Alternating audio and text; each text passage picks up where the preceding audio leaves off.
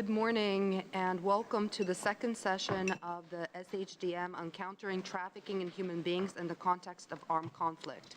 My name is Tatiana Kotlarenko and I'm the advisor on anti-human trafficking issues at the Office for Democratic Institutions and Human Rights. Trafficking of women, adolescent girls, and children is a prevalent gender-based human rights violation during and after armed conflict. Contributing factors to human trafficking and conflict are economic vulnerabilities, lack of functioning institutional structures and social security systems, and the lack of an accountable justice system that leads to impunity of perpetrators. Concrete forms of human trafficking during armed conflict may vary, depending on the specific political, social, and economic context and actors involved. However, a common determinant is the high-level vulnerability to human trafficking of women and children. Living in or trying to escape conflict-torn territories. Forcibly displaced women and girls are especially vulnerable to cross-border trafficking, especially for the purpose of sexual exploitation.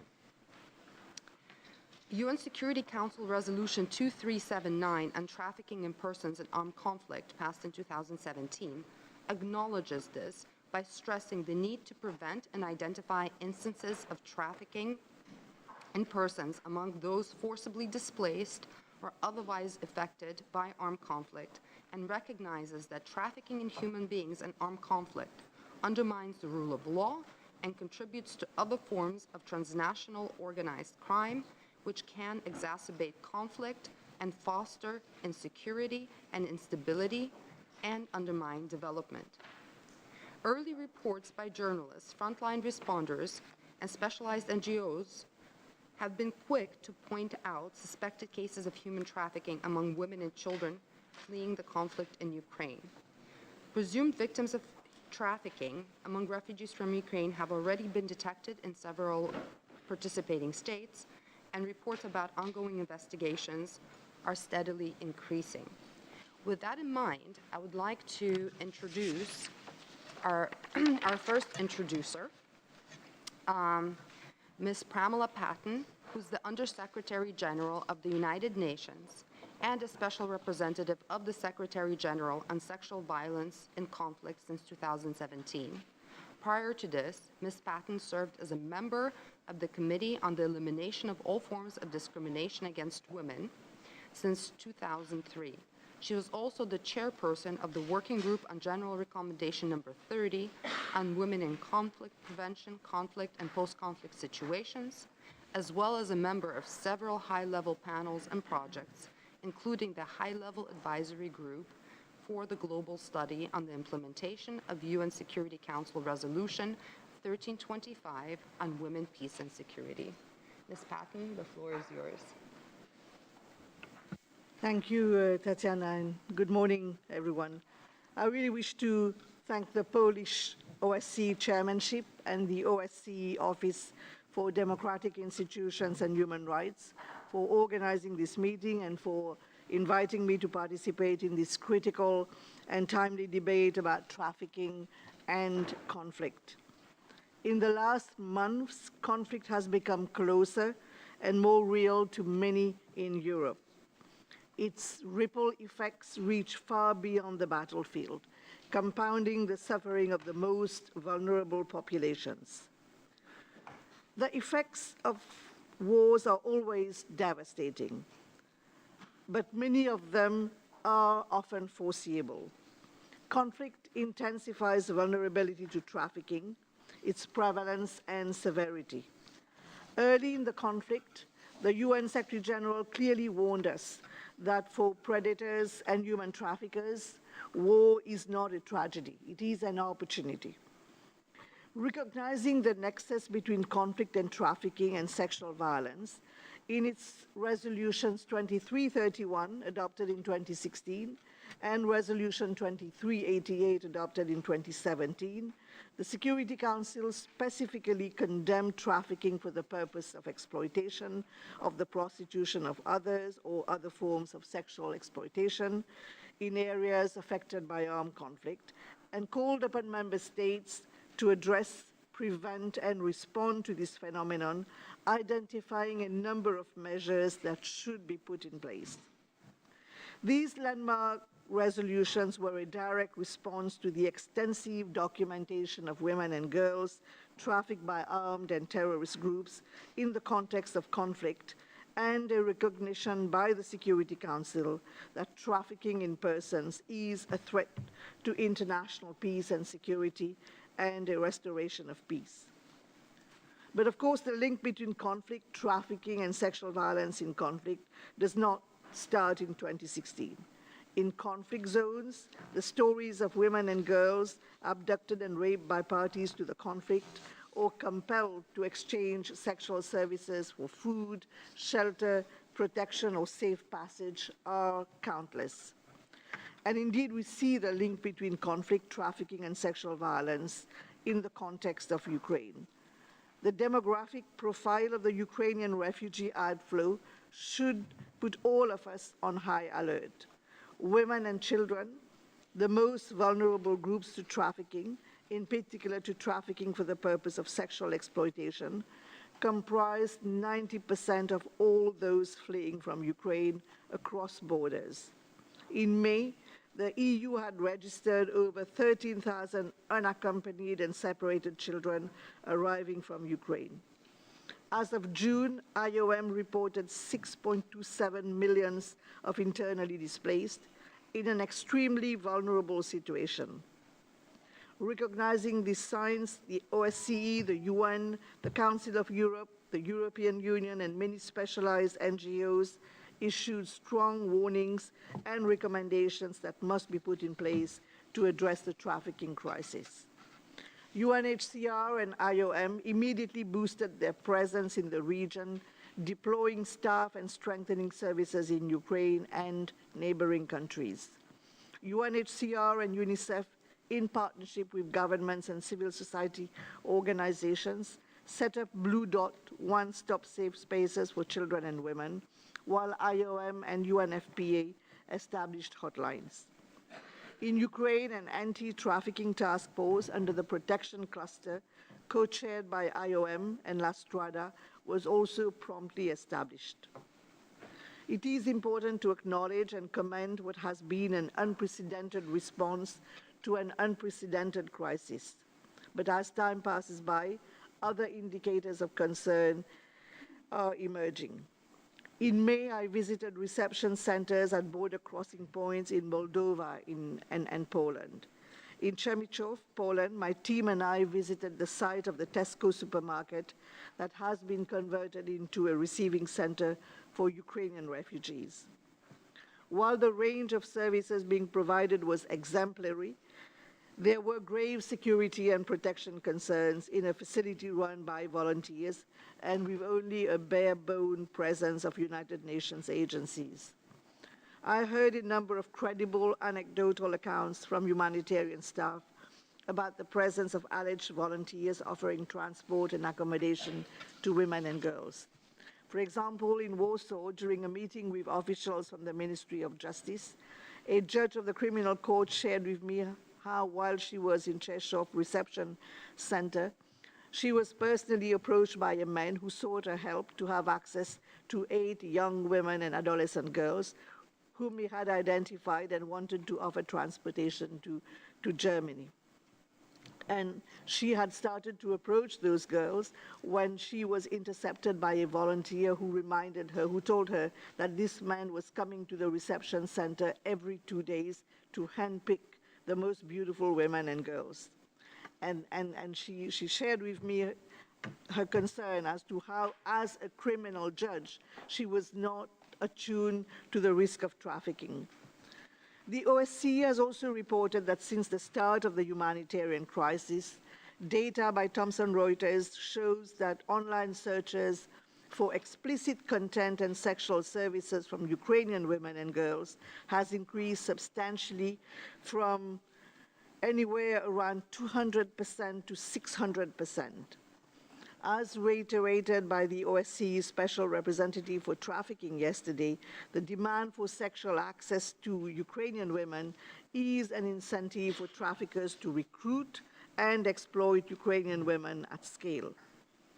The demographic profile of the refugee outflow, the security and protection challenges faced by groups at risk, and the increasing demand are indicators that are in public display and that we cannot ignore.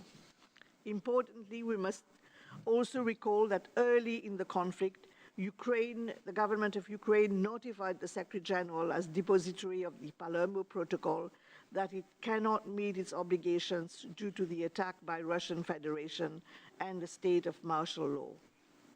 On 3rd of May, I was in Kyiv and I signed a framework of cooperation with the government of Ukraine on the prevention and response to conflict-related sexual violence. Strengthening the overall response to trafficking is a critical aspect of the framework of cooperation, which includes specific commitments to raise awareness about the plight and needs of victims of trafficking and conflict-related sexual violence. And the framework also reflects the language of Security Council Resolution 2331, prompting the training of relevant officials, law enforcement personnel, border control officers, prosecutors, to identify and address indicators of trafficking. My office will work closely with Ukrainian authorities to ensure the prompt implementation of the framework of cooperation.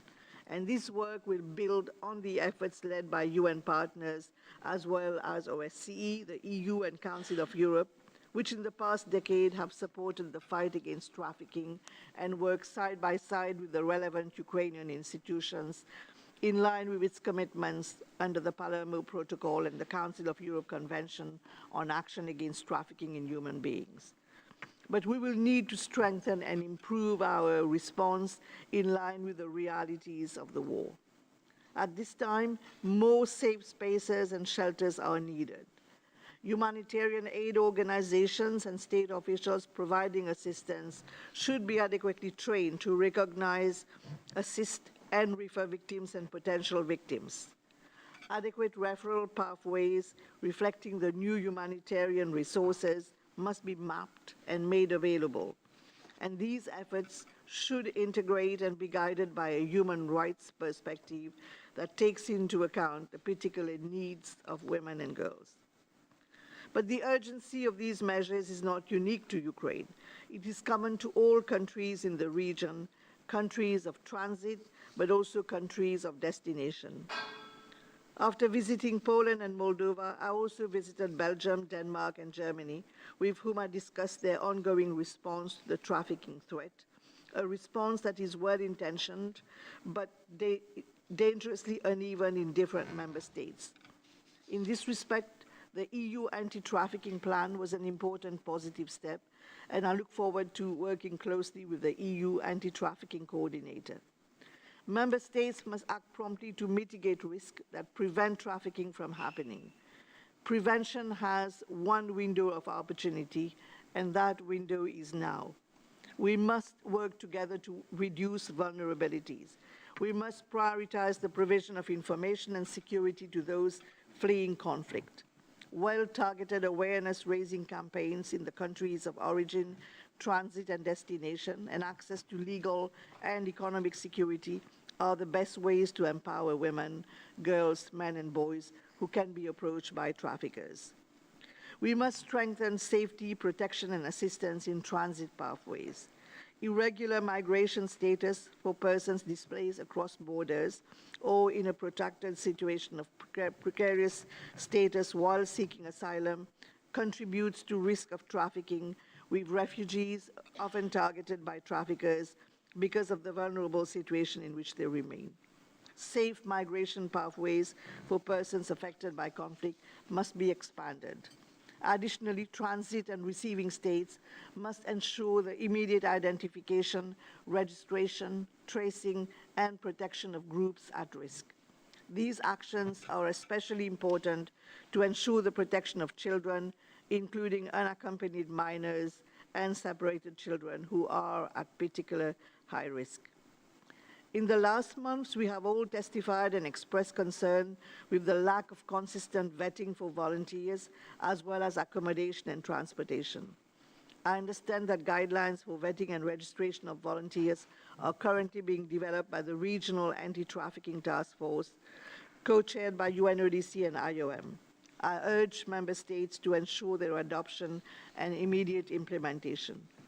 We must ensure sustainable protection and assistance services in receiving and transit countries. Immediate assistance at the border is often available, but as time passes by and refugees travel, the level of assistance is diminishing and vulnerability to trafficking increasing. Sustained assistance to IDPs and refugees fleeing from conflict is the most concrete form of prevention and protection we can offer to ensure that trafficking does not take place. We must also identify, disrupt, dismantle, and bring to justice individuals and networks involved in trafficking in persons in areas affected by armed conflict. Recognizing the increasing use of technology, we must create and strengthen partnerships with the private sector, including technology companies, encouraging and working with these actors to identify, monitor, and proactively address indicators of and trafficking activities. In a country at war, we should ensure that the investigation of trafficking in persons for the purposes of sexual exploitation, including sexual slavery, is included in investigations of international crimes and in documentation of violations of international humanitarian law and international criminal law. For that, specialized training is required for investigators and prosecutors, as well as the existing legal framework, which needs to be strengthened to be in line with international norms and standards. While at the normative level, the anti-trafficking legal, institutional, and policy frameworks currently being brought to bear in the Ukraine crisis are strong, they should not constitute an empty promise. The imminent threat of human trafficking crisis for sexual violence in Ukraine requires a prompt, united, and unequivocal political commitment from all of us. It is time to close the gap between commitments on paper at the global and regional levels and compliance. Our response to trafficking arising out of the conflict in Ukraine is the litmus test for our commitment to prevent and fight trafficking and sexual violence in conflict. We cannot afford to fail. Thank you. Thank you so much, Ms. Patton. And I would like to reiterate once again a few things that you have said, that for traffickers, this war is not a tragedy but an opportunity, and we need to be in high alert. And as we have discussed even yesterday, you've mentioned cases coming out of Mali. I've heard direct signs even coming out of Indonesia and all across the EU.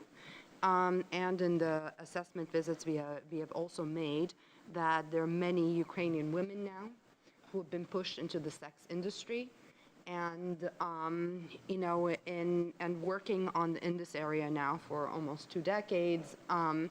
Ukrainian women are not fleeing the conflict in Ukraine to only be sold for $10 in clubs in Bali, for example.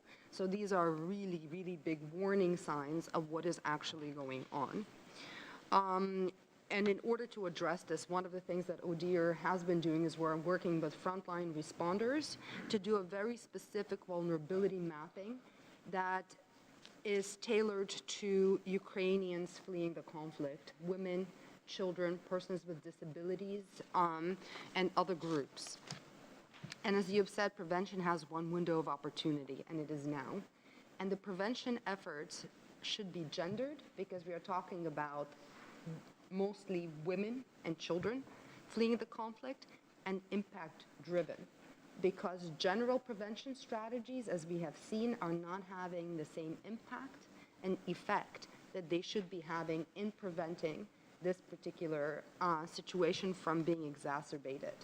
The other part that is really highly needed, and this is what we have seen during the COVID-19 pandemic, but we're also seeing now, are effective NRMs in conflict and refugee situations.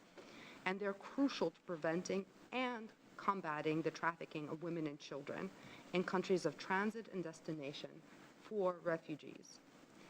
NRMs provide an effective framework for multidisciplinary actors to provide clearly defined roles and responsibilities within NRMs, to facilitate the rapid collection and sharing of information on patterns of vulnerability and risks and the ever-changing tactics of traffickers. So it is important for all countries to have a coordinated approach and sharing of information, to have an effective response. With that, I would like to thank you for your remarks, and I would like to introduce Mr. Kostas Yiannopoulos, who's the president of the Greek NGO, The Smile of the Child, a member of the board of directors of the International Center for Missing and Exploited Children, ICMEC, and president of the European Anti-Bullying Network, based in Brussels. He worked in the business field until 1995, when his younger son, Andreas, aged 10, was diagnosed with cancer. Andreas dreamed of an organization whose mission would support all children. After his loss, Kostas dedicated himself to fulfilling his son's vision. The business world, the people, the Greek society as a whole became supporters and embraced the wish of Mr. Yiannopoulos' son. Today, The Smile of the Child is the largest internationally recognized nonprofit organization in Greece in the field of child protection.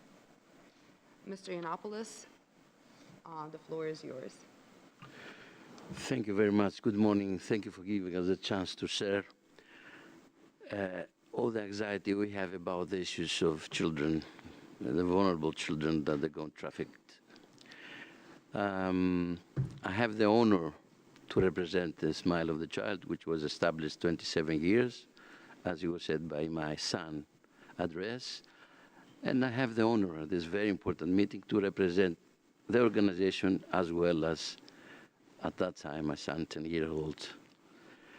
The Smile of the Child has been participating in the Alliance and Trafficking-related ODIHR meetings in several years, with the OSCE Special Representative, Mr. Ricci, visited in Athens in December 2019. We are the largest civil society organization in Greece dealing with child care and child protection. Our approach is holistic and covers issues of healthcare, combat of violence against children, combat of child poverty, and children going missing. In this latter context, we are the national operator in Greece of the European Emergency Hot and Helplines for Children 116-111 and 116-000. Our interest for and involvement in this combat against trafficking of children in a context of armed conflict is therefore obvious. Millions of people have been displaced in Ukraine since the beginning of the war, both internally and across borders. More or less, half of them are children. Our Ukrainian peer organization, Magnolia, has so far been seized with nearly 2,400 cases of missing children. In short, the situation is catastrophic. Therefore, the recent OSCE recommendation is very right and timely with, among other things, a call for partnership of public sector actors and civil society in facing the issue of trafficking in the current war situation. A call for campaigns of awarenesses raising in the specific context of the war. As a Smile of the Child, we do our share and still want to do more. We do not care about the nationality of a child in difficulty. We unconditionally reach out to any child at risk and his family. We believe that the best prevention of trafficking is the holistic support and registration, so the child is on the radar. What we have done so far: families brought to Greece in our trips to Holland with our buses, with our supporters, and a number of families have been brought back to Greece, usually the 50-50 boys and girls, under 12. So we had them throughout to Greece. They were established and staying in our apartments in Greece, in Athens, Thessaloniki, and south of Greece, Pyrgos. They are all, of course, registered. Pets have come along. We made sure even the pets came together with the children. How important is not to lose your pet. not to lose your teddy bear.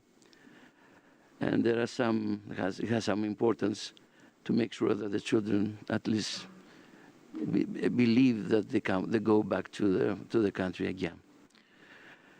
Children are well surrounded with their mothers. SMILE provides holistic support, healthcare, registration, social integration, material support, psychological support, etc., with the support of local volunteers and workers from Ukrainian that they live in Greece. In recent weeks, we have some departures from families that they return back. Or others have been offered other locations in Greece. Some more will also return, others will stay in Greece. UNHCR, the percentage of stayers is rising. So we must count with that for the future. Hence the importance of society involvement as a first steps to potential integration. Organized contact of families with Ukrainian embassy. It's important to keep the links with their country. Ukrainian children are invited to participate in our youth forum, USmile, the European Student Volunteer Network, where children meet and engage autonomously without adult participation in this area. Prevention of trafficking. Since years, SMILE runs educational programs in schools and class visits by our expert teams in a variety of issues, including exploitation and violence against children. A special focus is added to deploy these educational programs in schools where Ukrainian children are registered. Particular attention is required for cases of traumatic stress which come only to the after the child's extraction from the war zone. Handling traumatic stress requires more than psychological care and material support. It often requires psychotherapy, even without the child having been exposed to risk of trafficking. Missing alert protocol. Voluntary participation is established, individual profiles with usable data to facilitate tracking, search, and rescue if the person goes missing, explicit consent of the individual, of course. Very crucial to prevention of disappearances and, if gone missing, for search and rescue. Network of call centers in support of Ukrainian operators. In Greece, SMILE is the national operator for the European hotline for missing children 116000 and the European helpline for children and adolescents 116111. Our call centers have been working as anti-trafficking info desks since 2014, based on an EU-funded project, Victor. We have Ukrainian and Russian interpreters available on call wherever necessary. We train our call center staff to face the particularities of the current war background. However, calls received in Ukrainian context are very few and mostly relate to housing and employment, not to issues of trafficking. So we can see that there is a problem here of communication. So we have to establish possibilities everywhere of the Ukrainian women and children to be able to communicate at any time in case of emergency. More importantly, outside Greece, more cases of children going missing in Ukraine. Fear of cross-border disappearance with purposes of trafficking certainly justified. Our Ukrainian peer organization as Missing Children Hotline operator is Magnolia. We are both members of the Missing Children Europe umbrella organization, which we are co-founders. Coordinated by Missing Children Europe, we support Magnolia with an ad hoc mechanism by which disappearances in Ukraine reported to and by Magnolia are internationally publicized through Missing Children Europe and other members like SMILE, with addition of other Ukrainian cases of disappearance which have been reported via other ways than Magnolia. Likewise, we work with our global umbrella organization, Child Helpline International, to support child helplines in Ukraine to continue operating in these difficult circumstances. Brochures in Ukrainian and Russian explaining the entire spectrum of services SMILE can offer to children and their families with the support of the European Economic Area grants. distribution also in cooperation with the Ukrainian embassy in Athens. A call for the future. In the face of the current catastrophic situation of children at risk of trafficking as a result of the war in Ukraine, we absolutely need to be efficient in our responses. With this in mind, we make some recommendations. First, uncontrolled and chaotic multiplication of organizations active in the terrain to deal with war refugees must be avoided. We had the cases in Greece with the refugee situation, and we could see what was happening there with so many different actors, and sometimes the problem was even worse than we expected. Must be avoided for the sake of transparency and safety of children and people who require assistance. Registration and reasonable oversight of non-governmental organizations in the field can and will help prevent that refugee children and people vanish in the chaos and end up as victims of trafficking. Second, creating new contact points and helplines is ineffective. It adds confusion, inflates overhead costs, require time to become operational, and acquire a know-how instead. The instruments which already exist must be used and enhanced in capacity. A few key examples: the European 116000 lines and call centers for missing children also serve as info desks in the Compact Against Trafficking. It is essential an EU-wide instrument, but not exclusively EU-related. 32 countries currently operate 116000 for missing children, including also Ukraine. We need to invest more in this number mechanism, and it's quite effective cross-border procedures. By the GMC engine combines, which is a tool made by Amazon for the International Center for Missing and Exploited Children. It's a tool that, as I said, combines artificial intelligence and digital advertising technology to help locate missing children vulnerable to exploitation, sexual abuse, and trafficking in the dark and deep web, where pedophiles meet a state-of-the-art mechanism with great potential in the current war circumstances. All these tools are already available worldwide to make sure that children that are already or have been used for sexual exploitation or other reasons can be found within this dark and deep web. Civil society organizations like the Smile of the Child in Greece and its European and global umbrella organizations have the potential to contribute substantially to face the problem. We welcome this meeting initiative and hope it will be a catalyst for the civil society's involvement by public authorities in handling the matter. At Smile, we're eager to contribute following our principles of a holistic approach and non-discrimination. Thank you very much.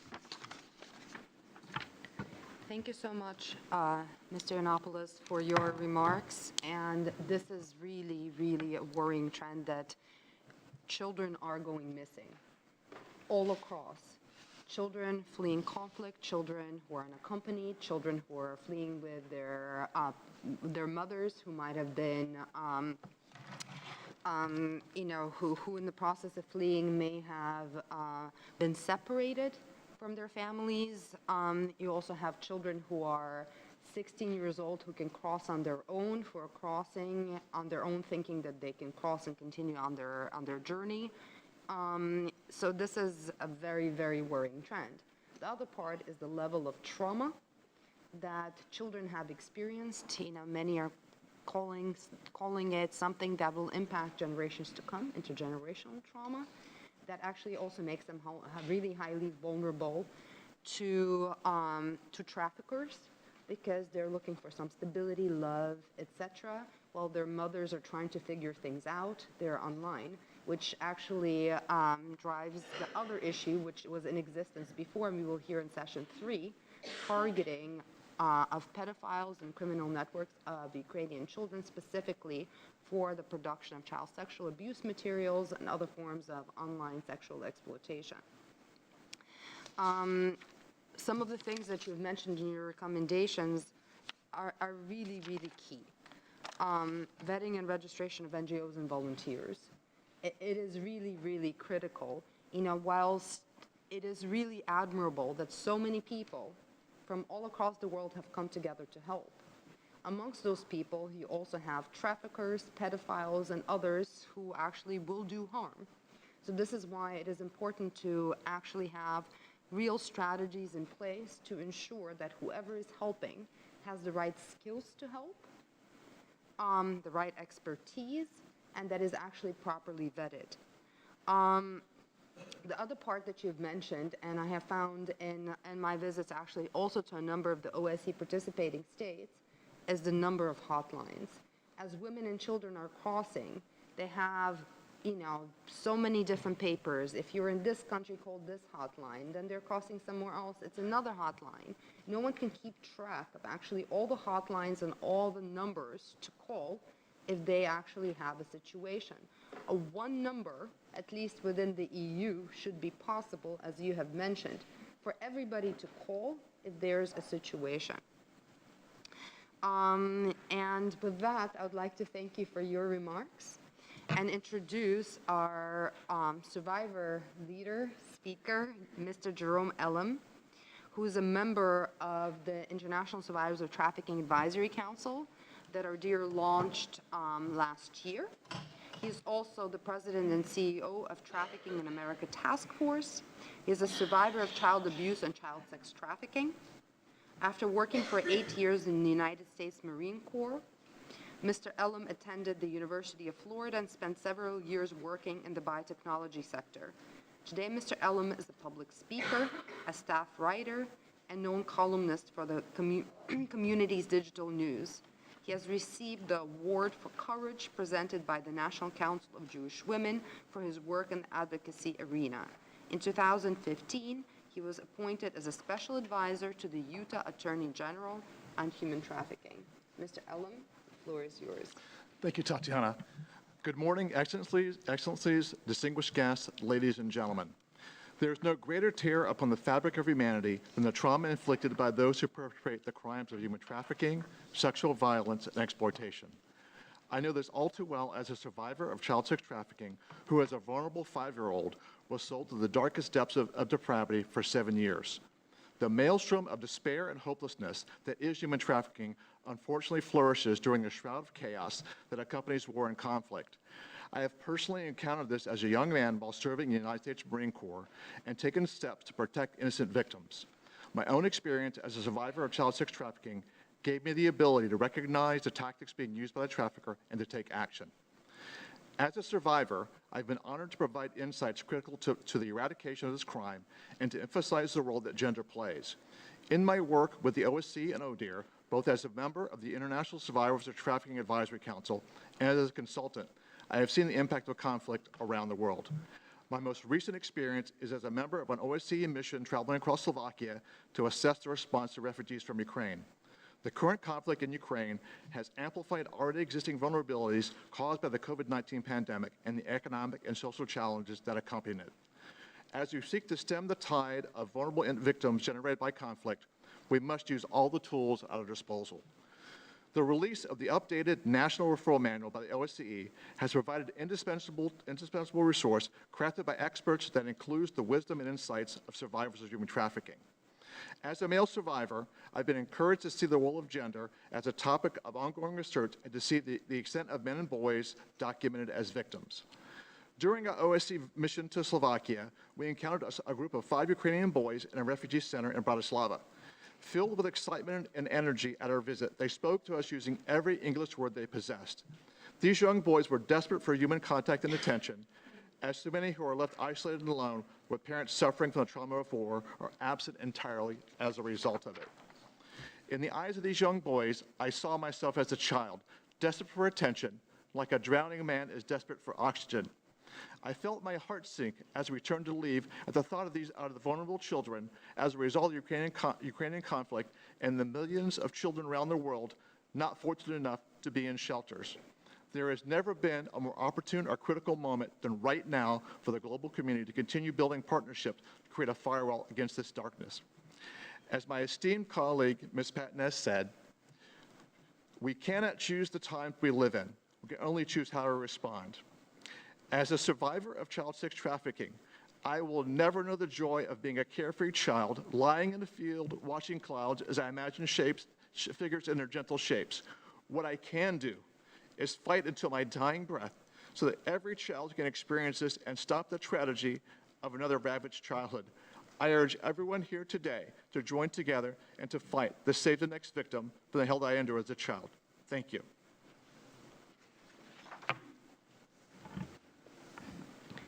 Thank you so much, Jerome, for bringing in the survivor's perspective. Oftentimes, we sit here and we know the issues, we are experts on those issues, but your lived experience is what brings it to life, to real, true understanding of the experiences of trafficked children, of trafficked persons in general, and what truly needs to be done. How do we approach these issues, in real terms to be impactful? How do we include the survivor perspective, which is crucial, actually, in crafting appropriate responses to trafficking issues, but not only trafficking, but also prevention in methodologies. So thank you so much. And ODIHR has made a strong commitment by establishing International Survivors of Trafficking Advisory Council. And I offer their assistance to you because, as Jerome has said, the members of the International Survivors of Trafficking Advisory Council are available to support and assist all anti-trafficking efforts within the OSCE, but also globally. So thank you very much, Jerome. With that, I would like to remind all participants who wish to speak at this working session to indicate this by raising their hand. The show of hands will help us determine the speaking time for this session. While my colleagues count the number of floor requests we have at the moment, I would like to remind you of the following important points concerning interventions from the floor. When the floor is given to you, please first introduce yourself by stating your name and the organization you represent at the conference. Please note that participants can only take the floor in the capacity under which they are registered for this conference. The discussions must be held in a respectful manner. Constructive criticism is welcome. However, instances of intimidation or harassment are not acceptable. Any statement directly inciting to violence online and offline is a violation of the rules of the meeting and will be addressed accordingly. Audio-visual recordings are not permitted without the consent of the filmed person. To facilitate the work of our interpreters, written statements can be submitted electronically before your speech to documents@osce.org and will then be shared with the interpreters. Finally, please keep your comments brief and to the point and within the allocated times of 4 minutes.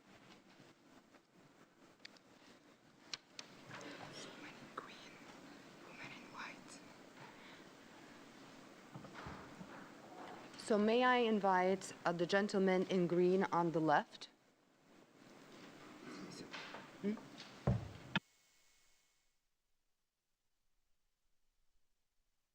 With many apologies, Joanna.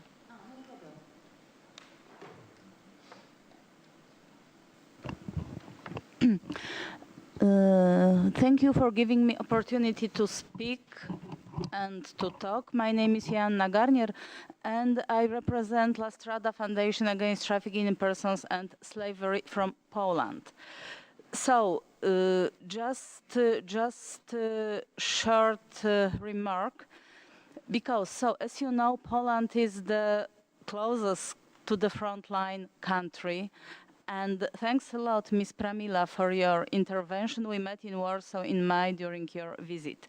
So, but we are in situ in Poland, observing the situation, watching the situation, and every day working with people who can be victims, with refugees, and every day we pick up the phone because we run the 24 hours hotline. I would like to say a few words about protection of children. because today we talk a lot about children and about how big danger is for children without guard. So in Poland we have a special law, which the official title is, let me read because it's long, the Act of March 12 on assistance to Ukrainian citizens in connection with an armed conflict in the territory of that state. So this act gives opportunity to establish a temporary guardian for each children which is traveling alone. So, as Ms. Kotlarenko told, the 16-year-old Ukrainian person is treated as adult. If I'm not correct, please correct me. But in Poland, the child of 16 is still child. And in the first month of the conflict, more than 2 million Ukrainian citizens crossed Polish border. Among them, nobody knows how many children without guard. So, at the beginning, they were not registered. Nobody knows how many children is in Poland living alone, faced for danger. Nobody knows, and it's really, really sad, I have to say it. But the opportunity to establish the temporary guardian is, in my opinion, really good because it gives the child opportunity to be protected. But from the other hand, everybody can be the guardian. So the system of control is highly needed. Last Rada, together with the other NGO as a guardian, and as fair, there were about 30,000 decisions for 30,000 people who are going to be temporary guardians. So local centers for social affairs are going to monitor this, and we still don't know how this system works, but we are rather optimistic. Thank you. Thank you so much. May I call on the lady in white? Thank you. My name is Iluta Lace. I'm from Latvia, NGO Marta Centers. That is actually a member organization of CAP International. That is a coalition of frontline and survivors-led organizations united around the common objective, abolition of the prostitution system. And there are 35 organizations like this within 27 countries, and we have supported and provided rehabilitation to 17,000 victims last year. And with this said, I have 3 recommendations that were already mentioned in a way, but I would like to strengthen them. First of all, trust civil society organizations, women organizations that actually do provide services for victims of sexual exploitation, prostitution, pornography, and actually when I say trust, it means also provide funding. They are already there. They are already helping. Please help them to help others and support also specialists not to burn out, providing all this support.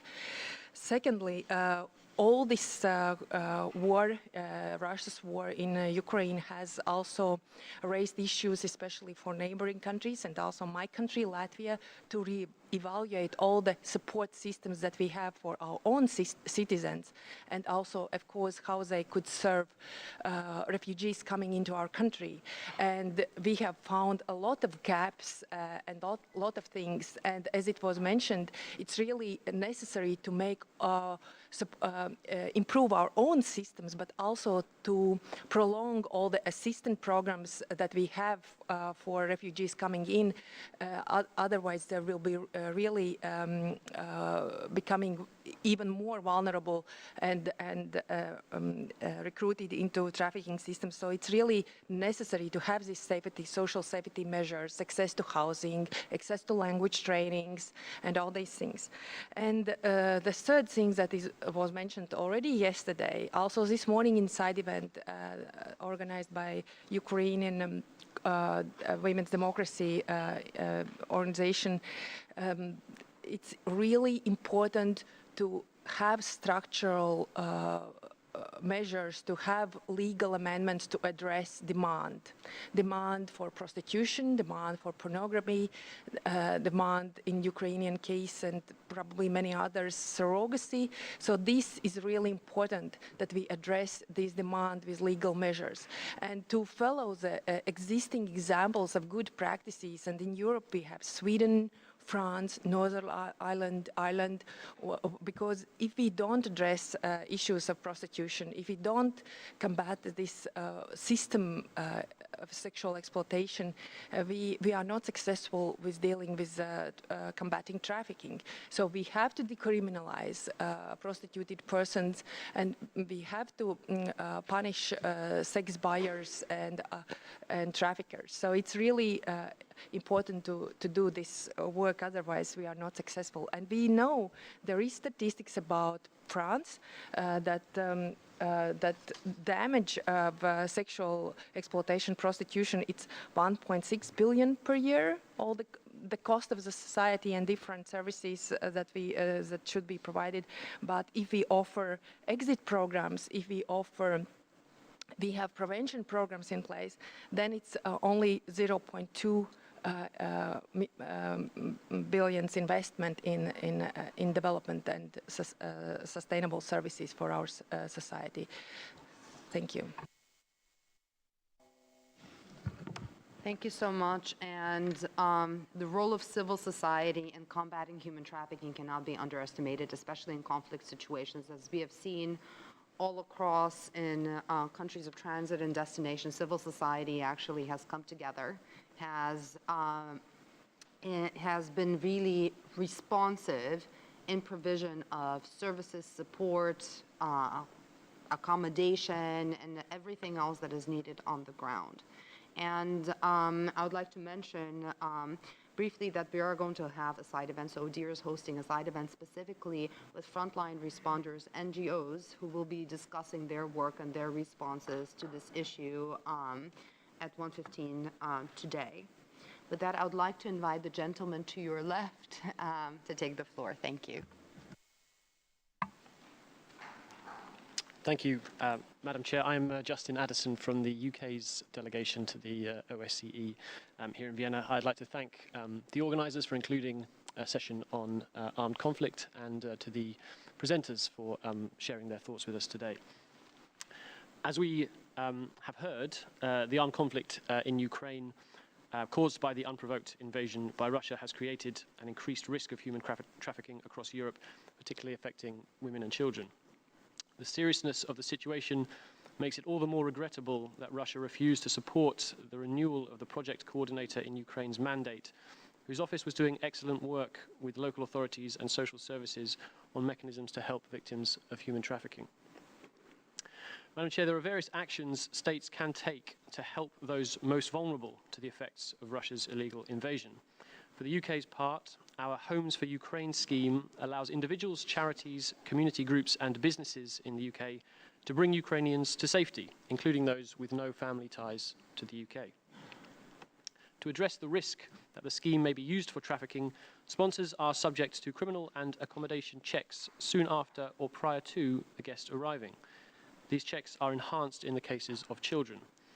We also ensure that law enforcement bodies are involved in the scheme and that local authorities are aware of who to work with on the ground to help mitigate those risks. Also, civil society groups have collated resources to help informed displaced people arriving in the UK of their rights, entitlements, and essential services to further mitigate the risks of exploitation. Madam Chair, we commend the work of the OSCE in its efforts to respond to the heightened risk of trafficking brought about by President Putin's illegal war against Ukraine, including by documenting the testimony of those who have fled. But the responsibility to end this threat lies with Russia and Russia alone. It must immediately cease its invasion and withdraw its forces. To delay doing so simply continues to create more displacement, more uncertainty, more anguish, and more misery. Thank you. And now the gentleman to the left, or to the right of the lady in white.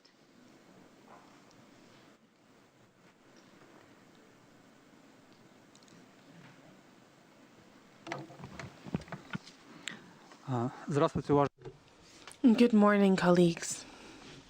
Madam Moderator,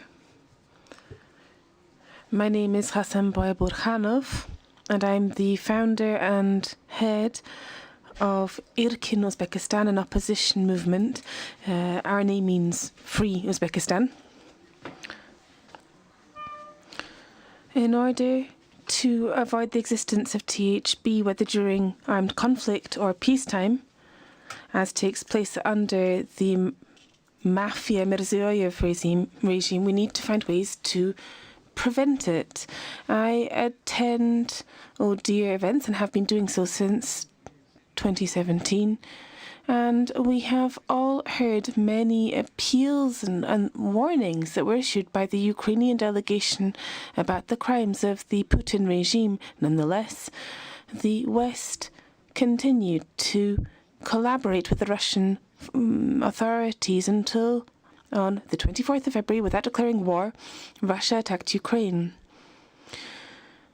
As a result of this aggression, many in Ukraine were forced to flee their homes. There have been tens of thousands of people killed, and thousands of people are easy prey for human traffickers.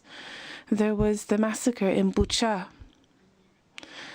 in Irpin, in Gostomel, and in other parts of Ukraine. This is a picture of Azarbek Amurbek. He is well known as the butcher of Bucha. You will have heard of him, I think. He is a Russian soldier, but he was born in Karakapalstam, which is an area that you've all heard about. We have a press release on this topic. It's available in English and Russian translation. You'll be able to find it at the Civil Society stand.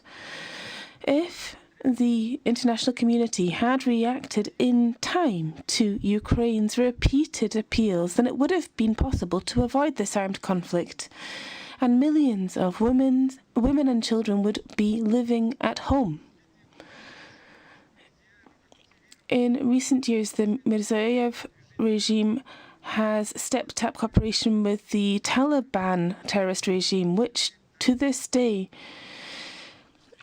is grooming children so that they can be sold on into the sex industry. And the Afghan authorities do everything, or rather the Uzbek government does everything it can. It does not to encourage this. There is no oversight of what is going on within Afghanistan. We have a corruption of the government and a lack of truly independent NGOs. This worsens the situation.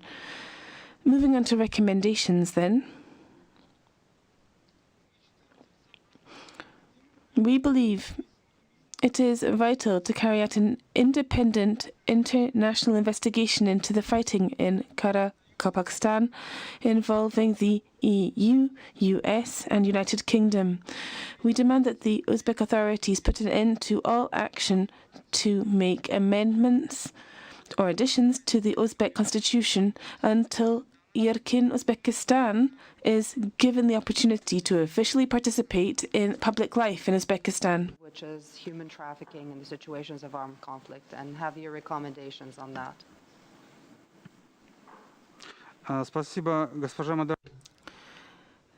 Thank you for that warning, Madam Moderator. I just want you to understand the connection between cause and effect here, because all effects have a cause. So we demand that the Uzbek government cancel the referendum on changes to the constitution that is planned for later this year. Thank you.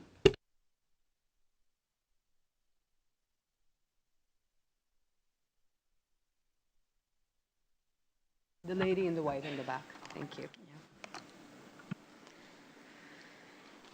Dear partners, dear colleagues, my name is Mariana Yanakevich, and I am Chief Executive Officer of the Association for Child and Family Empowerment from the Republic of Moldova. Together with my colleagues, we would launch on March 27 a series of activities dedicated to our 30 years anniversary. Instead, we found ourselves in a situation to test this experience starting with March 24.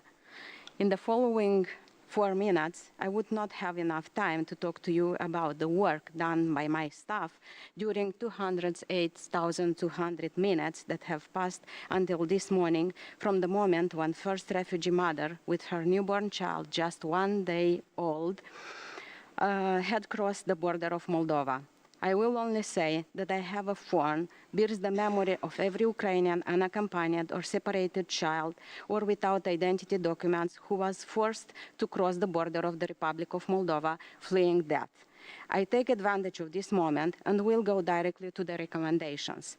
To the governments of the OSCE member states, mandatory registration of all Ukrainian children at national level should be implemented. And I'm not speaking about the border registration only. Along with other assistance you offer, this will ensure the tracing and as a result the preservation of one of the most important patrimony of a state, its children. Develop and implement a regional database through which children can be tracked, especially unaccompanied, separated, and those without identity documents when they are fleeing from war across borders. I know that many will argue about data protection. Listen, we are human beings. We are creating the most sophisticated technologies. Let's find an answer to this challenge and do not be complice of missing children. Make sure that all refugee children, especially those who have never been documented, acquire an identity with the assistance of the Ukrainian authorities. Don't wait for the war to end for this. We must not be complicit in such a violation of children's rights. Revise the crossing border rules to ensure that no children between 16 years old and under 18 having a biometric passport cannot cross the border without an adult. And I'm not speaking here about the access to the territory. Ensure to the international bodies, including OSCE, invest in better coordination and capacity of the governments you are working, especially in creating contingency plans to ensure organized and well-structured responses in times of crisis. It is a time to learn more from the COVID and from this war that affects not just one country. To my colleagues from civil society organizations, let's compete for the quality. We work for the same people, for the same children. At the end, the most important is not who are helping, but how many children, how many refugee children are protected. Let's do our job better. Thank you very much. Thank you so much for the reminder that it is a priority for all of us to work together, not compete, and to bring all the resources together, whether government, civil society, and any other stakeholder who is willing to help in a coordinated and impactful manner. So thank you. May I ask the lady at the front, please? Thank you very much for giving the floor. My name is Alexandra Dzik, Center for Civil Liberties and Initiative Tribunal for Putin, Ukraine. Our NGO has been documenting crimes committed by the Russian army in Ukraine since 2014, and since the full-scale aggression, we have established this initiative, Tribunal for Putin, which is the only region-based network of NGOs documenting crimes committed by the Russian army in Ukraine. So far, as of mid-July, we have 12,000 episodes documented. As stressed out in the UN Security Council, obviously the armed conflicts exacerbate the vulnerability of trafficking of human beings, especially the persons that have been forcibly displaced. According to the government of Ukraine and the data, which is not inclusive, obviously, of everybody who has suffered, over 1 million of people, which is, for your understanding, the entire population of the Luxembourg and Malta combined, have been deported to Russia. In the course of this full-scale aggression against Ukraine. Among those, over 200,000 people are children. After passing the so-called filtration, which is a concept absolutely illegal under the international humanitarian law, and this can be only compared to what Nazis have been doing during the Second World War. Many of those people find themselves in the position of civilian hostages and are held in the so-called filtration camps or pre-detained in detention centers in Russia. People are tortured, humiliated, experience severe physical and psychological pressure, and nobody knows what happens to those that haven't gone through filtration, because their fate is unknown. Based on what the survivors, the information the survivors are providing, many of those might have been already killed. And then imagine they take the Russian soldiers, they are taking Ukrainian children, bring them to Russia, send to the Russian families for adoption, change their names, change their dates of birth, giving no chance for these children to ever come back to Ukraine. This, in fact, constitutes, falls under the UN Genocide Convention and might constitute a genocide crime against Ukraine, as they lose the connection with their country and their national identity. This situation clearly violates the Geneva Convention on protection of civilians, and therefore requires immediate attention and response. And we call on OSCE to send a fact-finding mission to Ukraine to collect information on forcible displacement in Ukraine, in Russia, and in European countries, where many of those survivors eventually end up. And to contribute to your fact-finding findings right away, we have brought here today Ukrainians that have survived the deportation and the filtration, and they are sitting next to me. And we will be holding an event today at 1:15. They will be able to speak directly to you, telling the stories of what have been happening to them during this time. And I invite you to use this rare opportunity to listen to the people who have survived these very recent events, and to respect the bravery of them who are not afraid to speak publicly. Thank you very much for your attention. Thank you very much. Yes, the lady at the back. Thank you, Madam Chair, Madam, for giving me the floor. I am Maria Dmitrieva from Ukraine. I represent a civil society organization, Democracy Development Center. We have been working on awareness raising about pornography, prostitution, and surrogacy, including within the framework of the Women, Peace, Security agenda.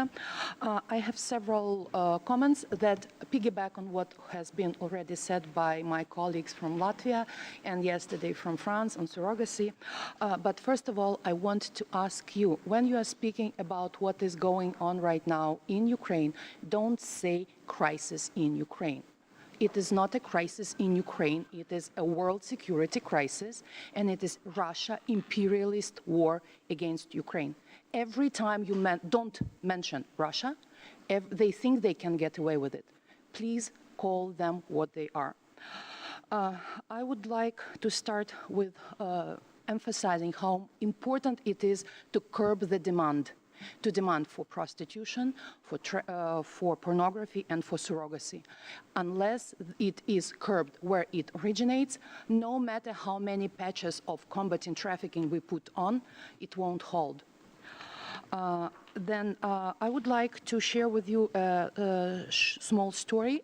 I was visiting a friend, abolitionist in Germany, in Wiesbaden, in Germany, and she introduced me to a local center helping women refugees. They started working with Syrian refugees, and now they're working with Ukrainian refugees. They have a service that I think we have to introduce in Ukraine as well. It is called Reading and Writing Center. It helps foreigners to make sense of the local bureaucratic system.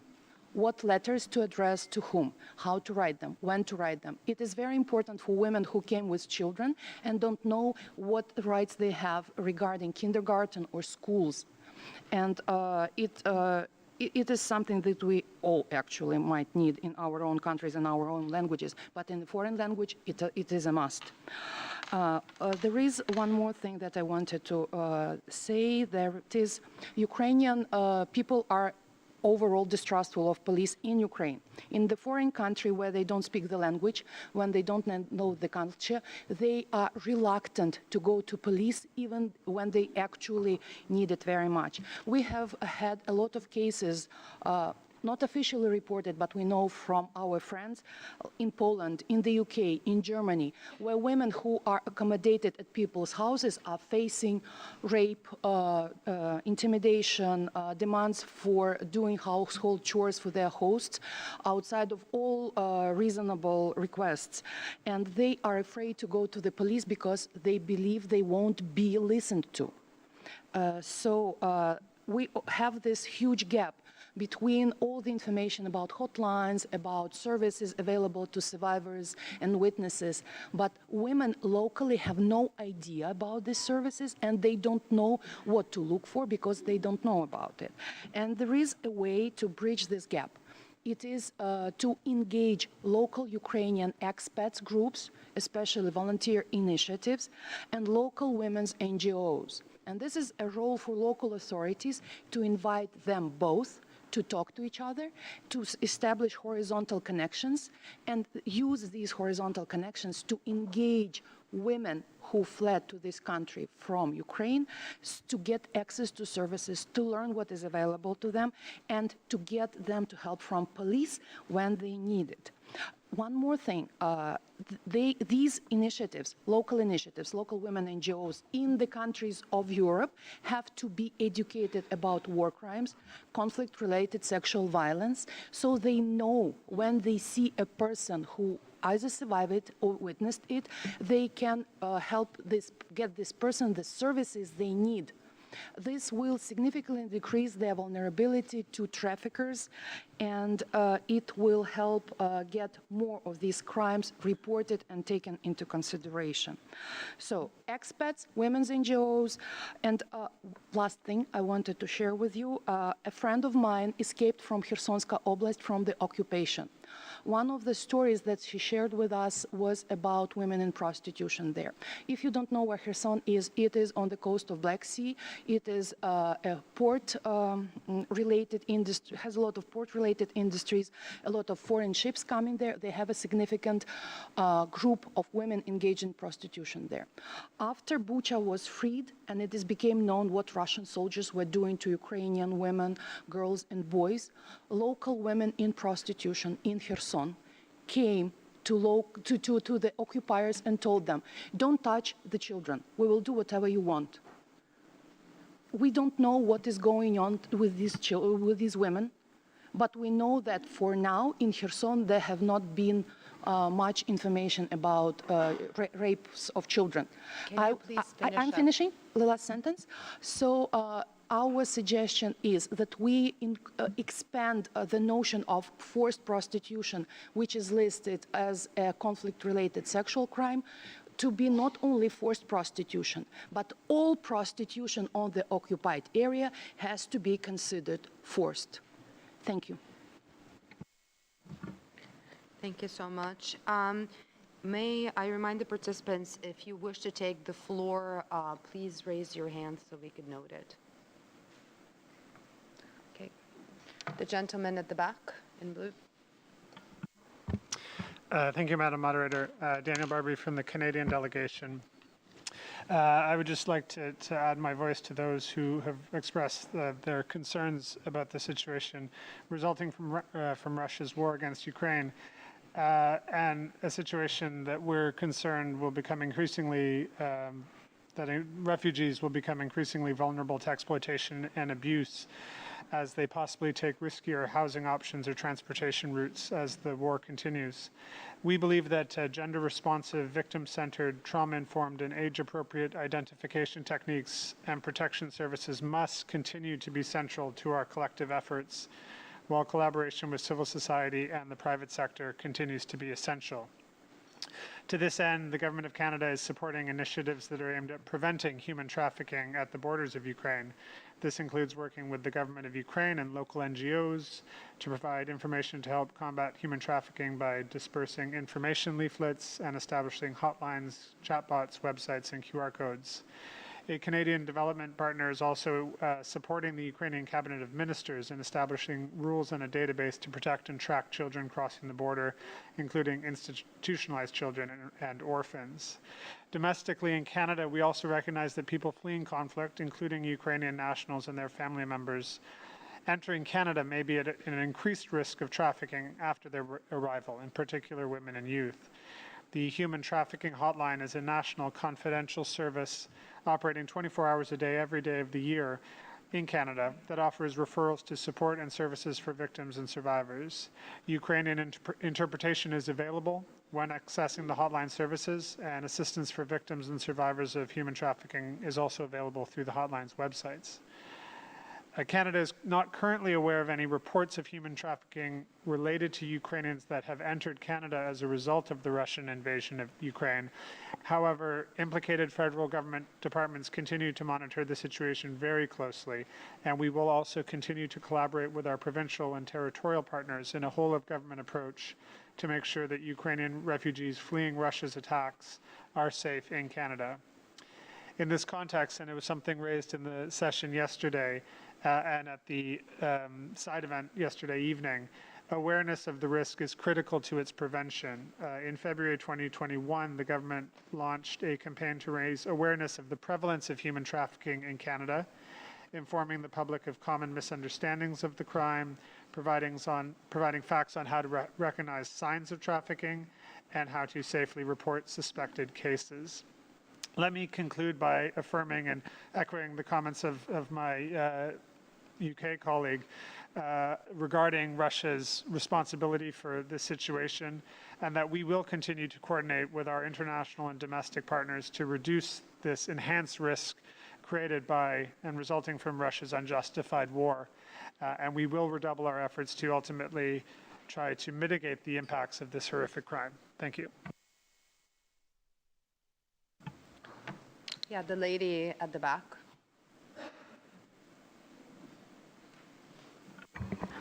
I am Angelika Franke. Ladies and gentlemen, I'm Elena Botezato. I'm the Executive Director of La Strada Moldova.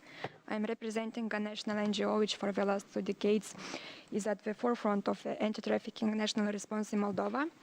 Since the beginning of the war, we readjusted our work to ensure that our activities cover the needs of displaced people from Ukraine as a vulnerable group to trafficking in human beings, including the work in the prevention area, capacity building, and direct assistance of displaced women and children who experienced any form of abuse or exploitation in Moldova. Speaking about the challenges to countering trafficking in human beings in the context of the armed conflict in Ukraine, it is important to keep in mind the pre-existing situation. First of all, for many years, Moldova was associated with a country of origin of trafficking in human beings. Our anti-trafficking policy is mainly oriented towards preventing and combating trafficking in human beings in a country of origin. Identification of victims of trafficking and mixed migration flows represents a challenge for the national anti-trafficking response. So OSCE could provide its support in adjusting the national anti-trafficking policy in Moldova to these new challenges. Secondly, another challenge is related to the access to protection services for presumed victims. Currently in Moldova, the victims of trafficking who are participants in the criminal process may obtain free assistance. So OSCE could provide its support in developing the normative framework, enabling the identification of presumed victims outside the criminal process and ensuring their access to protection services. Another challenge is related to the status of presumed victims of trafficking and the categories of services they should access. One of the challenges is the fact that a person who obtains the status of a refugee has much more benefits than a person who has the status of a victim of trafficking in human beings. So we have conflicting anti-trafficking and migration policies. Consequently, it would be probably useful to have more support from international organizations such as OSCE regarding the harmonization of these conflicting policies. One of the recommendations would be to ensure the integration of asylum and trafficking policies and to provide support to national authorities in the development of a mechanism for granting victims of trafficking and third country nationals with residence permits, both for personal reasons and for the purpose of cooperation with law enforcement, international protection, reflection, and recovery period. And the last point is related to the interconnection between several referral mechanisms existing in the same country. Recently, the government of the Republic of Moldova approved the national program for the development of a national referral mechanism for the protection and assistance of victims of crimes, which had the role to extend the model in the trafficking in human beings area to other categories of crimes, such as sexual violence, domestic violence, slavery, and other crimes. So in this context, we would require more recommendations and support regarding the interconnectivity of referral mechanisms, taking into account the international best practices. Thank you for your attention. Thank you very much. And the lady on the right at the back, please. Thank you. I'm Angelika Franke from the German Alliance Together Against Human Trafficking. Thank you very much for this opportunity to speak here. I have a couple of comments which go very well along with what has been said from my colleagues from Latvia and from the Ukraine, but I want to add a couple of thoughts about this. So I want to point out again the real importance of dealing with the topic of addressing demand. Because, as you said, Tatiana, that for traffickers, war is an opportunity, that traffickers see war as an opportunity, but that wouldn't really work and wouldn't have effect if there weren't also the customers, the sex buyers who also some of them view the war as an opportunity. So in Germany, there are these platforms for sex buyers, and already in the very early days of the war, you could read on these platforms how they were exchanging thoughts and were writing, okay, we have been, have you already been at the main station? Have you seen these nice, beautiful Ukrainian girls who have arrived?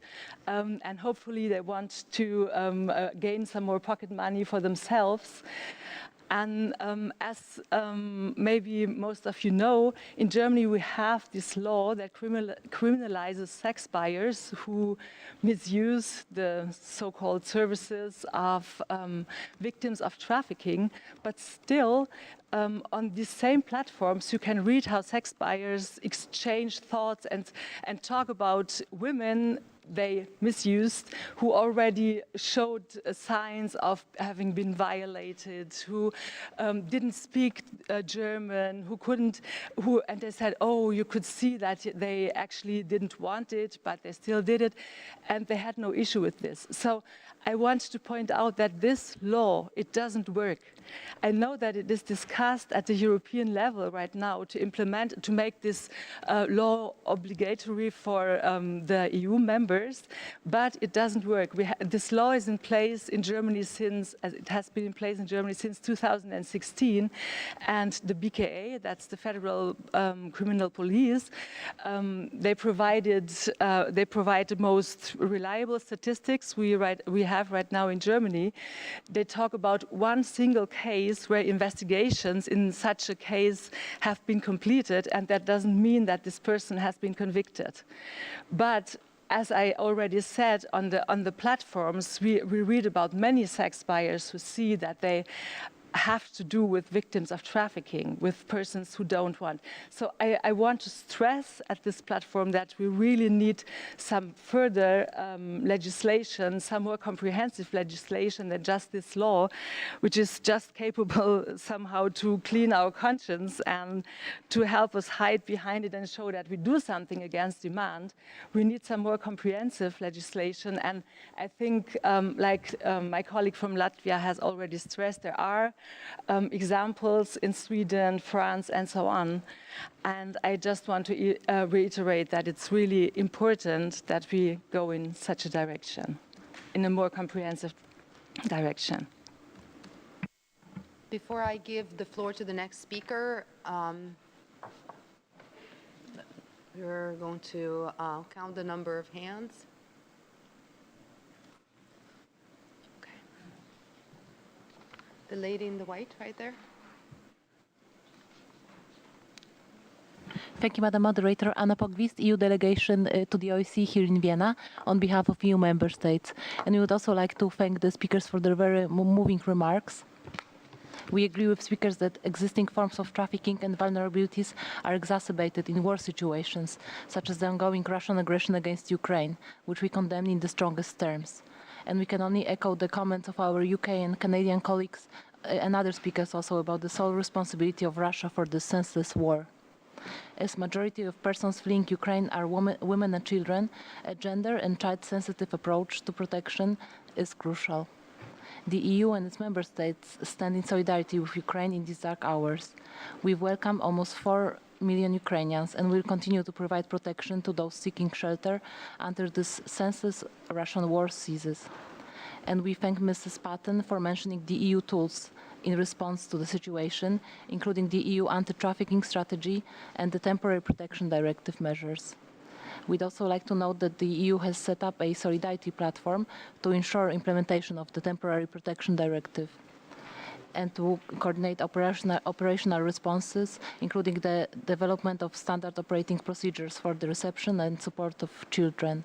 And we would have a question, if time permits. I will pass to the question. It's addressed to all three speakers who would like to respond.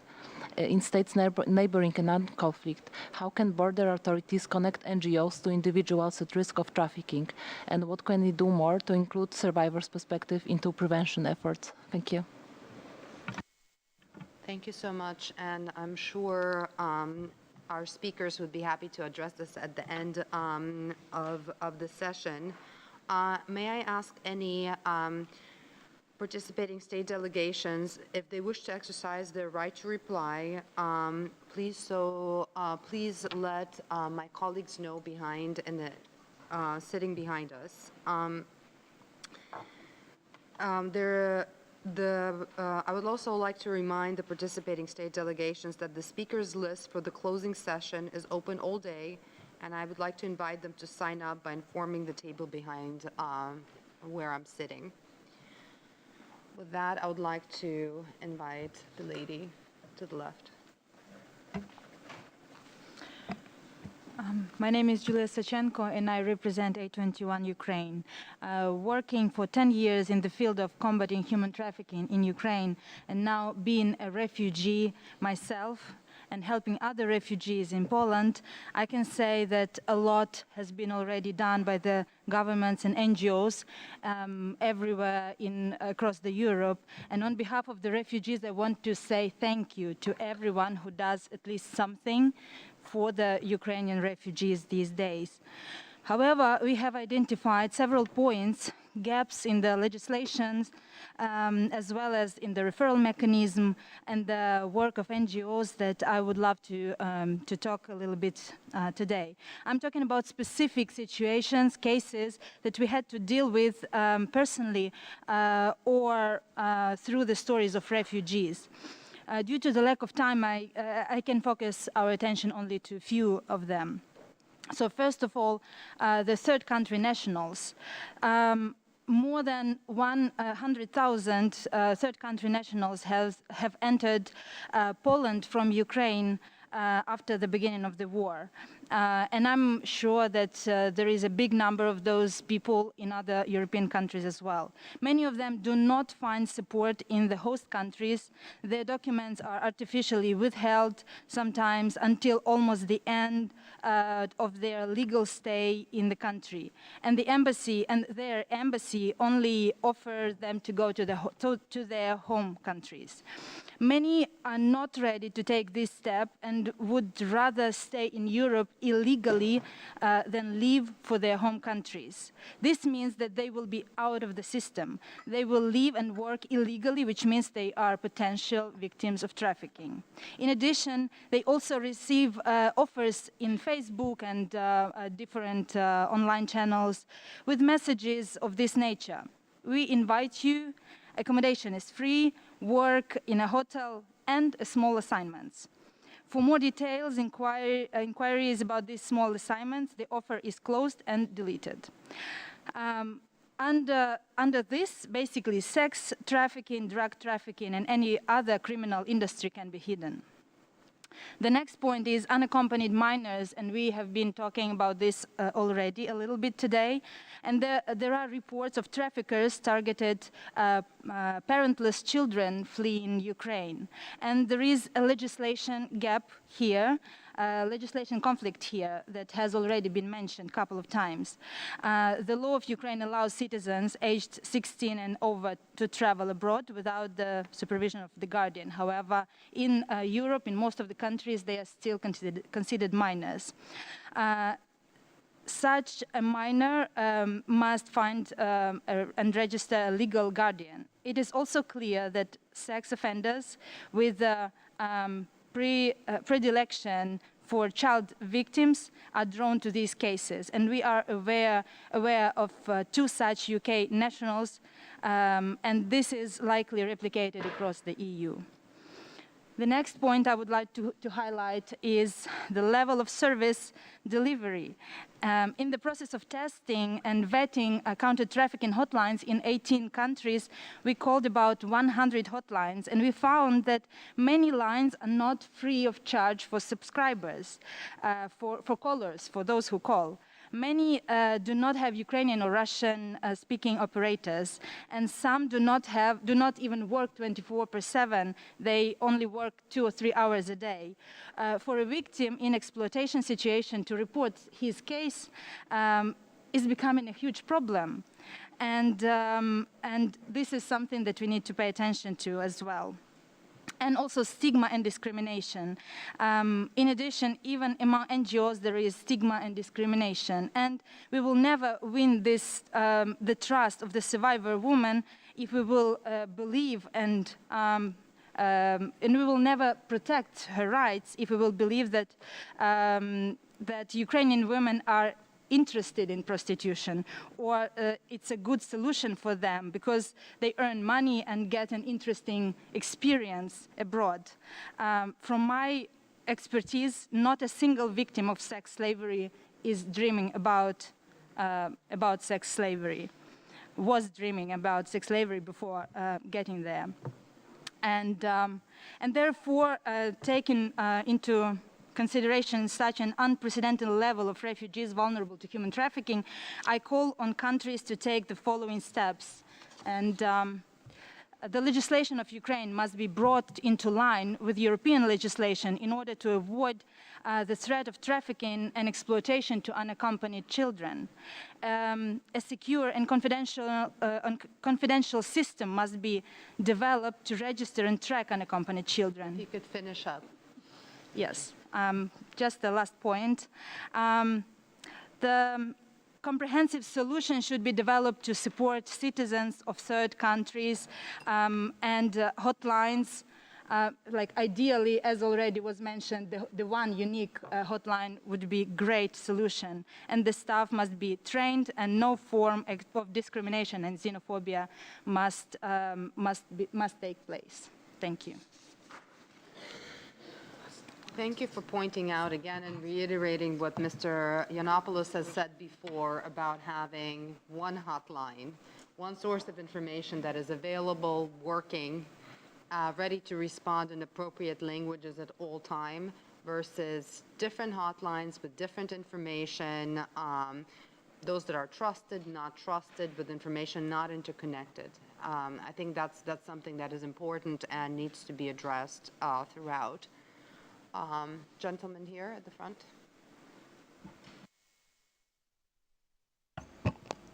Thank you very much, Madam Moderator. My name is Arman Hovhannisyan. I'm from the Armenian mission to the OSCE.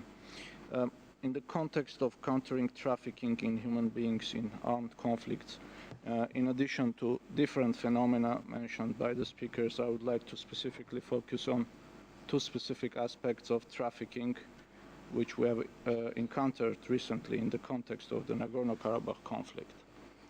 In particular, the recent examples show that apart from the criminal mechanisms trafficking modalities are being also used for the recruitment of foreign mercenaries and terrorist fighters. Unfortunately, recently we see that such situations become more and more common within the context of armed conflicts. In this context, the modus operandi of recruiting and transfer of the FTFs and foreign mercenaries have certain similarities with those used by traffickers to recruit people for forced labor or any other exploitation. Those are abuse of situation of vulnerability of recruits, including social and economic hardships, provision of false identity documents, illegal passage through international borders, misinformation of the nature and purpose of the recruitment, compelling to participate in the active armed combat under the threat to life or imprisonment. These correlations have been identified on the basis of witness accounts who have experienced such situations in the context of armed conflicts. As we can see, there are many correlations between the modus operandi of trafficking in persons and recruitment and transfer of foreign terrorist fighters and mercenaries in the context of armed conflict, and many elements employed are similar to those described in the Palermo Protocol to the Convention Against Trafficking, Transnational Organized Crime. However, in this context, the applicability of the non-punishment principle should be thoroughly studied, bearing in mind the relative novelty of this criminal mechanism and the fact that in the end the recruits were compelled to participate in the commitment of grave crimes.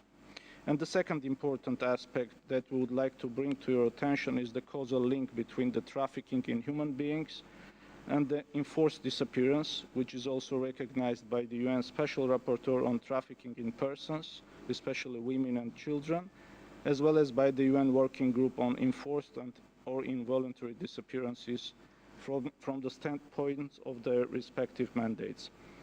This phenomenon also includes the cases of prisoners of wars which are subjected to enforced disappearance and in the best case may end up as a victim of trafficking. So in the context of trafficking, these two aspects should be thoroughly looked into and carefully studied. Thank you. The gentleman in the back. Thank you very much, Madam Moderator. Dear participants, I represent the delegation of Ukraine to the OSCE, and about 14 million Ukrainians have been uprooted, either internally displaced, 8 million, or forced to flee to other countries, 6 million, since Russia launched its war of aggression against Ukraine on 24th February 2022. Most of them are women and children who experienced enormous psychological and physical stress. Ukraine is grateful to all our international partners who provide all necessary assistance to Ukrainians, including the relevant information about their rights and obligations abroad in the most comprehensive way, warning them of the risks of accepting transportation and accommodation from strangers, informing how to seek help, and taking all other necessary measures to prevent trafficking in persons. We are convinced that such efforts needs to be further strengthened. By contrast, what we see happening in the territories invaded and temporarily occupied by the Russian armed forces, as well as in Russia itself, is de facto restoration of the Soviet criminal practice of deportation and detention in Gulag-style camps. According to the information available, over 1.2 million of Ukrainians have been forcibly displaced to Russia, including more than 230,000 children.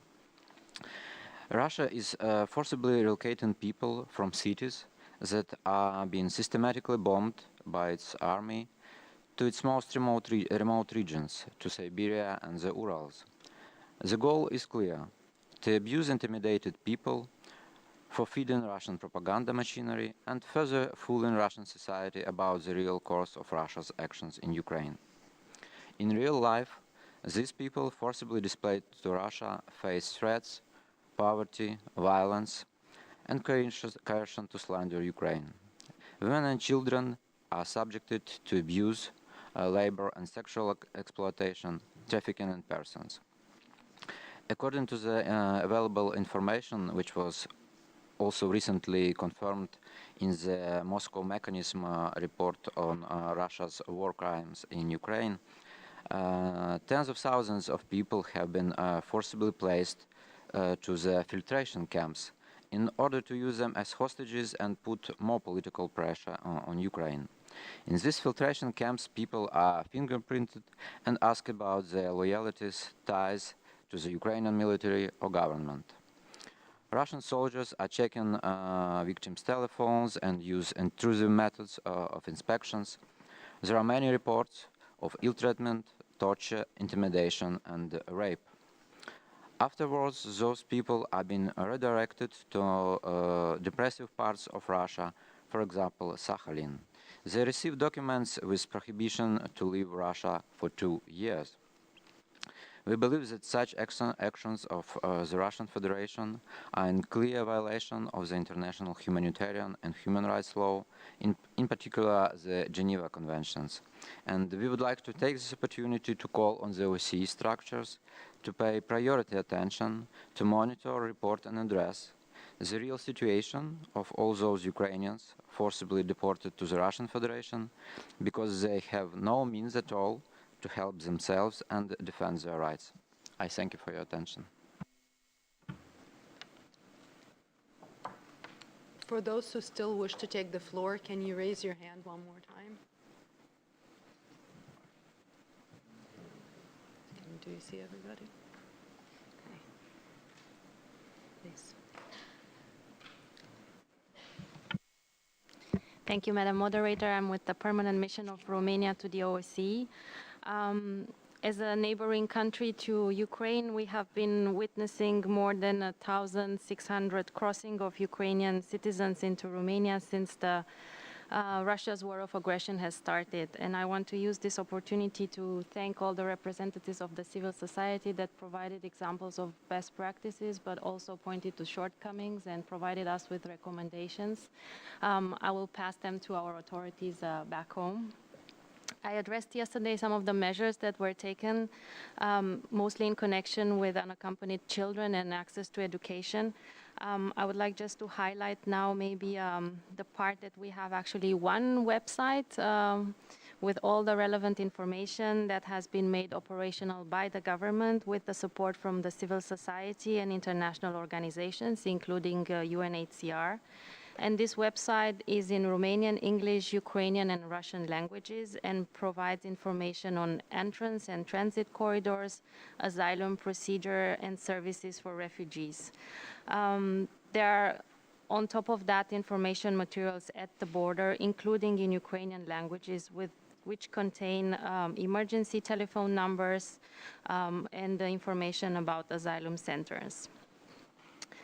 The emergency lines I mentioned yesterday, the 119 for child emergency, but 112 are now available also in Ukrainian. There is also another website that was firstly initiated by the civil society, but then taken on board by the authorities. It's called Platform Together with Help More, and actually monitors and coordinates all offers of support for the Ukrainian citizens, mostly accommodation and transport. And all persons seeking to provide transportation for refugees are required to pre-register in the platform and are additionally checked at the border crossing points in case of any suspicions of possible connections with trafficking networks.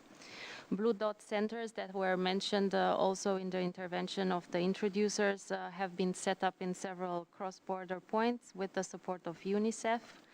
And as I mentioned yesterday about unaccompanied children, all of them are enrolled already in the Romanian social assistance systems, and a task force specifically for them has been established at the government.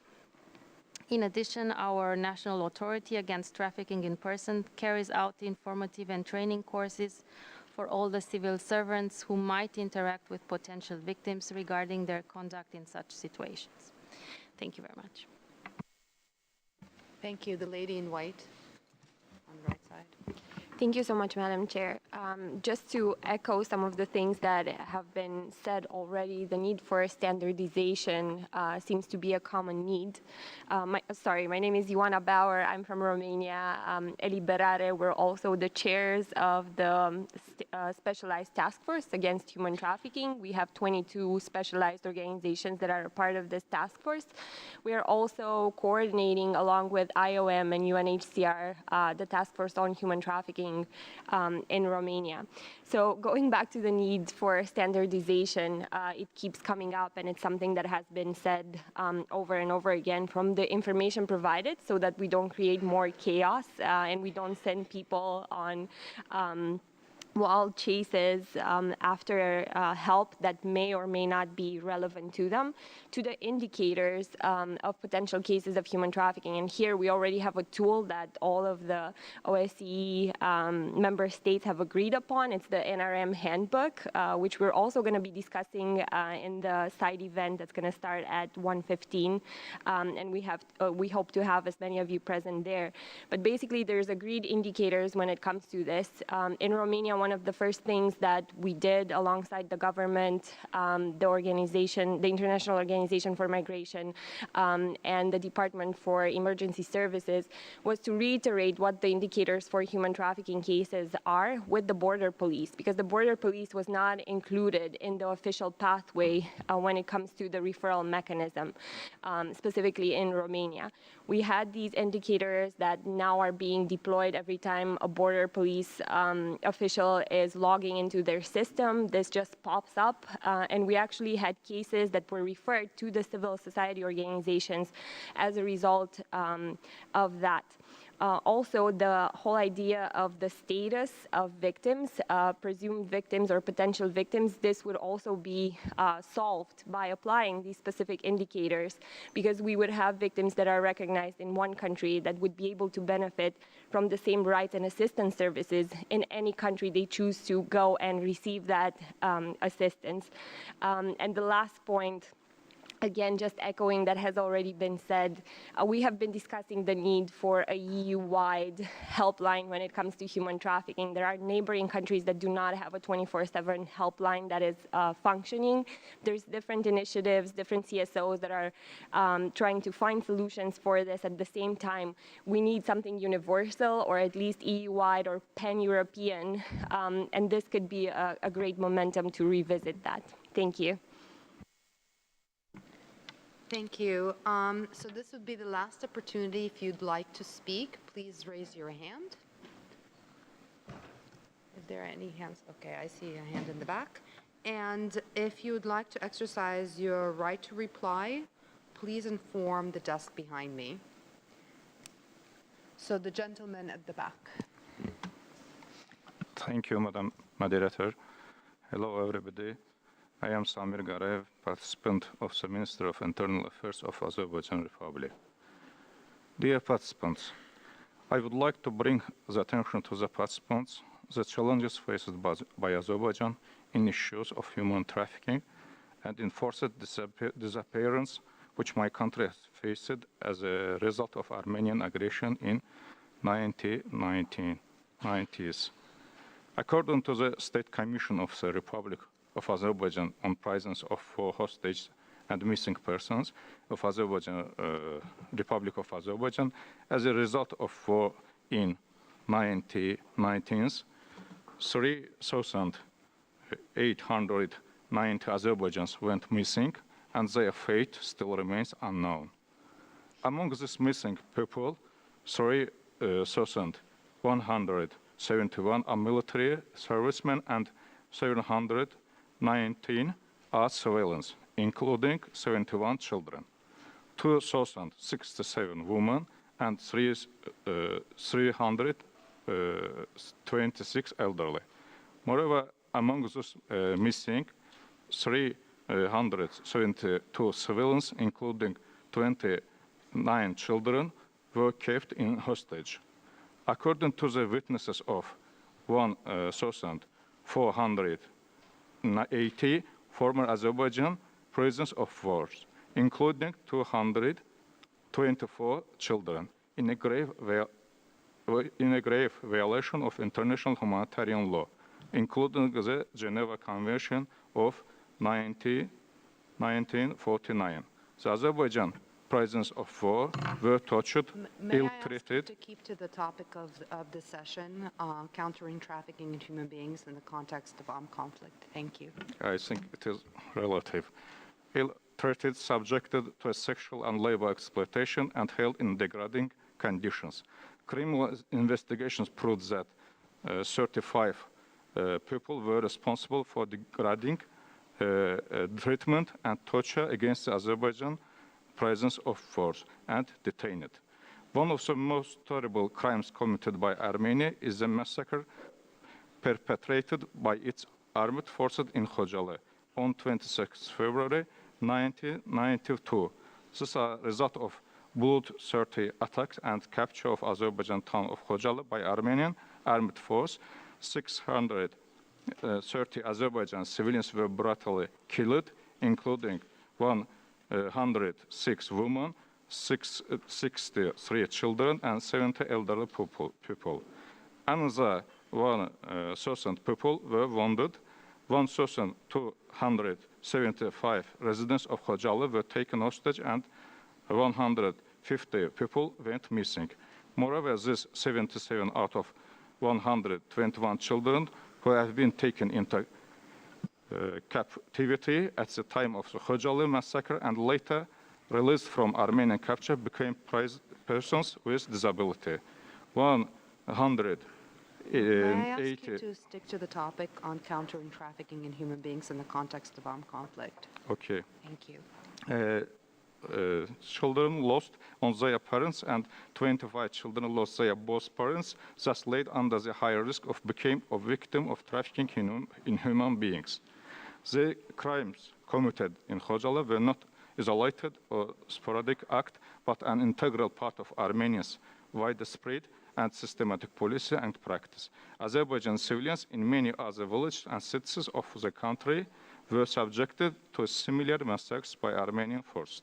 In closing, I would like to stress that Armenia has yet to implement its obligations with regard to providing information on missing persons who disappeared as a result of this country's aggression.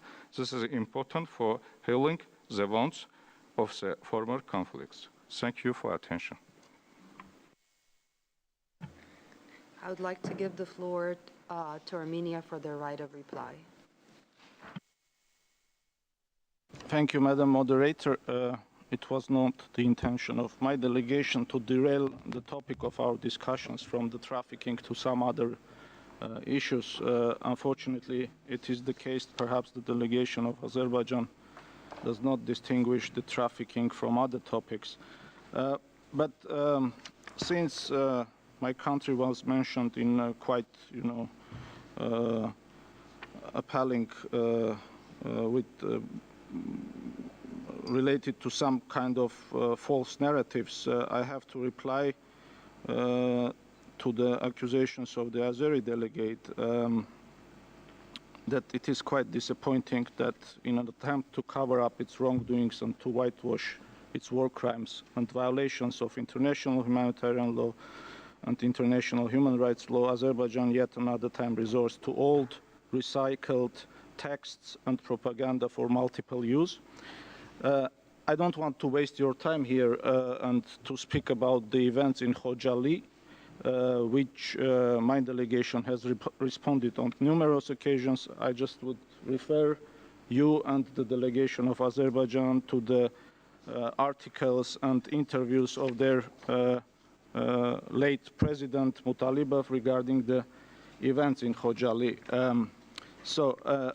But I would like to speak about the trafficking issues in that country, and it is strange to hear such ridiculous accusations from a representative of a country whose overall track record in the issues related to the protection of human rights in general and issues related to the violations of rights of different vulnerable groups, which leads also to trafficking, is well known and recognized by different international organizations.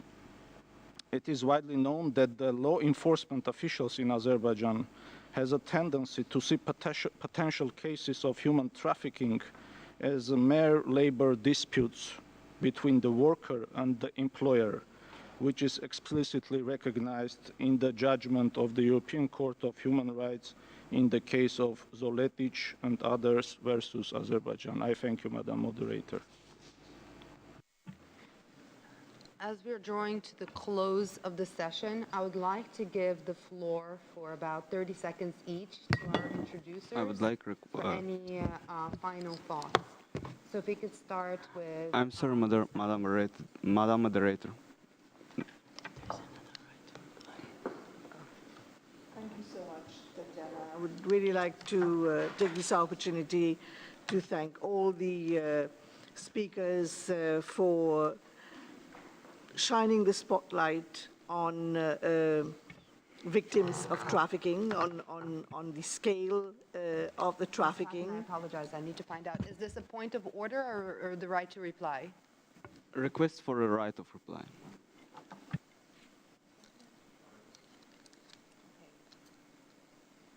Do I proceed?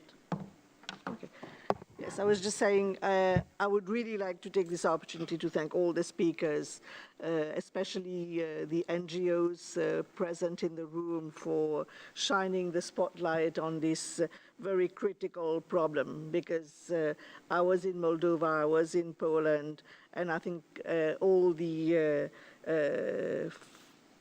warning signals are flashing red, and I think you have brought a lot of perspective, a lot of insight into this subject, which is a very invisible crime. And I think we are all working in the same direction. You have all indicated that this is a very sophisticated network of predators, and that for that we will really need a sophisticated and coordinated response. And I think the message that I take from all of you is a lot of efforts are ongoing, but I think what is required at this point is like better coordination in terms of responses, and to ensure that all refugee receiving countries are aligned in ensuring that robust measures are in place to mitigate all the risk of trafficking of the most vulnerable people. And I think many of you have also flagged the importance of ensuring that there is a human rights perspective in terms of all the efforts in addressing trafficking, and the importance of a survivor-centered approach. I just want to say that my office stands ready to work with all of you, especially in the light of the fact that this is now very much on the agenda of the Council, and we have a robust framework with 2 resolutions of the Security Council on this issue, and I think now its implementation is the litmus test for all of us. Thank you. Thank you so much. So the right of reply? Thank you very much, Madam Moderator. I'm sorry for interrupting the panel for giving their concluding remarks. Just briefly,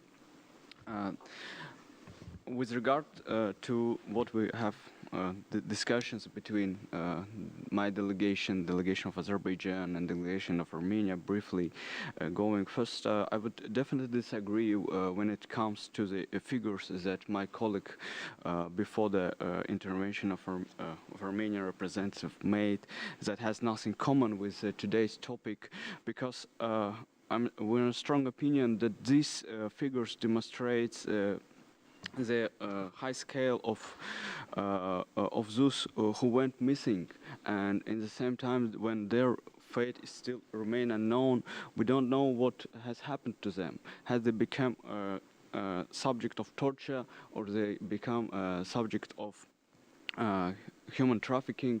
So that is why, while speaking about all these figures and demonstrating their scale, how much it is high, we call on everyone so they call upon Armenia to cooperate to this end and provide Azerbaijan with information of the fate of those who are still missing. It is important for the healing the wounds of the former conflict. Also, in the same time, I was very careful listening what the representative of Armenia made in his main intervention, as well as in the right of reply. So I'm wondering, and I would like to pose the question to him while he was so elaborating on the foreign terrorist fighters and the mercenaries. So there's a simple question: what was the citizens of Libya doing in that conflict zone of Armenian origin? Citizens of Libya doing in that zone during the 44 days. So maybe he will shed light on this issue. And also, when it comes to trying to portray Armenia as a strong defender of human rights and also advocating for and distorting here baseless allegation with regard of prisoners of war, I think that we should always keep in mind that this is a country which is advocating to this end, what the country which was chaining, just imagine, its own soldiers to the ground during the conflict in 2020, so they will not be able to leave the combat zone. So I think that this fact clearly demonstrates that this country continues to abuse the issue of prisoners of war or human rights or any other issues just for its own narrow political agenda, and to mislead the international community in this regard. Thank you very much. Was this a point of order? The right of reply can only be exercised once during a session. So if it's a point of order, we can take it. If it's a right of reply, it's not possible at this point.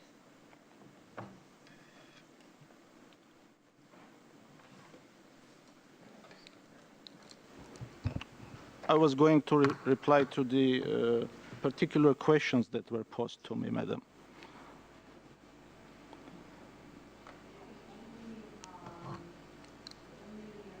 That can be raised right now as a point of order. The right of reply has been exercised already, and the session is run overtime in addition. Then I have to disappoint my colleague from Azerbaijan. I won't be able to answer his questions. So, but you are the master of the show, ma'am. Thank you very much. So with that, we're out of time and regretfully will not be able to give the floor to our introducers, whom I wish to thank for their remarks today and really leading the topic of discussion today. I'd like to thank the interpreters for being so patient and staying with us post-time. I'd also like to draw your attention to a number of side events that are happening at 1:15. I hope you can participate, as well as the exhibition of survivor art, I Am Her Voice, that's outside as you come out on the right. Thank you very much and enjoy your lunch outside.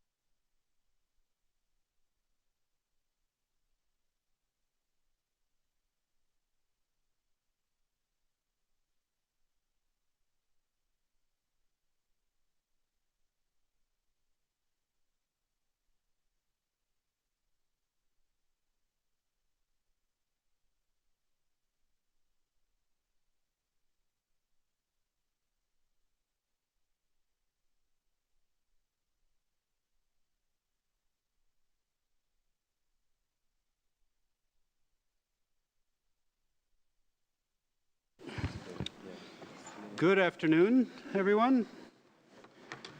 Welcome to the third session of this Supplementary Human Dimension Implementation Meeting, the third and final session.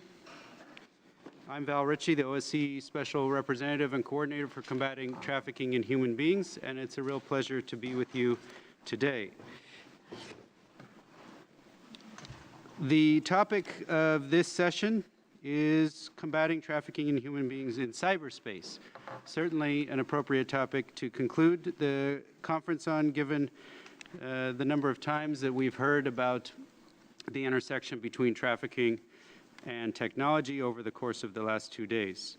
Technology, as we know, now plays a central role in the trafficking process. It facilitates recruitment at scale through fake job offers or social media direct messages.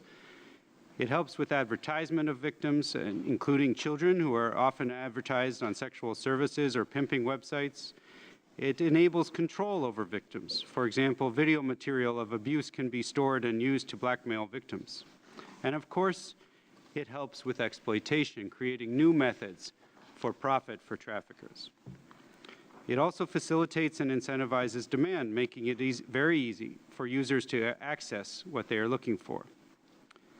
And one of the greatest challenges of this aspect of technology is that the scale of exploitation and of exploitative material in cyberspace is enormous, particularly when it comes to online child exploitation material. The number of cases and reports of CSAM have increased dramatically in recent years. In 2021, the National Center for Missing and Exploited Children's Cyber Tip Line received 29.3 million reports of suspected child sexual exploitation, an increase of 35% from 2020. In fact, 2021 was the worst year on record for online child sexual abuse, according to the Internet Watch Foundation. Frustratingly, we don't even have a clear picture of the scale of exploitation of adults online due to lack of data. But we know it is substantial, since at least one study found that some 75% of trafficking victims are advertised online. Importantly, the problem of trafficking, as I just noted, in cyberspace is not decreasing, but growing in scale and manifestations. Moreover, technological progress, especially in the field of encryption, strengthening online anonymity, and increasing the use of cryptocurrencies will provide incentive and opportunity to traffickers to invest in misusing technology while creating more challenges for law enforcement. Moreover, the harm is yours.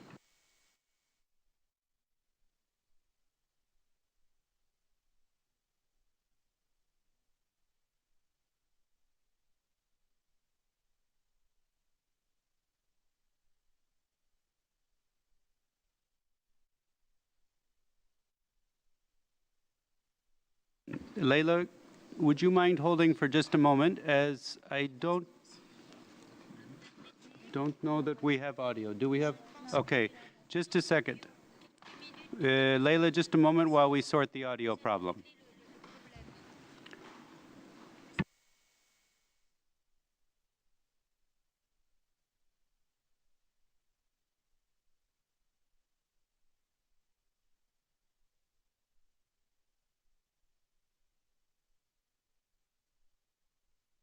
Sound check, 1, 2, 3, sound check. Testing, 1, 2, 3, testing. We can hear you very well now. Okay, great. Thank you so much, ICT. And Leila, once again, the floor is yours. Thank you. Yeah, thank you. I wish I could be there in person, but I'm glad to join you online. So for this important meeting.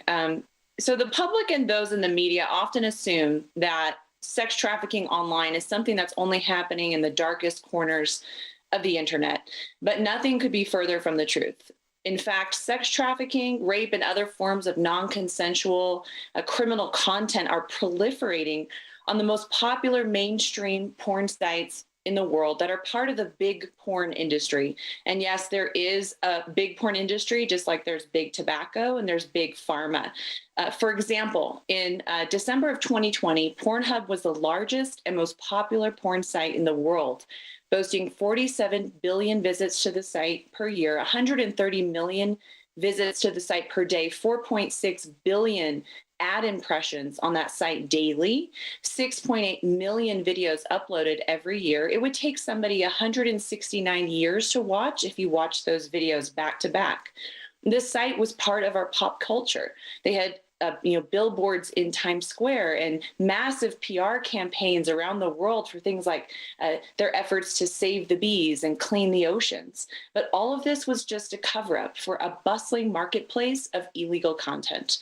After years of investigating the intersection between sex trafficking and this big porn industry, I discovered in February of 2020 what millions of people around the world already knew. And that was that all it took to upload sex videos to Pornhub was an email address.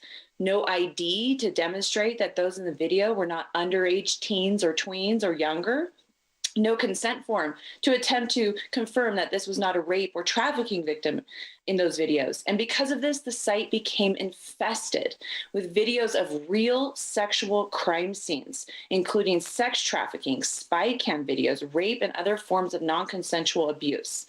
The rape of underage teens has been rampant on the site. For example, a 15-year-old girl from Florida who was missing for a year, and she was found in 58 videos being trafficked on Pornhub, or a 14-year-old girl from Palo Alto, California, who was being raped by a relative, and she was found on the site by a classmate, or the 13,000 instances of child sexual abuse material that were finally turned in by Pornhub in just a few weeks at the end of 2020 after they were globally exposed, after they had been hiding this material for over 10 years, not reporting any of it to authorities as they were legally required to do.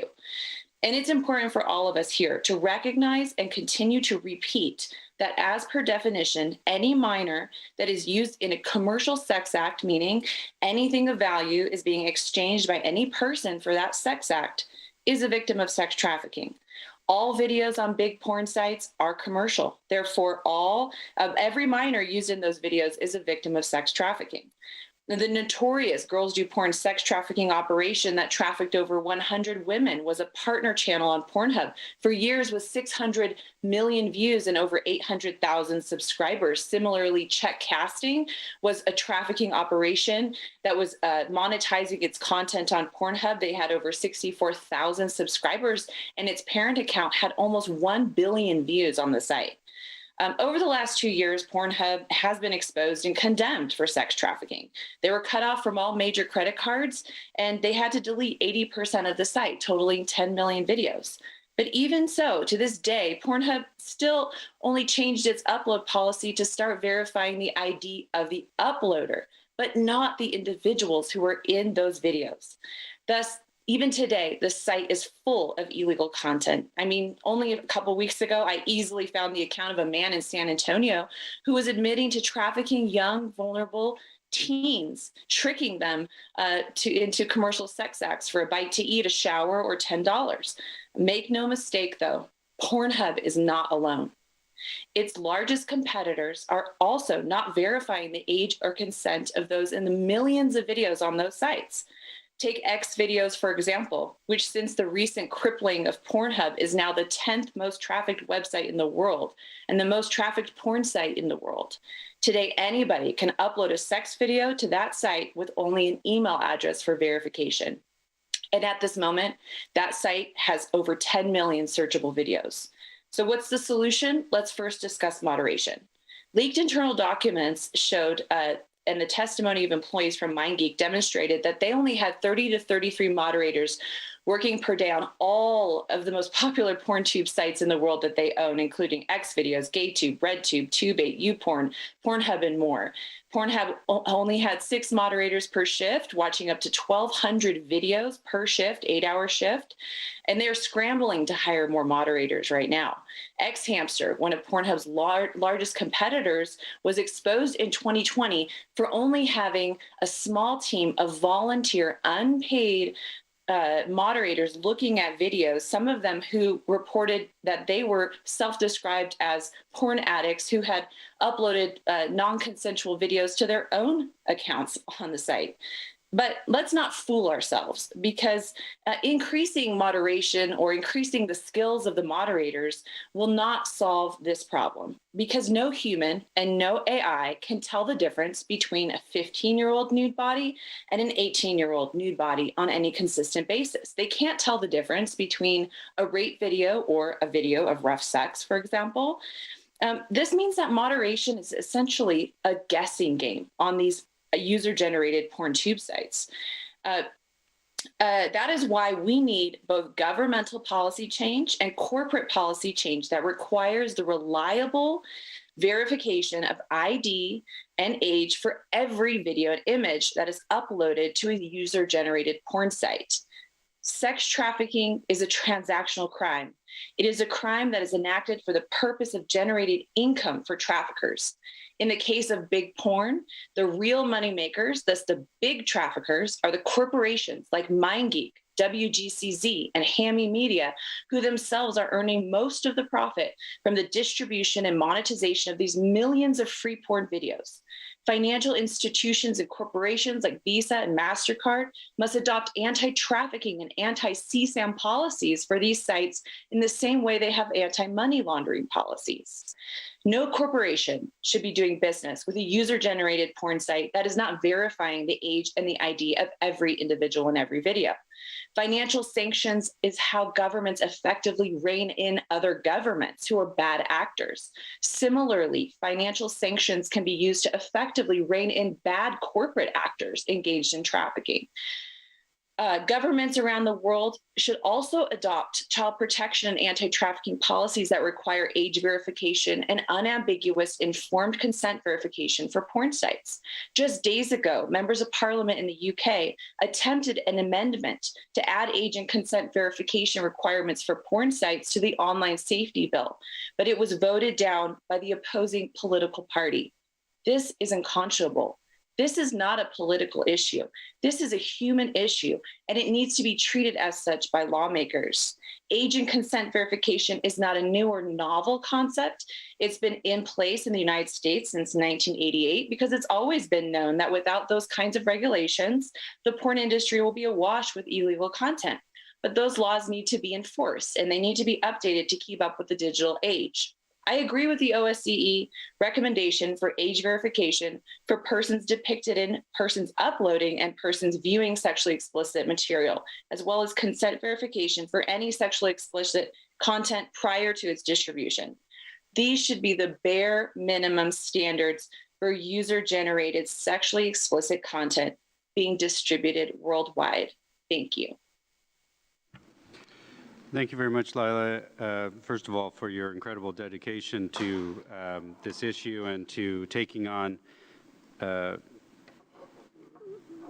traffickers who are vastly more funded than you or than most NGOs. And I think that's an incredible effort on your part to raise awareness around this. Thank you also for highlighting some of the sort of technical challenges that are creating a lot of risk online. The fact that moderation is both not nearly enough, but also not effective in the way it's being conducted, and that there needs to be much better systems. And I think ultimately when we heard those stunning numbers of volume that you discussed, the only way out of this is policy, as you said. Policy action is really mandatory. We're not going to solve that problem on a case-based approach. So thanks very much for that introduction. We will now turn to our second speaker, Anastasia Acaba, who is the founder of the largest educational project on child online safety in Ukraine called #StopSexting, author of the first book in the region for parents on child online safety, founder of Harvard Kennedy School Women's Network. And we are delighted to have her here today. Anastasia, the floor is yours. Thank you so much. Can you hear me well? Yeah? Okay. Thank you so much, dear colleagues, dear ladies and gentlemen. It's a big pleasure and honor for me to be here and present this topic today. Last time I gave a speech at this conference offline in July 2019, when I raised concerns about mutation of human trafficking of women and girls worldwide. Abusers widely used internet technology to get access to absolutely new category of victims and to arrange online networks of forced attraction, remove sexual abuse materials production and promotion, combined with lifelong sharing of materials and ongoing traumatization of survivors. We have discussed ways of tackling new challenges and shared common hopes. So, 3 years passed from that speech, and what kind of world do we live in now? Since the beginning of 2020, we have passed the biggest challenge for the whole world, COVID-19. The disease that caused a lot of deaths united world-leading medical researchers, but together with this, separated people and governments. It was time to focus more on national politics, but as well, it was time of huge rise of domestic violence and opportunities for traffickers online. Millions of people turned out to be unemployed and deeply vulnerable, spending the majority of their time online. These 2 years of pandemic led not only to economical challenges, but as well to a huge number of women and girls who were sexually exploited online in materials production and prostitution. The economy will recover, but how could this woman and girl recover? Especially taking into account mostly impossibility of sexual abuse materials completely removal from the internet. Last year, Internet Watch Foundation every 2 minutes found materials that depict children online sexual abuse. 97% of these materials is girls, mostly in the category from 11 to 13 years old. Internet Watch Foundation as well report a rise of 74% of sexual abuse materials that self-generated by children. Mostly it means the children are forced online by abusers to prepare such materials. It's even possible to notice in a lot of such videos how children are guided online what exactly to do. Last year, the organization also noticed the increase of live streaming. What does it mean for us? It means that victims do not obtain even any evidences that they were forced to produce such materials, and they don't have materials itself, so they don't have any evidences. Moreover, there is a new trend that's even more sad than the previous one. Victims are forced to involve younger siblings in common materials production online. That means that children are forced to rape their siblings in their homes. It's an absolutely new phase of children trafficking nowadays. This data could shock us, but I really wanted to shake all of us and motivate to actively collaborate at international and national level to change our legislation, put more pressure on the IT industry, and update prevention, identification, and recovery services. We should all evolve our procedure on the right to be forgotten online and materials remover.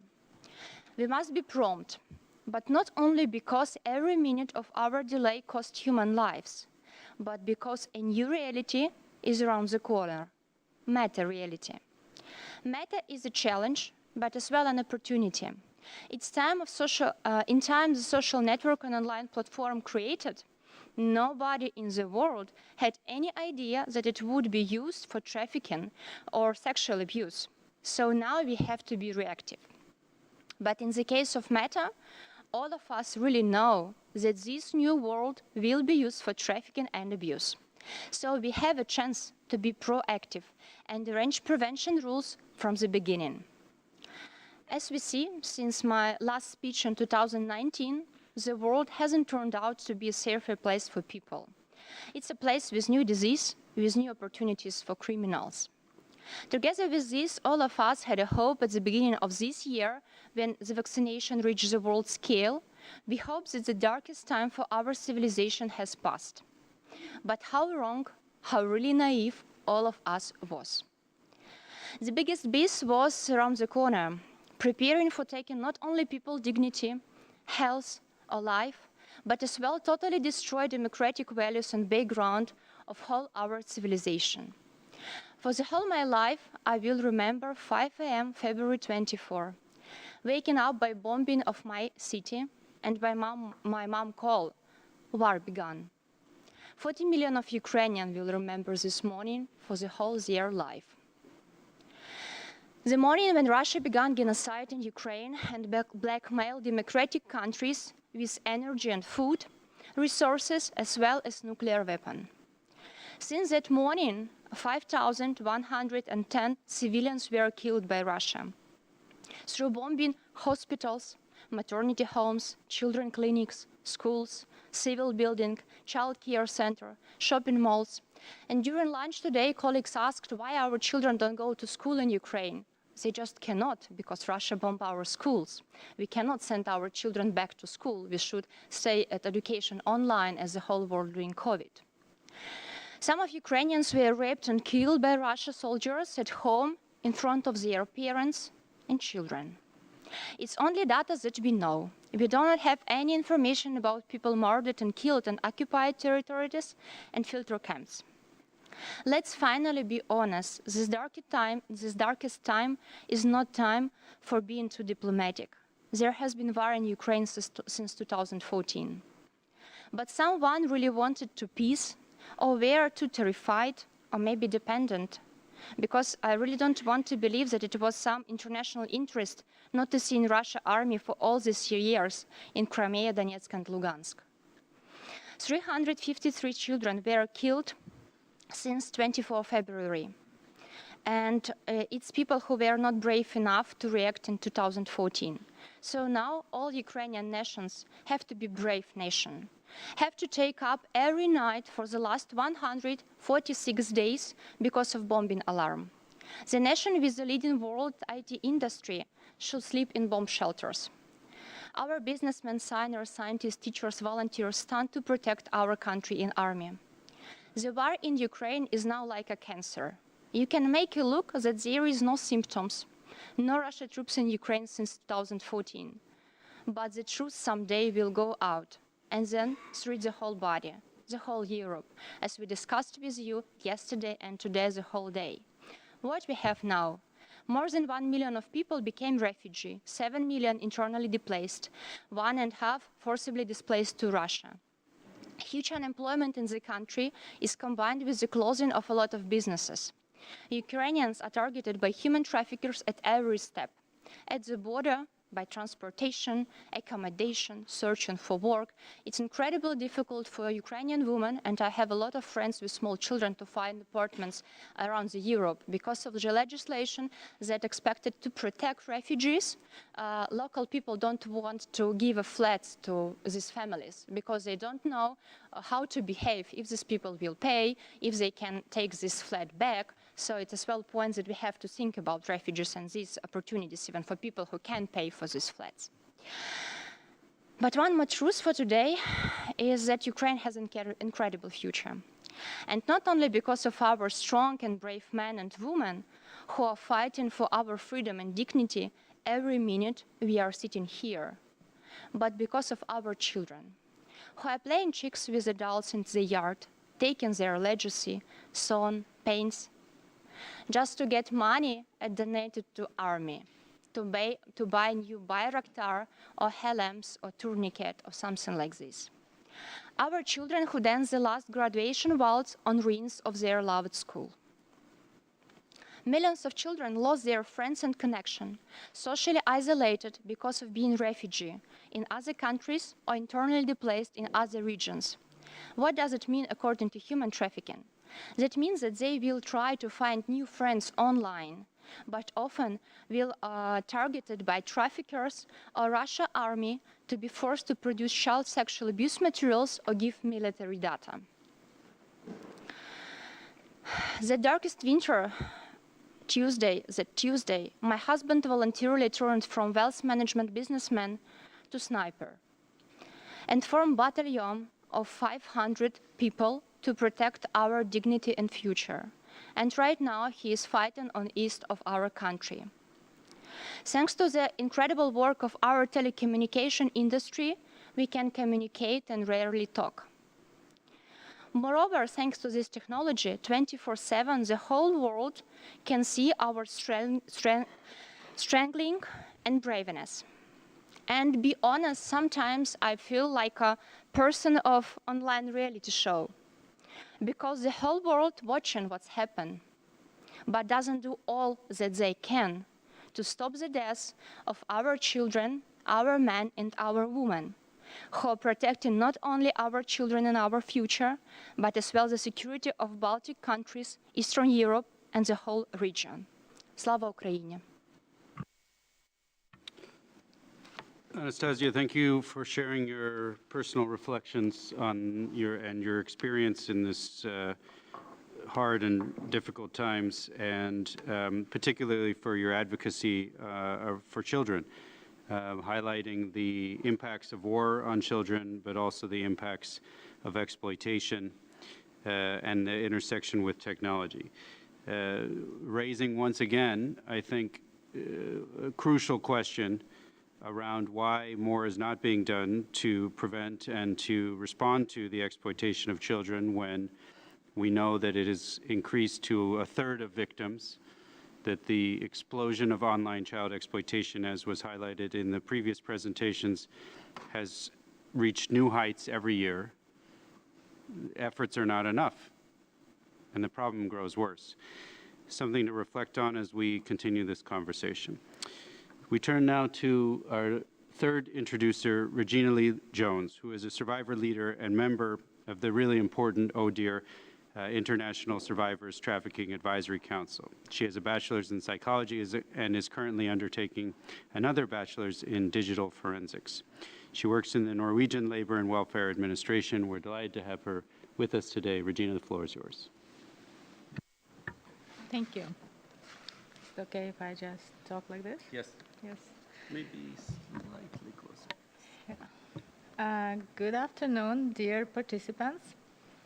And thank you for giving space and recognition to survivor leaders on this meeting, and it means a lot. When I was trafficked in Estonia as a teenager, and later to several other countries, including Norway, where I finally got help in 2005, human trafficking in cyberspace was not a thing we talked about.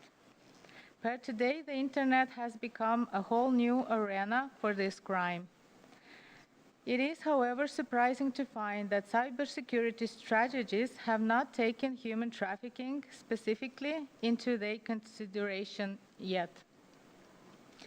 In my study at Nrm School of Technology and Digital Media, our study team made a research in 2020 on cybersecurity strategies in 13 countries: Austria, Denmark, Estonia, France, Belgium, Germany, Latvia, Lithuania, Netherlands, Sweden, United Kingdom, Luxembourg, and Norway. None of them had human trafficking crime mentioned in their strategies. In addition, there was made a research by Linda Nieminen in 2021 in her master thesis on the question, why is human trafficking excluded from the EU's cybersecurity? Where she asked the very same question, and the possible explanations for why it is excluded were, firstly, because of the non-human referent object of security. Secondly, because of hegemonic masculinity. And lastly, because the issue is seen as private and therefore does not belong to cybersecurity. She comes with a good point, suggesting that if the EU aims to combat human trafficking wholehearted, it needs to start with acknowledging human trafficking as a threat in cyberspace. And I personally would like to add that this could be expanded to every country, not just in EU. Human trafficking is the biggest crime against human rights, which has consequences not only on the specific victims, but it is crime against the right to a safe childhood and human dignity through all ages, genders, races, beliefs, and borders. cyberspace is used by predators not only for the recruitment and exploitation of victims, but also for financial transactions and for controlling the victims. Because of all kinds of possibilities that come with information technology, anonymity is one of the obstacles that make the investigation of these crimes so difficult. Organization of Security and Cooperation in Europe, OSCE, has looked at how technology affects the different processes in human trafficking crime already from 2013, if not before. In 2019, they published a compendium of resources and step-by-step guide to financial investigations related to trafficking in human beings, which shows the importance and complexity of fighting this crime in cyberspace. These are some reasons why combating human trafficking could be included also in cybersecurity strategies as well. We need better documentation and law to combat this inhumane crime in cyberspace. Information technology develops much faster than the law reaches to come after. And this gives many more advantages for predators to execute their crimes and get away with this. When this is said, I would like to say big thank you that you are here today and for the work that is already done. Combating human trafficking crime is built on previous experiences, mistakes, successes, and will to work on this issue. Even though there is still a lot to be done, thank you for not giving up on us. Thank you so much, Regina, for your words and really insightful thoughts about the fact that policy is not taking into account trafficking, and particularly in the cyber strategies and cybersecurity arena, and that this should be done. I think this is a fantastic point to include these aspects in some of the approaches that governments are taking to these issues. A really excellent observation. Thank you also for highlighting the shall I say, other side of the perpetration here, the hegemonic masculinity aspects. We've heard how much content there is online. We've heard how much exploitation is happening online. But you've now reminded us that somebody's doing that. Somebody's doing that exploitation. And this, many times, is men. And we need to address this aspect of the problem as well. So thank you so much for your comprehensive comments and your introduction to this important topic. So I suppose you are familiar with this process now, but what I would like to ask is that all participants who wish to speak during this working session indicate by raising their hand. This will allow us to help determine the amount of speaking time for the session. If you could hold up your hands while my colleagues count the number of floor requests. I'll take this opportunity to remind you of a few important points concerning interventions from the floor. When the floor is given to you, please introduce yourself by stating your name and the organization you represent at this conference.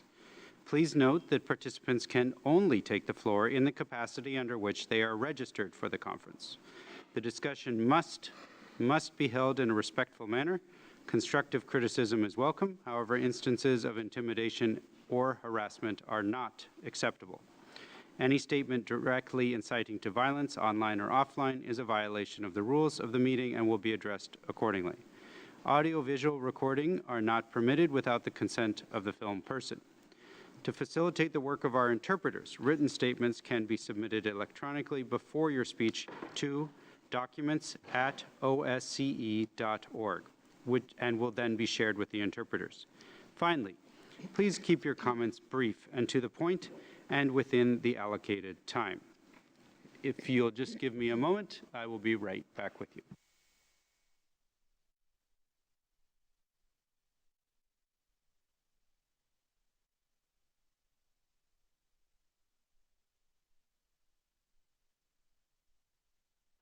Thank you all for your patience. I see a hand in the right side, the ma'am with the orange flowers. Thank you. Thank you, Mr. Moderator. And my name is Brankica Jankovic. I'm Commissioner for Protection of Equality of the Republic of Serbia. I think that today and yesterday we had a very useful... I'm so sorry to interrupt you. I did not tell you how long you have, and that seems very unfair. Sorry. So let me just say, right now, we are giving 5 minutes per person as a maximum, which is the maximum allowed, and then we will adjust accordingly. But you have a maximum of 5 minutes. Please. Thank you once again, Mr. Moderator. It could be quite enough for my comments. Once again, my name is Brankica Jankovic, Commissioner for Protection of Equality of the Republic of Serbia. And today and yesterday, I think that we had very useful discussion, and definitely we can make conclusion that all of us need more experience, more skills, special skills, and definitely it requires a multidisciplinary and multi-agency approaches for all of us, but definitely what is crucial, gender-sensitive approaches is crucial to avoid the basic mistake about the ideal victims, and big thanks for survivors' voice. It's for us, it's really the most important to understand now what happened. And of course, definitely it's somebody already emphasized that it's, this issue is the global challenges and requires the global answers, of course. And nobody has a magic wand, but we can share our experience. In regarding to that, I will share with you some experience from Republic of Serbia. And when we talk about inappropriate languages and materials, they are too small. And especially when we talk with children and young people, it's language we use not appropriate, not especially not child-tailored. And regarding to that, I want to share experience from the Republic of Serbia, which established the National Contact Center for the Safety of Children on the Internet. We established 5 years ago that special center. This is a central system for reporting, educating, and counseling in the area of protection of children in their use of digital technologies, which is today, I think it's the most important. By calling hotline number, children and adults alike are able to report any dangerous, inappropriate, and illegal content and conduct on the internet and any violation of children's rights and interests. They can download education materials or schedule direct education presentation in schools, community centers, etc. Get advice on the advantages and risk of using internet and safe use of new technologies. This online safety campaign is also implemented by regularly broadcasting TV. It's in prime time teaching children not to give their personal data to cyber friends, to report any contact to their parents, teachers, caregivers, or adults they trust, and to share with their peers their cyber danger awareness. And together with my colleague, Commissioner for Information of Public Importance and Personal Data Protection, and my institution, we're currently implementing a campaign, Keep It Personal. With the support, my colleagues done this with the support of OSCE mission mission to Serbia. and they launched a media campaign called Keep It Personal in order to bring the right to personal data protection closer to the citizens and point out of the risk of violating this right. 5 TV spots have been made that are broadcasted in prime time on national and local TV station from this May. And finally, we as human rights institutions established to protect all kinds of discrimination, we welcomed many activities done by our Republic of Serbia government. We welcome that our government participated and upheld a global campaign of marking the International Safe Internet Day in February this year. The Ministry of Trade, Tourism and Telecommunication implemented a school campaign for the smart and safe use of digital technology by organizing IT Caravan that so far covered over 10,000 pupils, and this year it will also cover parents, which is also very important. And the campaign also promotes the previously mentioned National Contact Center for the Safety of Children on the Internet. And the Ministry of Education, Science and Technology was a partner in this effort and works systematically with a long-term strategy in mind, aimed in influencing the creation of a digital culture among young people, and it also works to improve in their online safety environment. Thank you. Thank you very much for sharing this national experience. And I also saw a hand, 3 people down in the white jacket. Yes, the floor is yours, and then I come across to the other side. Thank you. Thank you, Moderator. Anna Pogwist, EU delegation to the OSCE here in Vienna on behalf of EU member states. And we would like to thank all the speakers for their remarks and for their recommendations directed at us. We took a good note of these. We are also extremely concerned that following the influx of refugees fleeing from Russia's war against Ukraine, online searches for explicit content from Ukrainian women and girls rose dramatically. As some speakers outlined, education and awareness raising on the risks of being targeted online is crucial.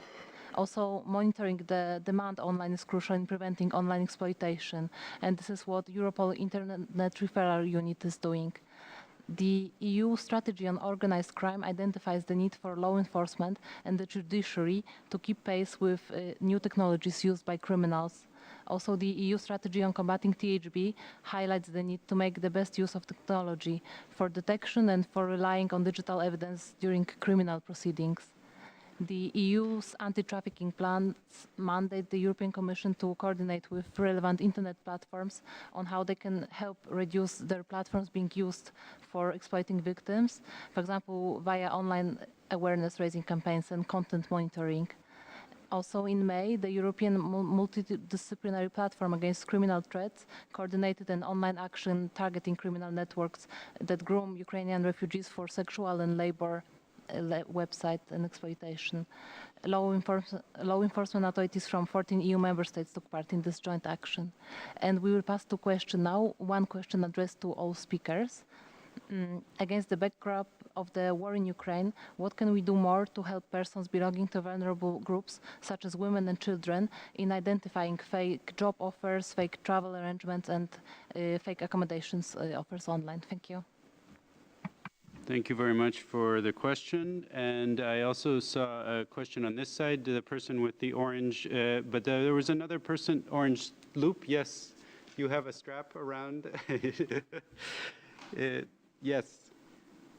Yes, there we go. Thank you so much. And then I will come, there was a man who raised his hand on this side as well, and I will come to him next. But first, ma'am, the floor is yours. Okay, thank you. I'm Ilu Talate from Latvia. Marta Center, NGO Marta Center, that is a member organization of CAP International, coalition of frontline and survivors-led organizations united around common objective, abolish of the prostitution system. So we are 35 organizations from 27 countries supporting 17,000 victims every year. And of course, in our practices, and also if I talk from my organization's perspective, we see that online space is used both for recruiting, for exploitation, and all the other acts that were mentioned. And we try to use also this as NGO.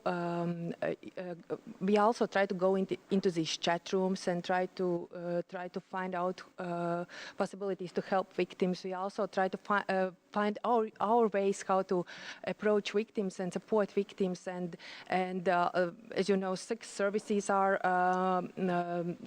so-called sex services. Actually, sexual abuse and sexual exploitation is ongoing. So we try to approach the persons that are there and offer our services. So we try to do everything that we can. So, but what I want to mention and point out that in many cases, NGOs, civil society organizations that work with victims do our best to support, to find out within the capacity that we have, within our limited capacity. But the failure is also the pornification of public space, and that justice systems that should see the crime, they don't see this, because it was mentioned already previously that how can you differentiate teenager from young adult? How can you differentiate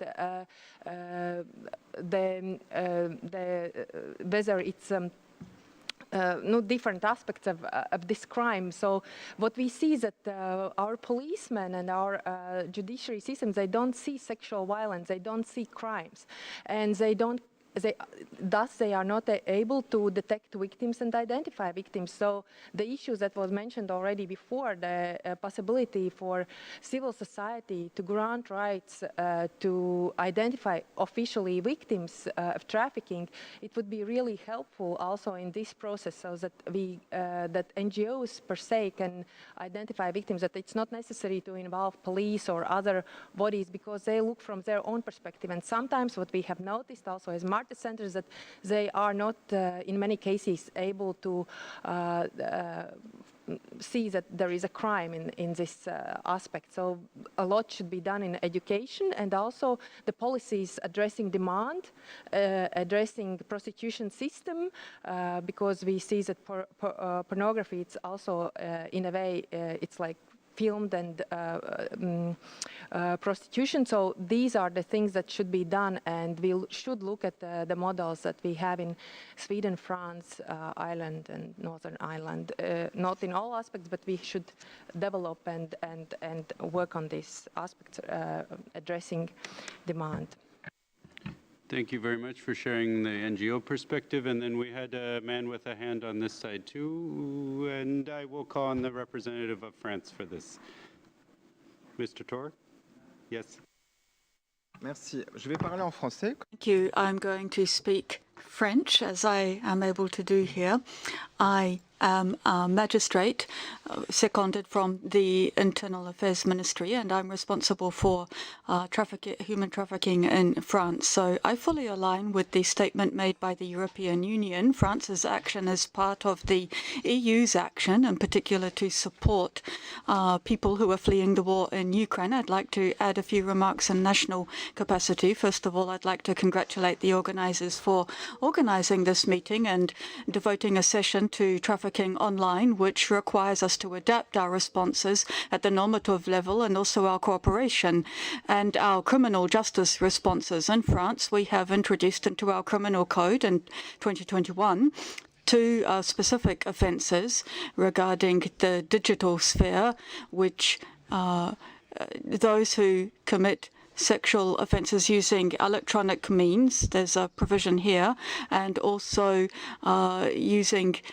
pornographic images of minors or with minors. Also in 2021, last autumn, we adopted a national action plan to combat prostitution of minors with specific provisions regarding the social networks, including bolstering our digital measures and identification and prevention measures. On the operational level, our professionals are specifically concentrating on training and expertise of the different stakeholders. I use expertise rather than specialization because we're bolstering the expertise here. And also the professionals are looking at infiltration, digital patrols, illicit content on the harmonization, analyzation, recruitment, and orientation platforms.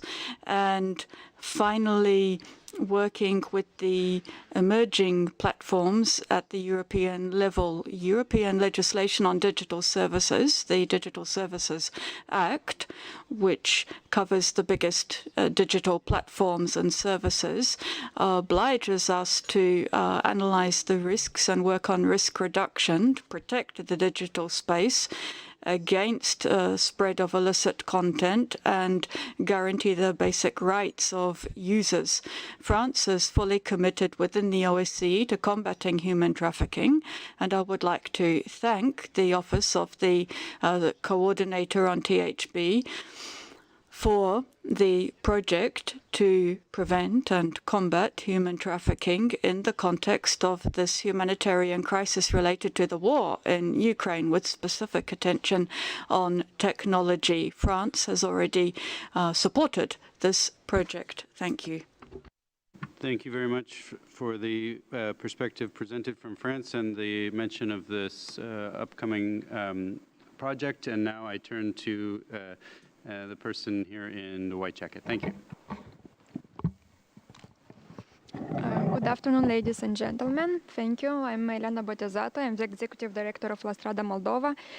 I'm representing a national NGO which for the last 2 decades has been at the forefront of anti-trafficking work conducted in Moldova.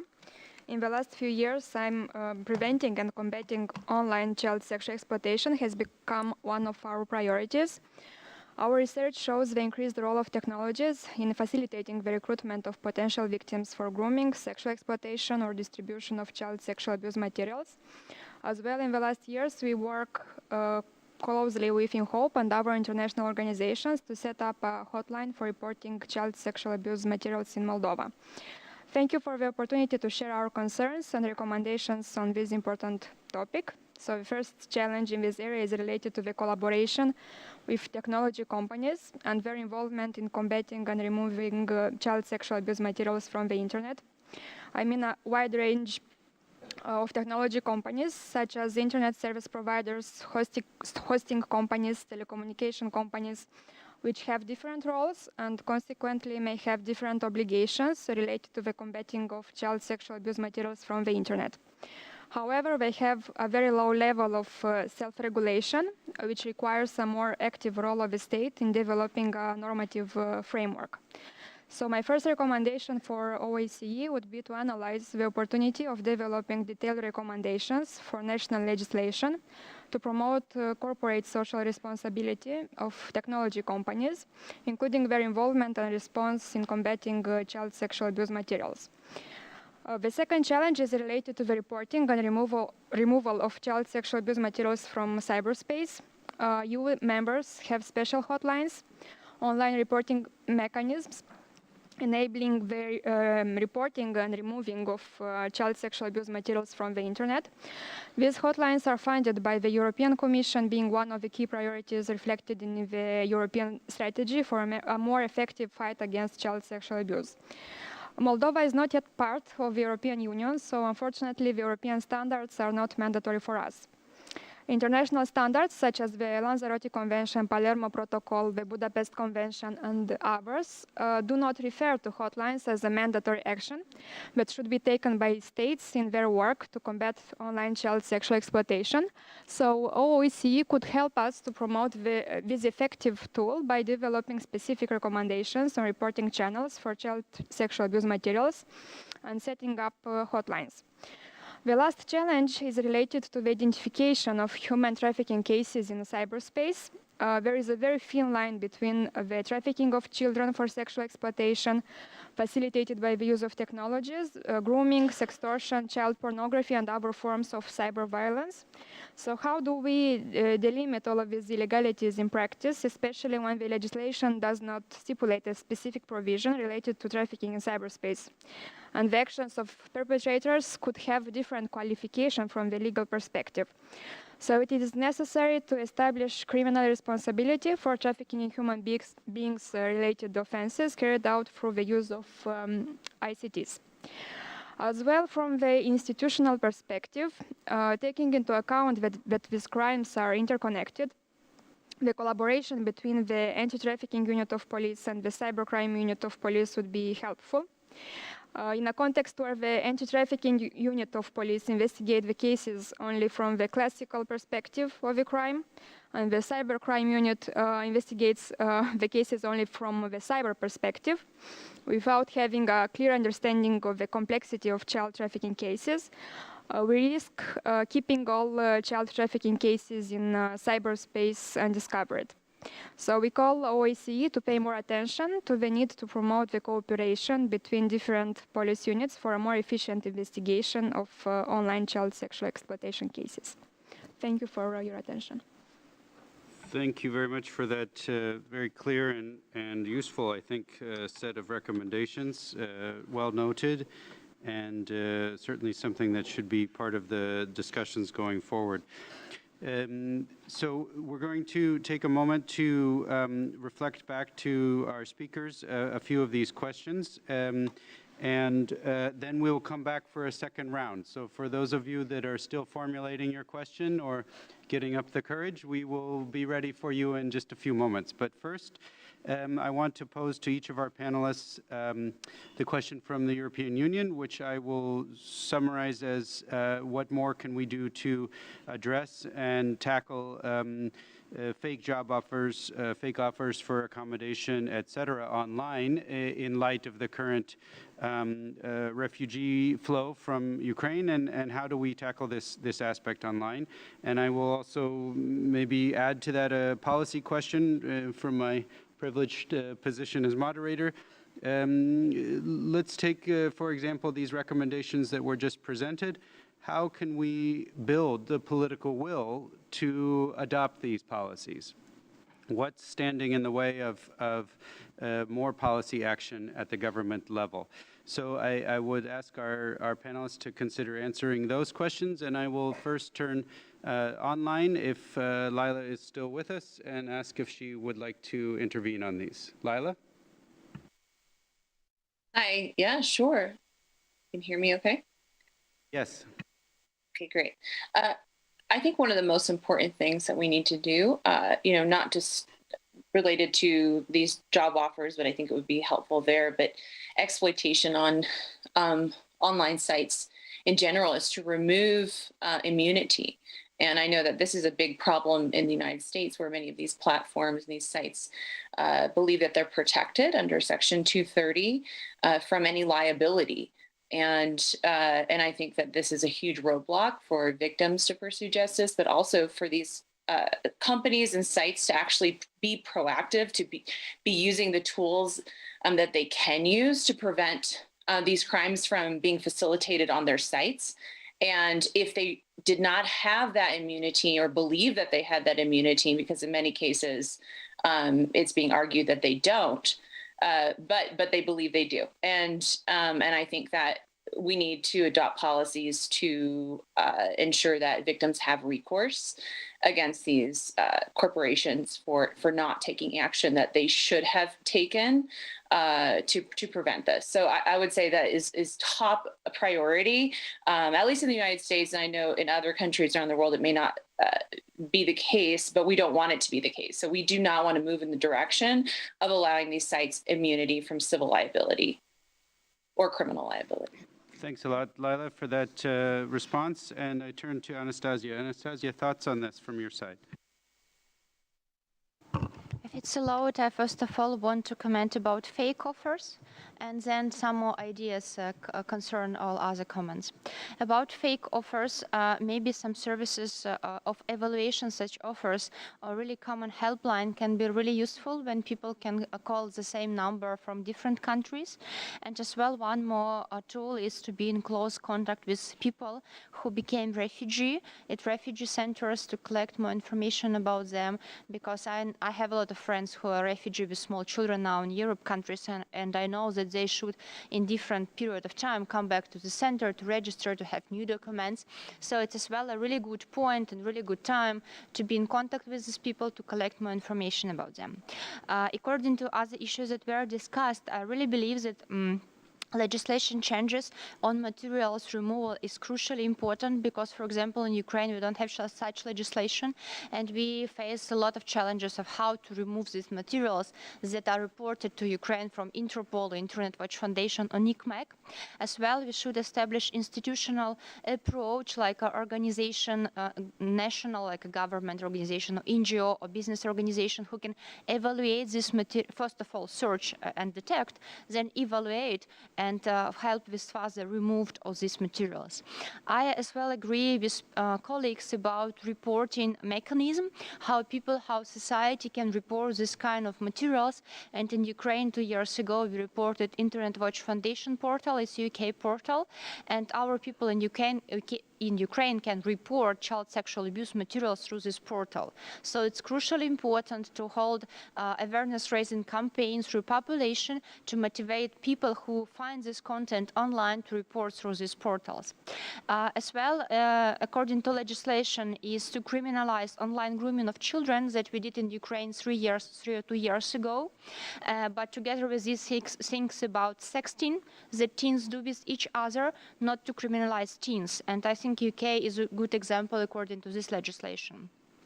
And one more point, we discussed a lot about demand, and in Ukraine we criminalized watch and possession child sexual abuse materials, and I know that more than 100 of countries in the world already did so, but not all of the countries that we have. So I think it's obligatory to make illegal to watch and possess child sexual abuse materials. And the last point, child pornography, and we are here as expert and colleagues, and we know that it's better to use child sexual abuse materials term than child pornography. So I really motivate colleagues better to use this term instead of child pornography. Thank you. Indeed, language matters deeply, and thank you for reminding us of that important point. Regina, thoughts from your side? Thank you. I agree with the point that have been said about cooperation. As far as I have seen, then there is a lot of people and with a goodwill to help online potential victims, but it stops a lot with the cooperation between countries, for example.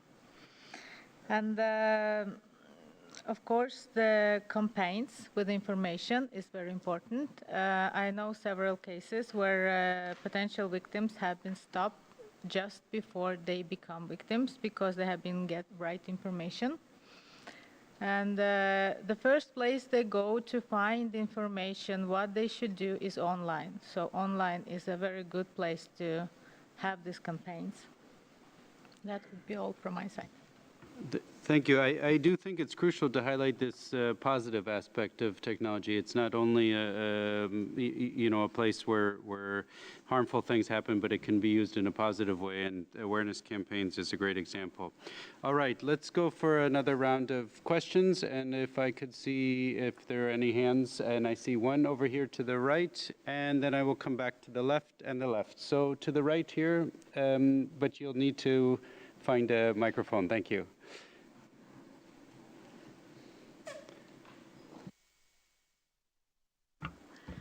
Thank you. Thank you. My name's Kirsty Thompson. I'm with a civil society organisation called Just Right Scotland, based in the UK. And my comment is really to link some of the discussions from the first session with this session. Within the UK government is piloting a system in relation to a children's NRM, where the decision making has been devolved to local child protection structures. I am part of one of those pilot sites in Scotland where they've involved civil society organisations. And there has been a number of positives from doing that, but one of those is a real increase in awareness and capacity building locally amongst child protection actors, where we've started to really increase an understanding of where different areas of abuse and exploitation should be seen through a human trafficking lens and the benefits of that. And we've seen an increase in referrals in child sexual exploitation and child criminal exploitation. But after a year of this pilot, what has become clear is that the use of cyberspace and human trafficking and child sexual abuse is also being reported. It's been seen by our child protection professionals, but hasn't been viewed again through this lens. The operation of this pilot of this children's NRM has been a real opportunity to identify this, to start to work through what this is, what we can do, what are the barriers, to gather that information at a multi-agency official level, and to start to see how we can harness the NRM, harness multi-agency working in order to do something about that. So it was really about trying to draw together that multi-agency, that operation of a children's NRM, and actually how we're now seeing the benefits of that in terms of our awareness raising, identification and capacity building in areas such as this. Great, thank you for highlighting that multi-agency and also the local practice, which I think is great. So we also had a question from this side. Sir, the floor is yours.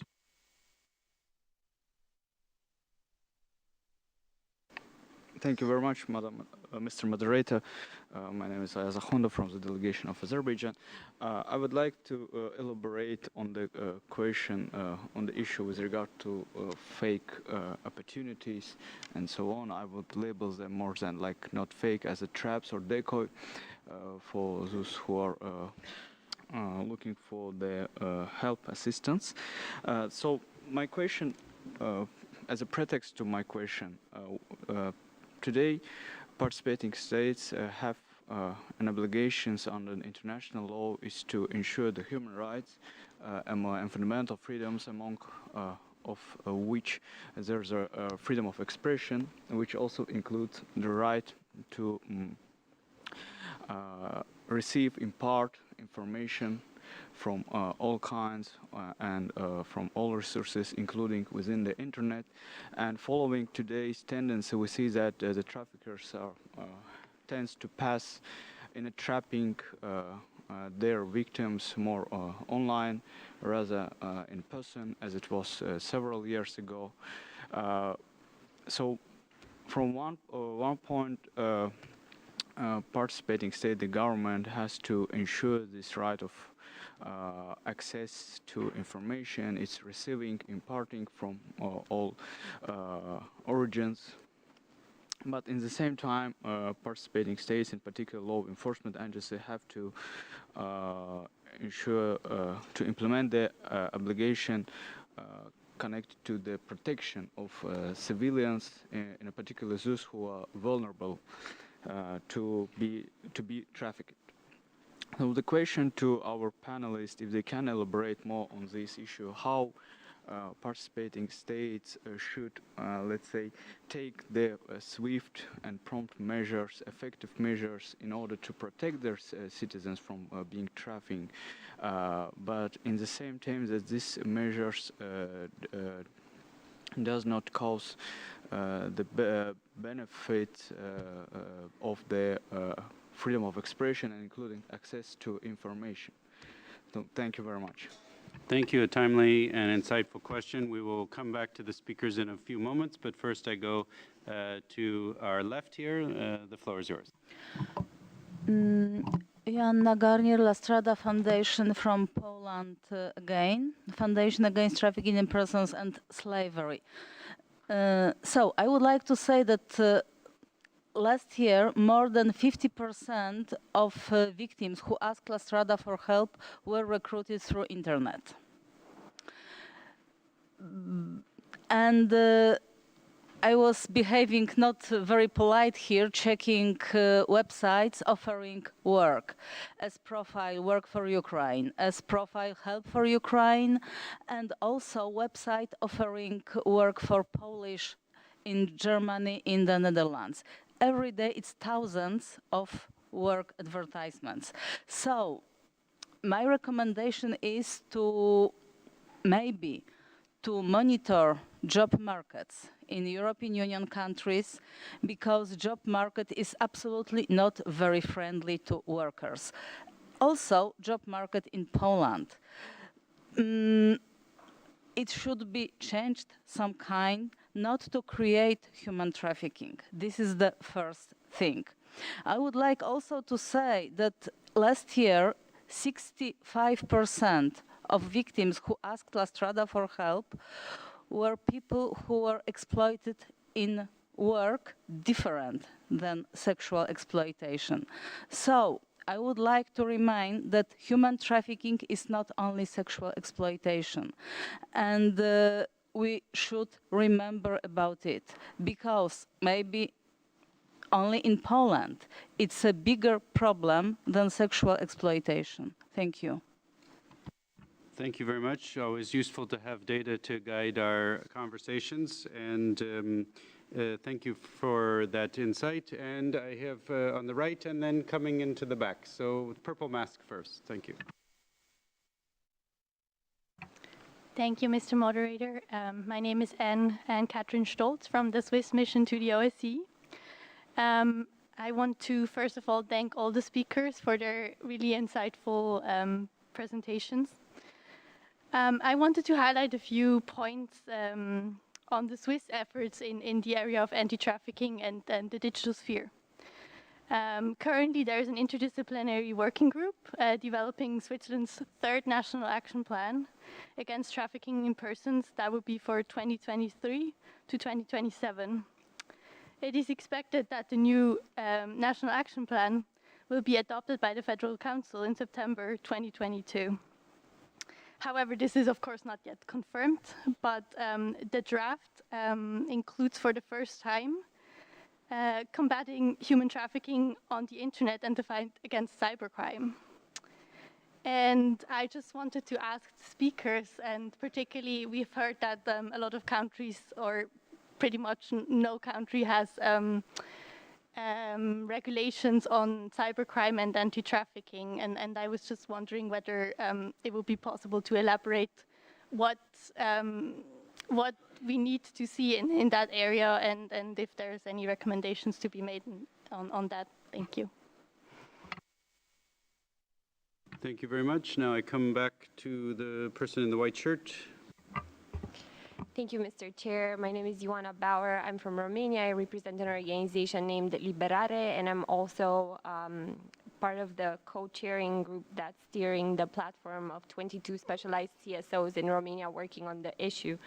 Our organization is a part of the ad hoc committee that's elaborating a comprehensive international convention on countering the use of information and communications technology for criminal purposes at the UN level. And I have a question. But first, I want to echo the priorities that we're also looking at, specifically safety first, ensuring safety by design and privacy by default when it comes to countering human trafficking in the online space. Then the compulsory regulations, this is an issue that's way too important to be left to voluntary best efforts. The legal liability that we kept hearing about, companies are currently immune from civil and criminal liability for anything that happens on their platform, and we're seeing more and more countries that are looking into legislation that takes this into consideration. Obviously, we're seeing this piece of legislation at the EU level that if it will go into it's going to become a reality, then basically we're going to have some pioneering forms of holding companies liable. So we really want to see that come into effect. Then strengthening the global capacity, creating the regional centers to prevent and combat child sexual abuse, obviously without duplicating hash databases, and then encryption balanced with countering impunity. But with this, we had a legislative void, and I want to echo what my colleague from Poland has mentioned. Our platform in 2021 released a report, and 80% of the victims that were identified in Romania had one element of online either exploitation or recruitment or grooming. The online element was present there. But a question for the speakers is, how do we ensure that there is coordination among all these different pieces of legislation that are happening, either regional, national, or as we've heard, UN conventions? We need some universal or common minimum procedures globally, so that we ensure that all perpetrators are held accountable. But how do we coordinate among all these initiatives? Indeed, a major challenge. Thank you for raising that question. And do I see any other hands? Yes, on the left here in the white shirt. The floor is yours. Thank you. Thank you for the floor. My name is Denise Lassar, and I work for IOM. We work a lot on prevention, protection, and prosecution with civil society, NGOs, governments, and survivors of trafficking. So a lot has been said already today and also yesterday. Just a couple of very brief thoughts and comments I wanted to share. So first of all, as another speaker already mentioned, online trafficking is not only about sexual exploitation and trafficking, but also other forms of exploitation. So I think in our discussion, it's really important to think about and include job placement companies, other agencies dealing with job placements and referrals to ensure regulations and safeguards are in place. And also what I have been missing a bit in the discussion today and yesterday is the focus on mid and long-term plans. So unfortunately, as we know, the current situation is unlikely to change anytime soon. So while we're all busy trying to rush and protect and assist those that are in need, which is great, I think at this point, a few months in, now thinking about the war in Ukraine and beyond, we really need to think a bit more about our mid to long-term strategy. And here I want to echo what has been said by the Ukrainian speaker, highlighting that many of those that have come to European countries, mostly women and children, were provided with temporary accommodation, but here the focus is on temporary. And what they need now is long-term assistance. So how do we integrate them into the local market? How do we train them in specific language skills? How can we offer them more long-term accommodation, schooling, etc. for the kids? So what I can see from my experience in Austria, Austrians really came out and helped in huge numbers, more than they did for other victims of other wars, but very short term. It's all very temporary, which is now not enough, as the situation will not change anytime soon. So I think we're at a point where experts, all of us in the room, need to think a bit further ahead and strategize and cooperate with our partners on the ground, involving Ukrainian diaspora, other communities, civil society organizations in European and other receiving countries to ensure that the services we provide are sustainable. Thank you very much. Thank you for the suggestion to pivot from reacting to proactive planning. This is very welcome. As I look around for more hands, I just also want to invite countries that are intending to or would like to exercise the right of reply to consider doing that very shortly. In the meantime, any other hands for the floor?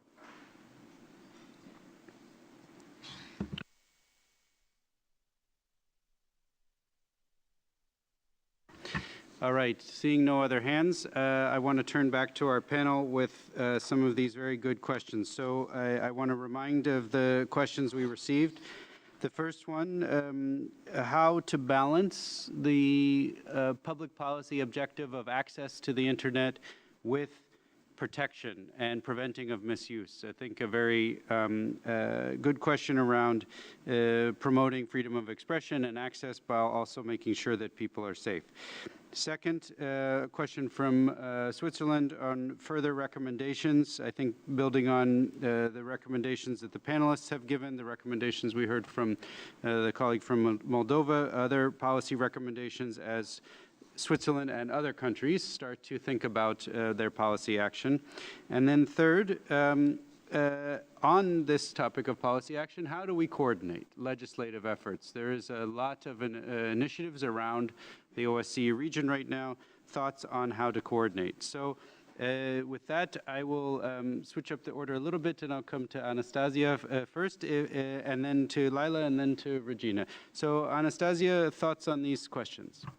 Thank you so much, moderator. Thank you so much for the participants. For me, it's not a new question about privacy, expression, and safety. In Ukraine, we discussed these issues a lot when we started discussion of the new legislation about how child sexual abuse materials removal and block online. So it's really like a triangle that usually different parts try to move forward. So Organization of Civil Liberty usually talk about freedom of expression or people who are in a position of political states, and some other talk about privacy and encryption, and company and users want this part of this triangle, and NGO and sometimes government want more safety for children and for adults. So I think it's a really like a triangle where we have to find some balance and to discuss more deeply, and only common discussion and communication and collaboration could be the decision and the solution. For example, for me in this case, it's a good choice. It's a case of Internet Watch Foundation in UK. Is a big organization in the world that monitor and remove child sexual abuse materials.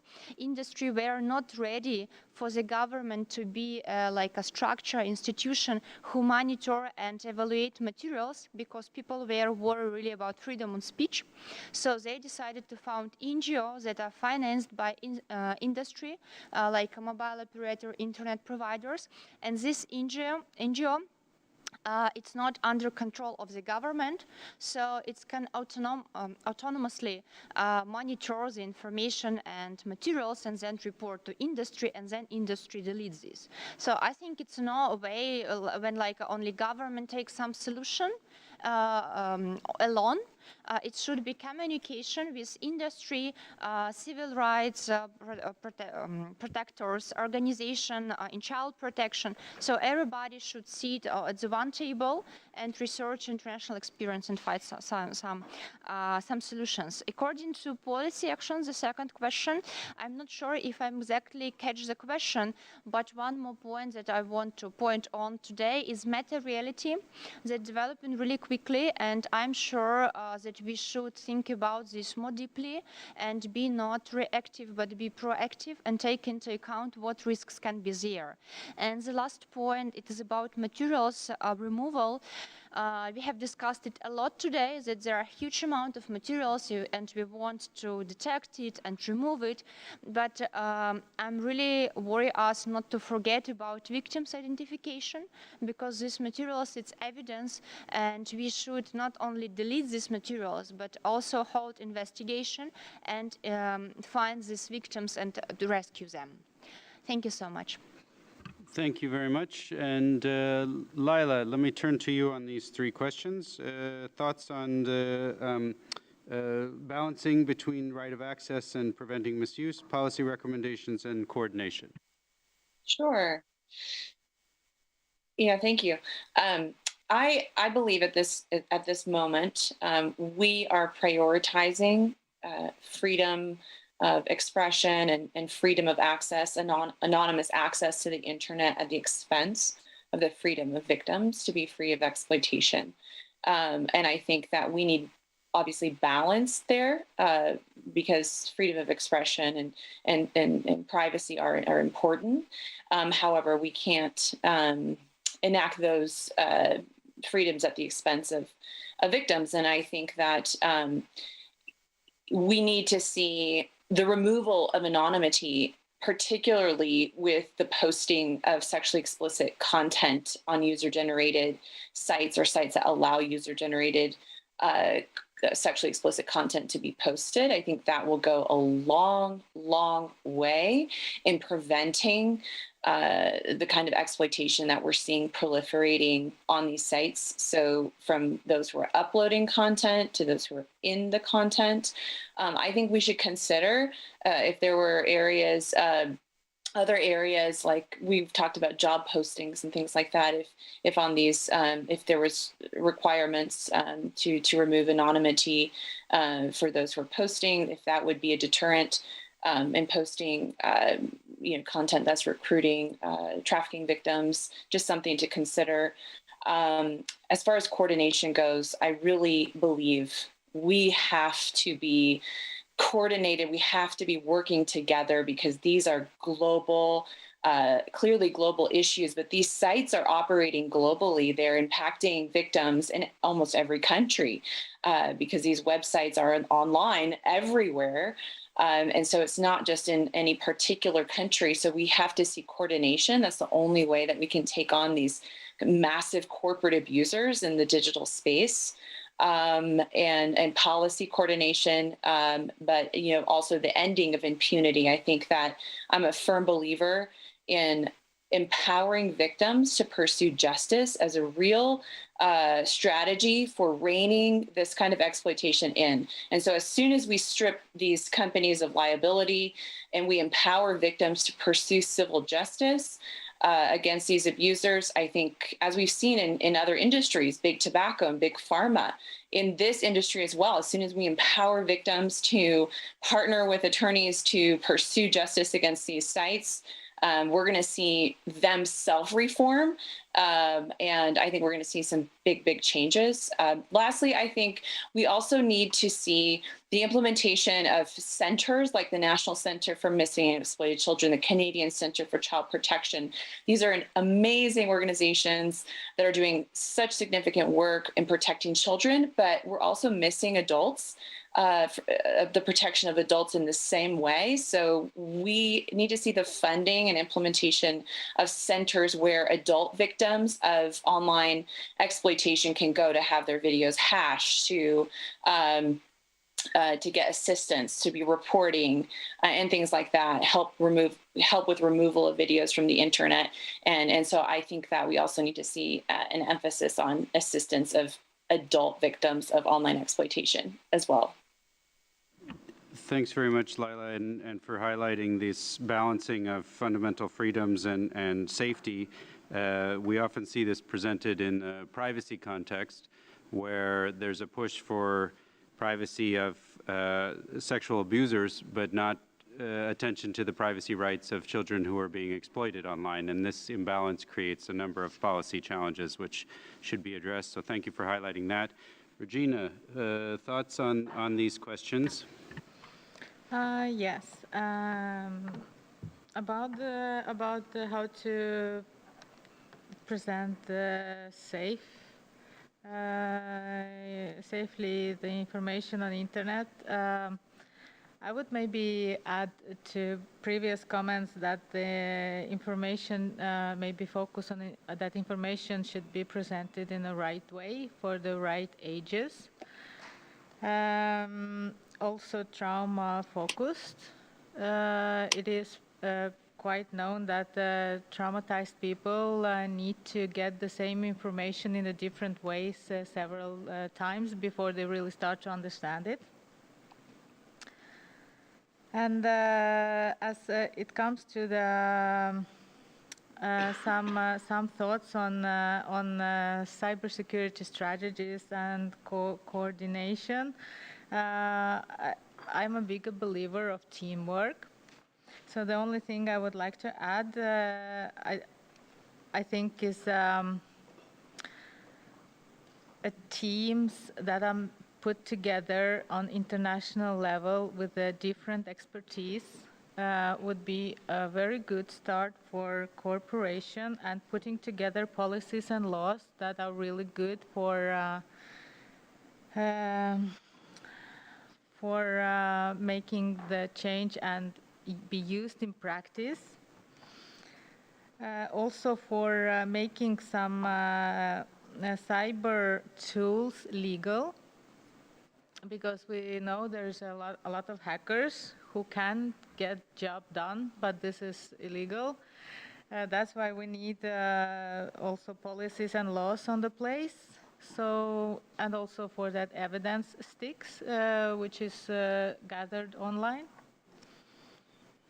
And I would like to maybe also give a big thank you for the point of long-term assistance that was made, because this is, I think, is very important to remember that people who come out from human trafficking carry this with them for the rest of their life. And it usually stops when you come out from this bubble, like not only with the Ukraine situation, but it's actually for every victim of human trafficking. And then they have to be by their own after that. So thank you for pointing this out. Yes. Thanks, Regina, for circling us back to the topic of protection. I think that's fundamental to the conference and fundamental to our goals ultimately. So at this point, what I'd like to offer to our panelists is just one last opportunity for any final thought that they want to leave the participants with before. They did a great job answering the questions, but if there's anything else that they would like the audience to know before we move to the right of reply and we close the session, I just want to make sure that they have an opportunity. We have such an experienced and I think diverse panel in their analysis of the situation, in their reflections, that I want to make sure we take advantage of their presence here to hear from them on this. So with that, I'll turn to Laila and then Regina and then Anastasia. So Laila, any final thought for us as we consider the way forward? Sure. Yeah, well, first of all, thank you for organizing this meeting. I think coordination like this is so critical, as we kind of just mentioned previously, as we're tackling a global problem that has so many different dimensions and gathering people with all different kinds of experiences, and especially the voices of survivors. And I think when we're thinking about online exploitation, one of the things that I feel is really important to keep emphasizing is to really humanize the victims of this horrendous crime. Often people see them behind a screen and they think of them as pixels and images and videos and not people. And I think also understanding more, we need to understand more. We have more research into the specific harm of exploitation online, having the worst moment of a victim's life recorded and then placed online, where it's downloaded and then it's re-uploaded again and again and again, forever.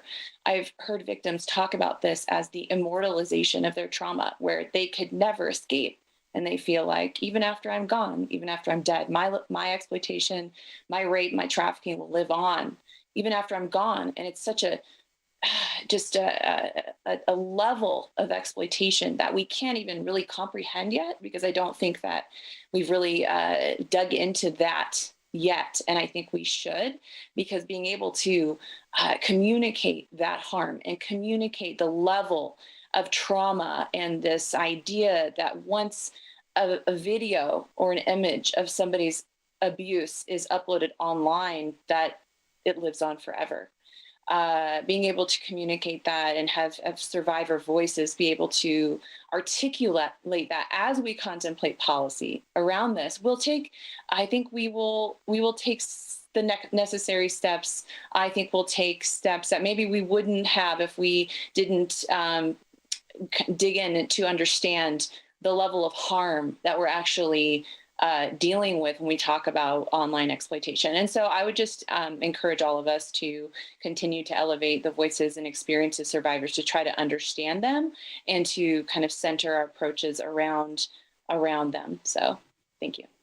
Thanks, Laila. Great message to conclude with. Regina, thoughts as we close the session? Maybe what I would like to add to this discussion is that,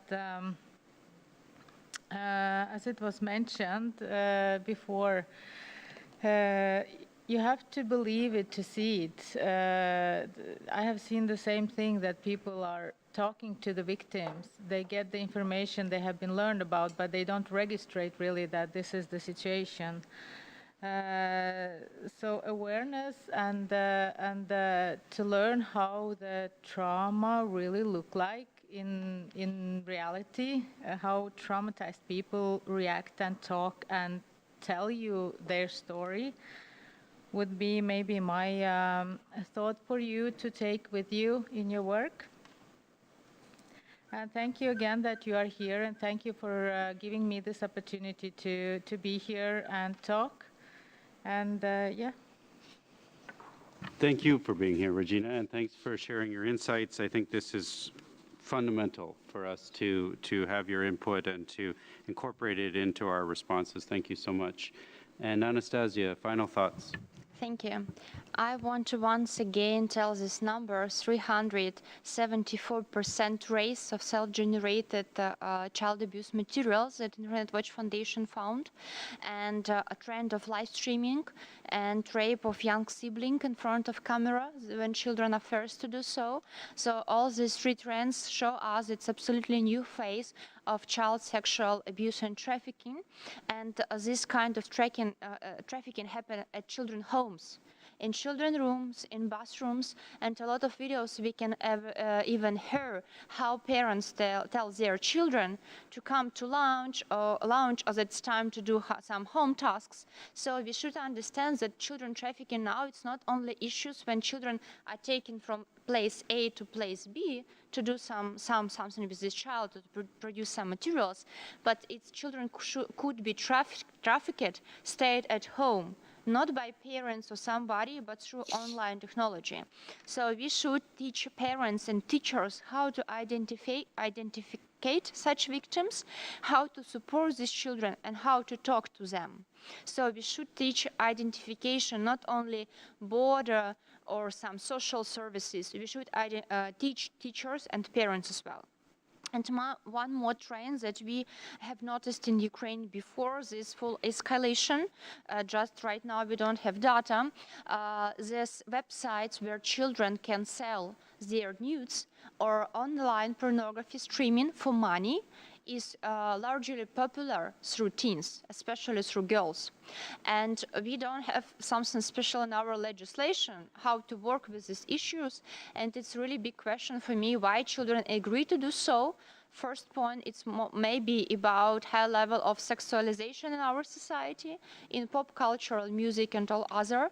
But other point, maybe their vulnerability about money. So they agree to send their nudes for money or to make some sexual activities online and receive money for this. So for me, it's as well like a kind of prostitution for money the children agree to do. And it's as well like a point where we have to think, but why they do this, first of all, and the second, what we can do to prevent this. Thank you. Thank you very much, Anastasia, and thank you to the panelists for those great insights on the way forward. I'll just take a moment to confirm that we don't have any state wishing to exercise its right of reply. And seeing none, I will just offer a few quick remarks because I'll have a chance to summarize during the closing session, but I want to thank our fantastic panelists for presenting this difficult and technical topic, but a crucial one, as we've heard. And I'm sure you noticed this, but it was fascinating to watch this journey that we took during this session through the technical pieces to the policy, the urgent need for policy action, and then coming all the way back to the human piece. This aspect of who is it at the end of the day that we want these policies to protect, and what is it that we're trying to protect them from, and what is the nature of the harm that happens, and how do we address that? I think this is an excellent journey to progress because we do need to think at the policy level, we do need to think at the human level, and ultimately need to take action on both. So I will offer some more thoughts later, but I want to really just take a moment to reflect my gratitude to our panelists for their thoughts, and to Lila online. Thank you so much for joining, and for the great questions from our audience. We will now close this third session, and we will reconvene for the closing at 16:30. So please try to be a couple minutes early, because I don't think anybody in this room would complain if we got out of here at a nice early hour. So thank you all for your promptness, and I look forward to seeing you all at 16:30. Thank you.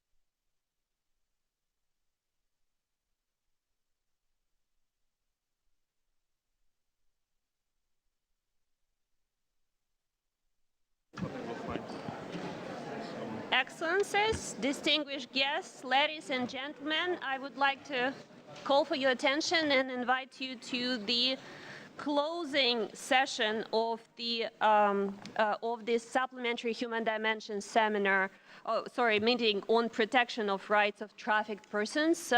Very warm welcome to the closing session. My name is Katerina Ribik. I have the privilege of moderating this closing session and being with you for the next 55 minutes.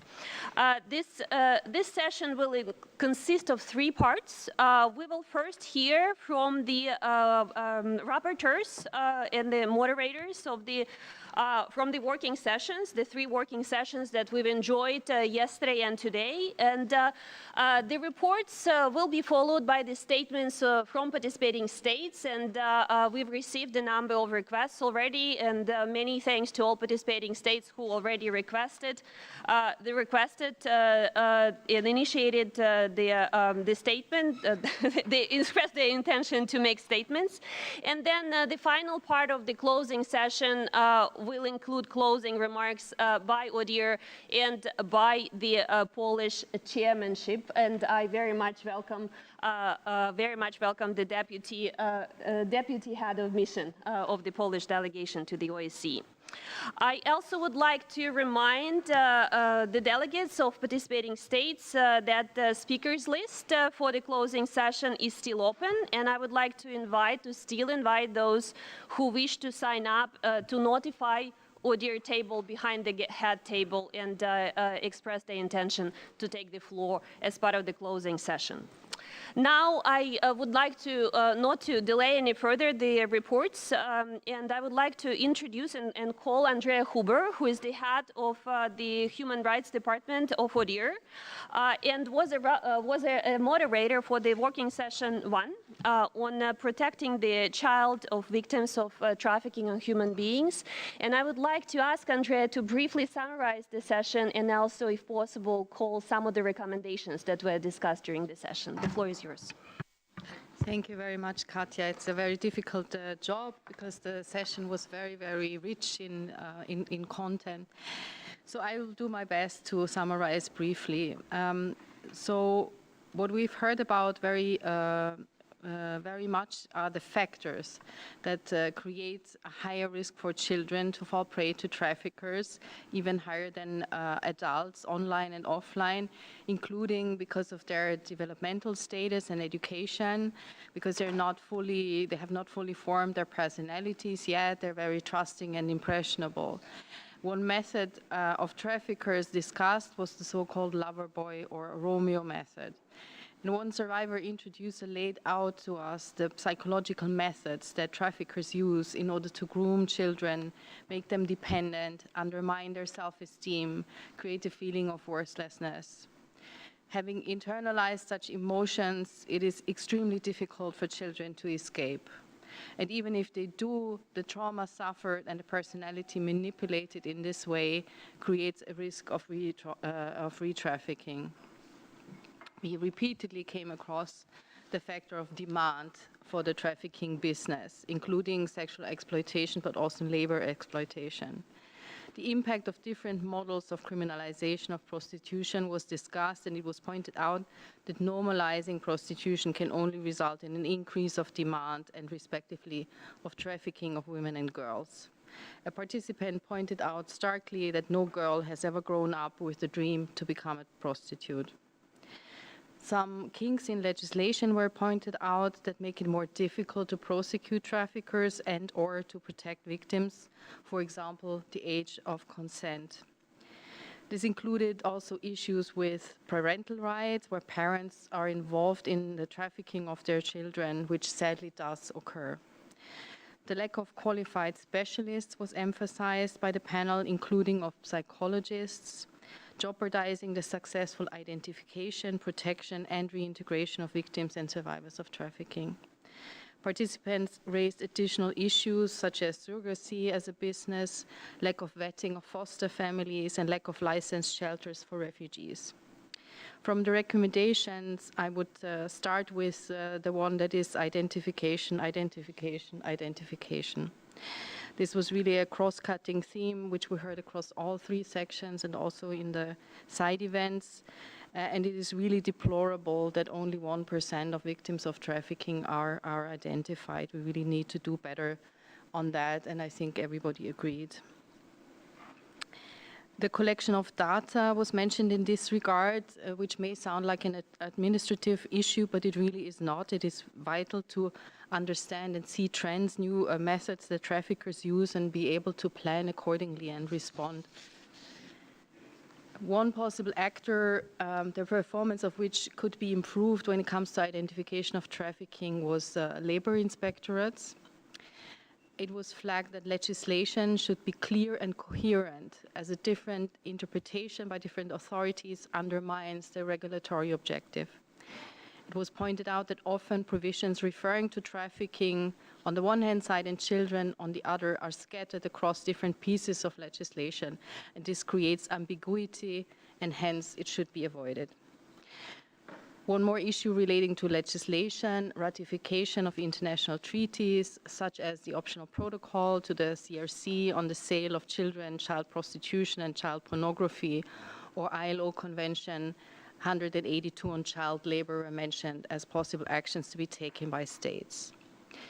Information provided to children needs to be age appropriate, easy to read and understand, and it needs to be provided at different stages of the process. In fact, children need to have access early on to specialized legal representation.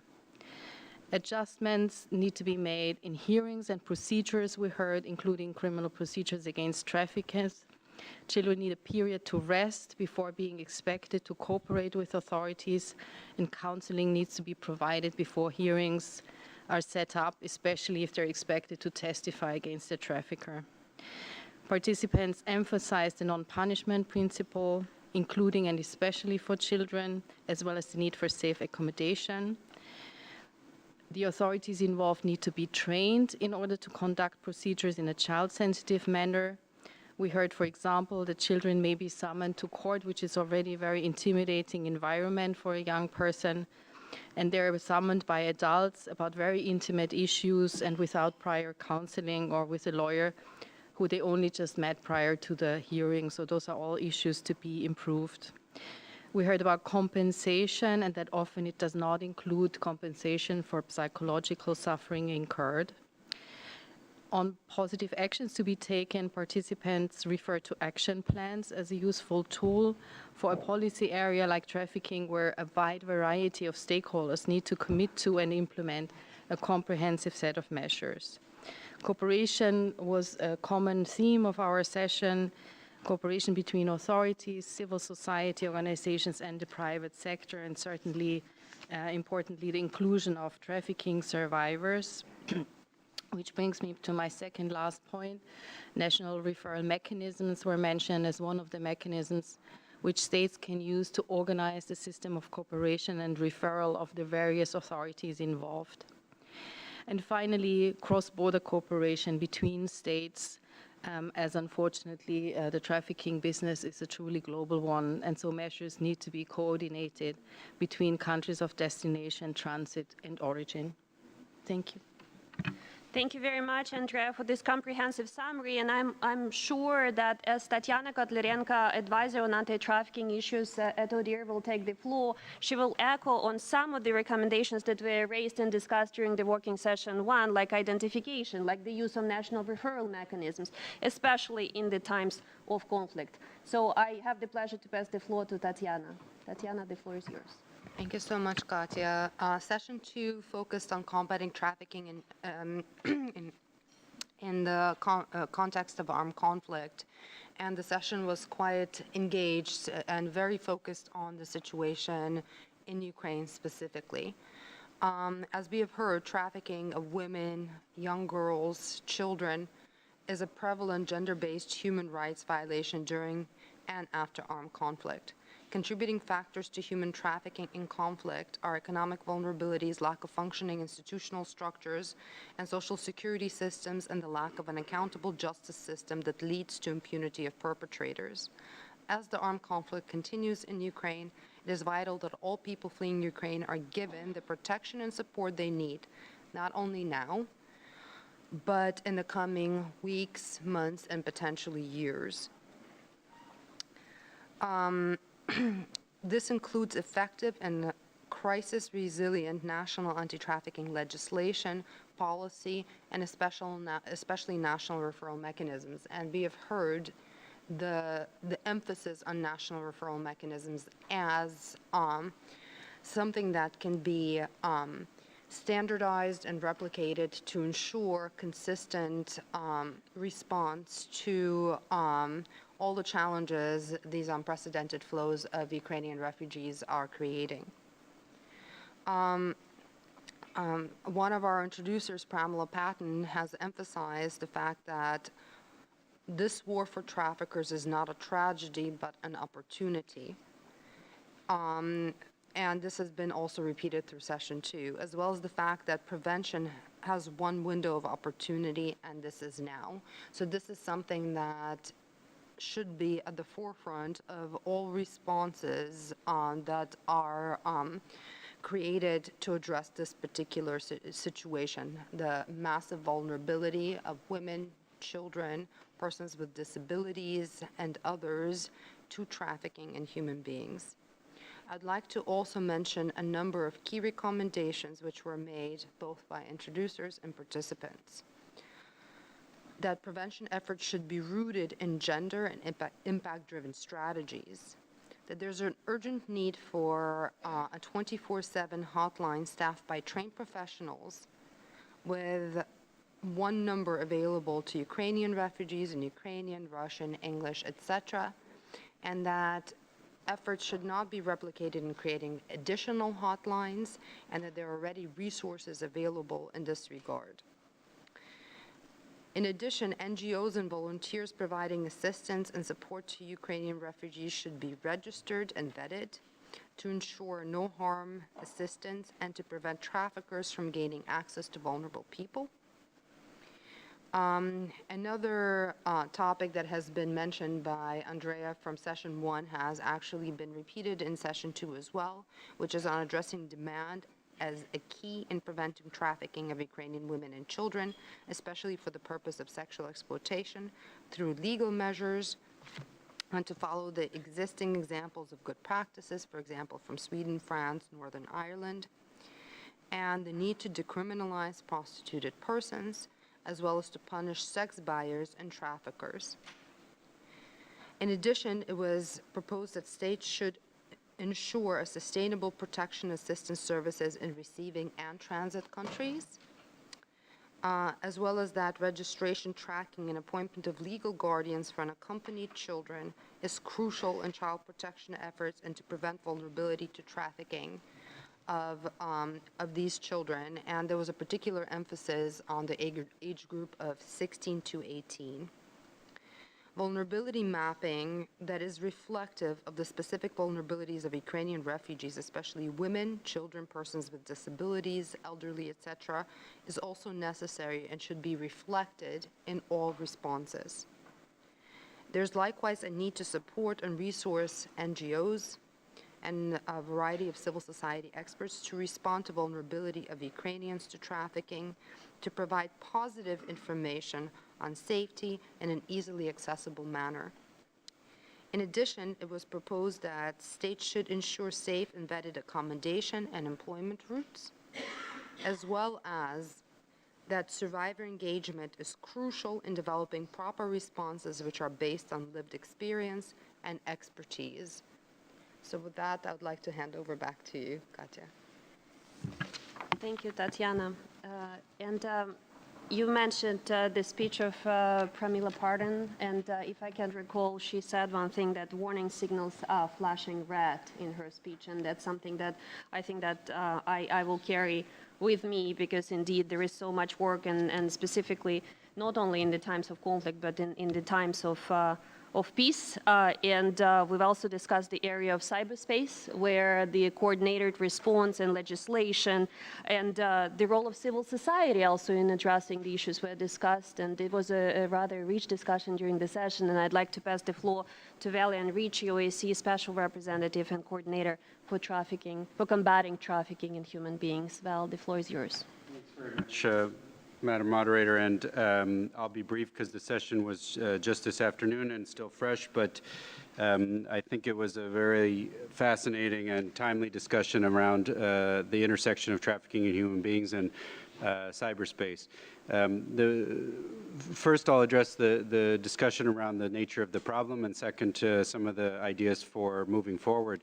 But clearly, the volume of material online was a #1 challenge, and a lot of data was offered to describe that volume, but all of it vastly exceeds the level of the response right now. And one example was that NCMEC has received 24 million reports of online child exploitation in 1 year, but this was only a small example of the number of different exploitative aspects of the online marketplace.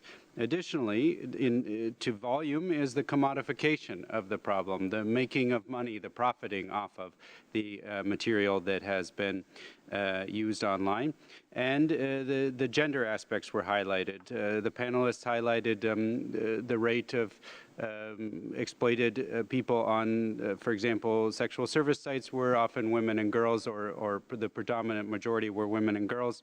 And the survivor introducer also highlighted the hegemonic masculinity that sort of perpetuates this system and contributes to it. However, Lila Mickelwaite also highlighted that we should not only think about child victims, but also adult victims, because they are exploited, and yet the responses have not really taken adults into account. Coupled with these rather disturbing trends are the lack of action from platforms. We heard about some examples from companies where exploitation materials are rife on their platforms, yet their response was, one example was to hire pornography addicts as volunteer moderators for the platform, which I think we can all agree is probably not a successful strategy. So certainly this type of approach suggests that platforms really don't care at all about trying to resolve the problems. Indeed, the conditions are ripe for worsening between COVID and children spending a lot more time at home, as well as vulnerability of refugees fleeing the war. Right now, we see a lot of opportunity for exploitation. And importantly, this was not only sexual exploitation, as some of the comments from the floor also reminded us to keep in mind labor exploitation, fake job offers, and other forms of trying to take advantage of people. Turning to the need for action, I think there is only one message that really came out of this, which was this overwhelming message of the need for policy action. Whether this takes the form of incorporating this topic into cybersecurity strategies or imposing liability on corporations, or the need for much more effective moderation and protection and prevention measures, all of it came back to policy. And here I'll take a moment to highlight a fact that was that we discussed in the side event yesterday on the survey report, that only 7 participating states reported laws that hold technology platforms who knowingly facilitate trafficking criminally liable. 7 states do this, meaning that 50 did not report even holding companies who knowingly facilitate trafficking. This is the most basic standard, and yet we are not holding companies responsible for this. So policy action is very much needed, and this brings us maybe to who is responsible for policy action.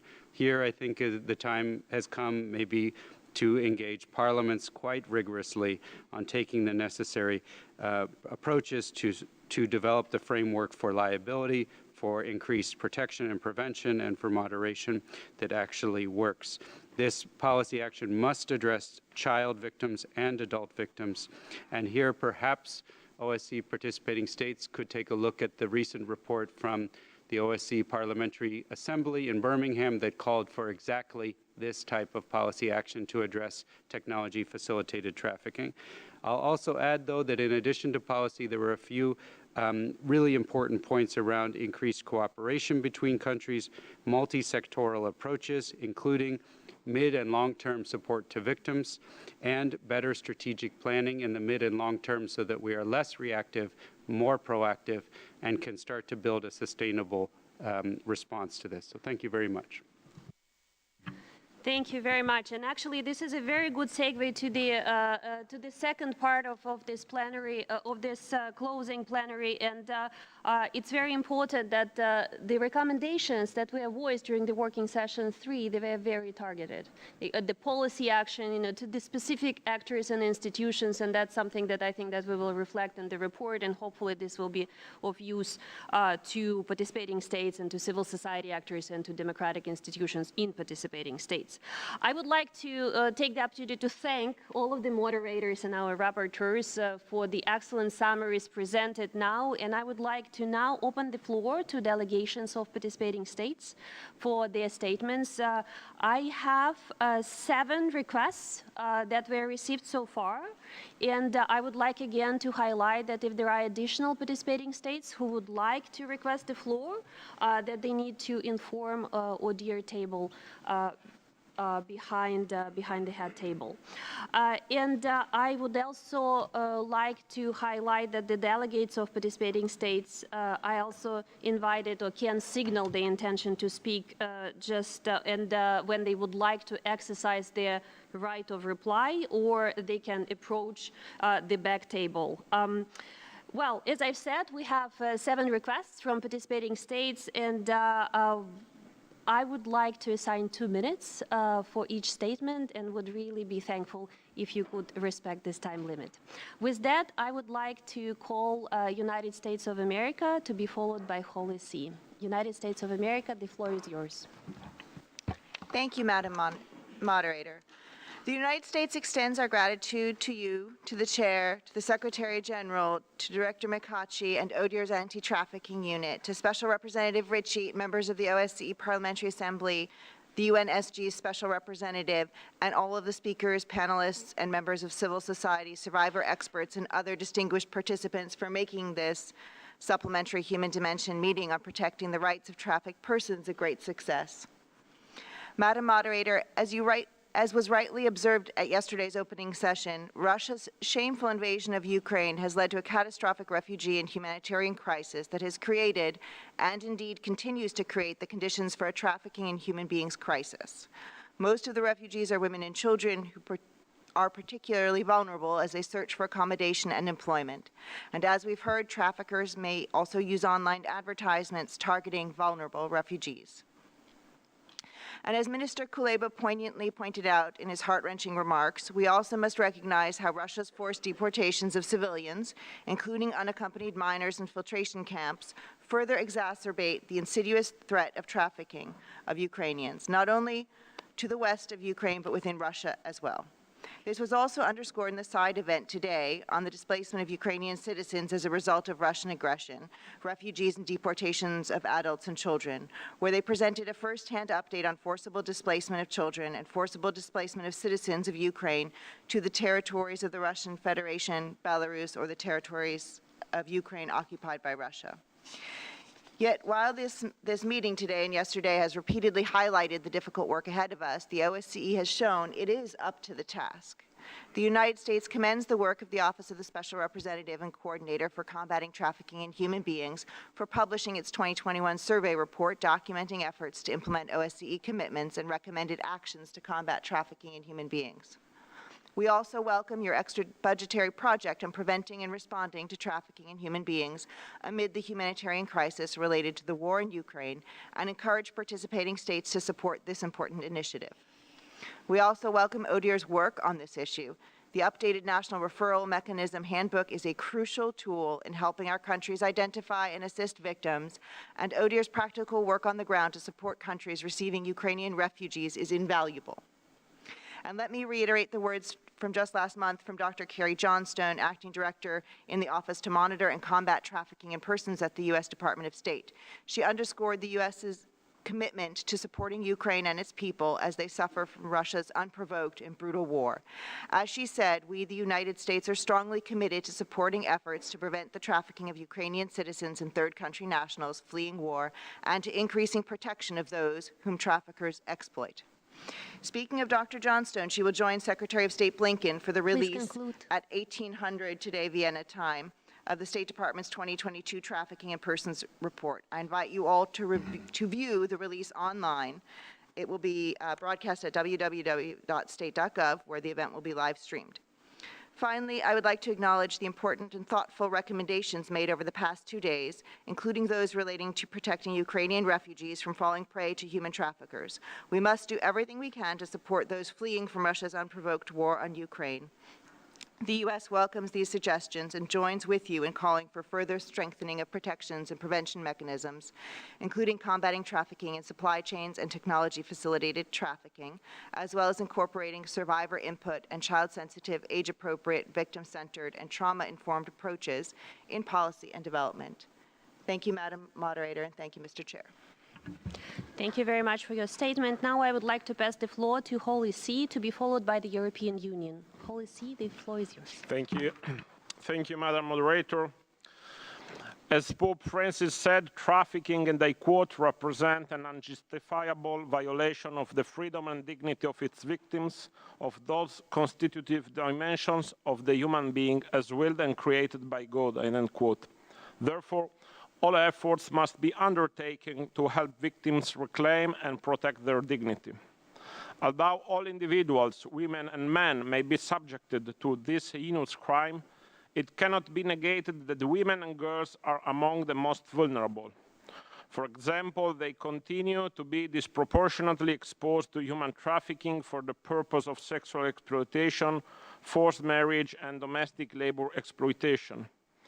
In this regard, Pope Francis has emphasized that, and I quote, the organization of societies worldwide is still far from reflecting clearly the fact that women possess the same dignity and identical rights as men, end quote. Many national governments have worked concretely and legislatively to support the protection of victims of human trafficking. Various NGOs and members of civil society contribute to providing services that protect victims, including by providing access to justice. Similarly, the Catholic Church, dioceses and parishes, together with religious congregations and lay organizations, contribute to this effort by offering safe and secure shelters for victims and people in vulnerable situations. This is coupled with efforts promoting the integration of victims into the labor market. As such, the Catholic Church provides an environment that welcomes, protects, and cares for victims and offers physical, psychological, and socioeconomic resources to support their healing and reintegration. Moreover, in war-torn regions, criminals subjugate, enslave, and traffic people, taking advantage of the unstable socio-political environment.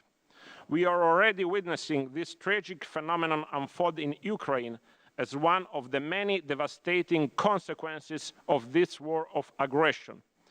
In this regard, His Eminence Cardinal Michael Czerny, while visiting Ukrainian refugees as Pope Francis' special envoy, acknowledged that trafficking is a real problem, a tragedy within a tragedy that feeds on humanitarian crisis.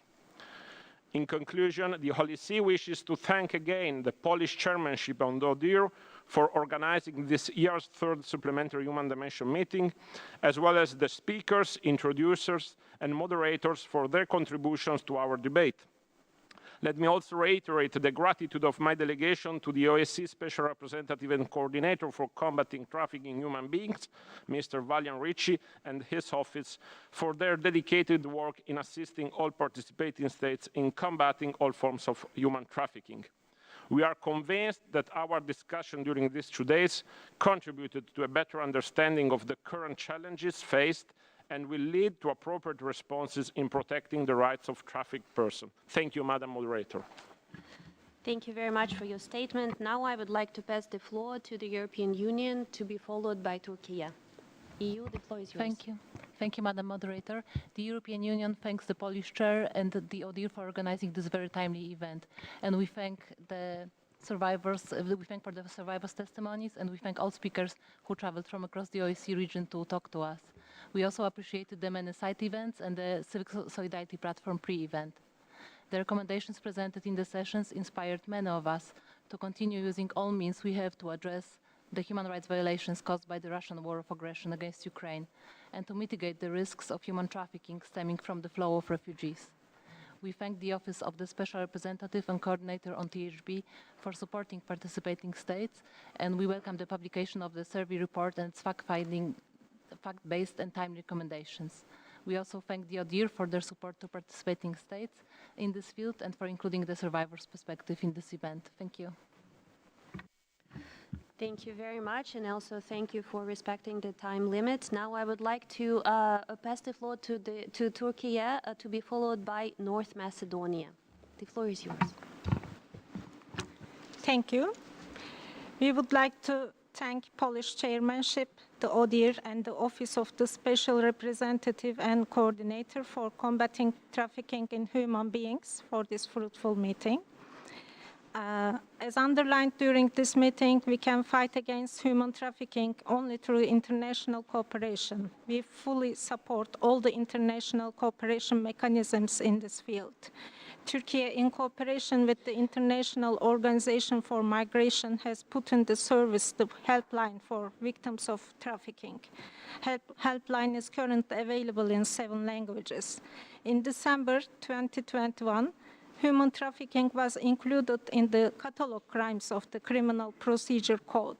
This has considerably strengthened the judicial processes against human traffickers. Approximately 20,000 public officials and experts and volunteers were trained last year for an effective fight against human trafficking. We have established a desk system in each city to immediately assess the cases of trafficking. Unfortunately, the risk of human trafficking is high on international agenda due to the current situation in Ukraine.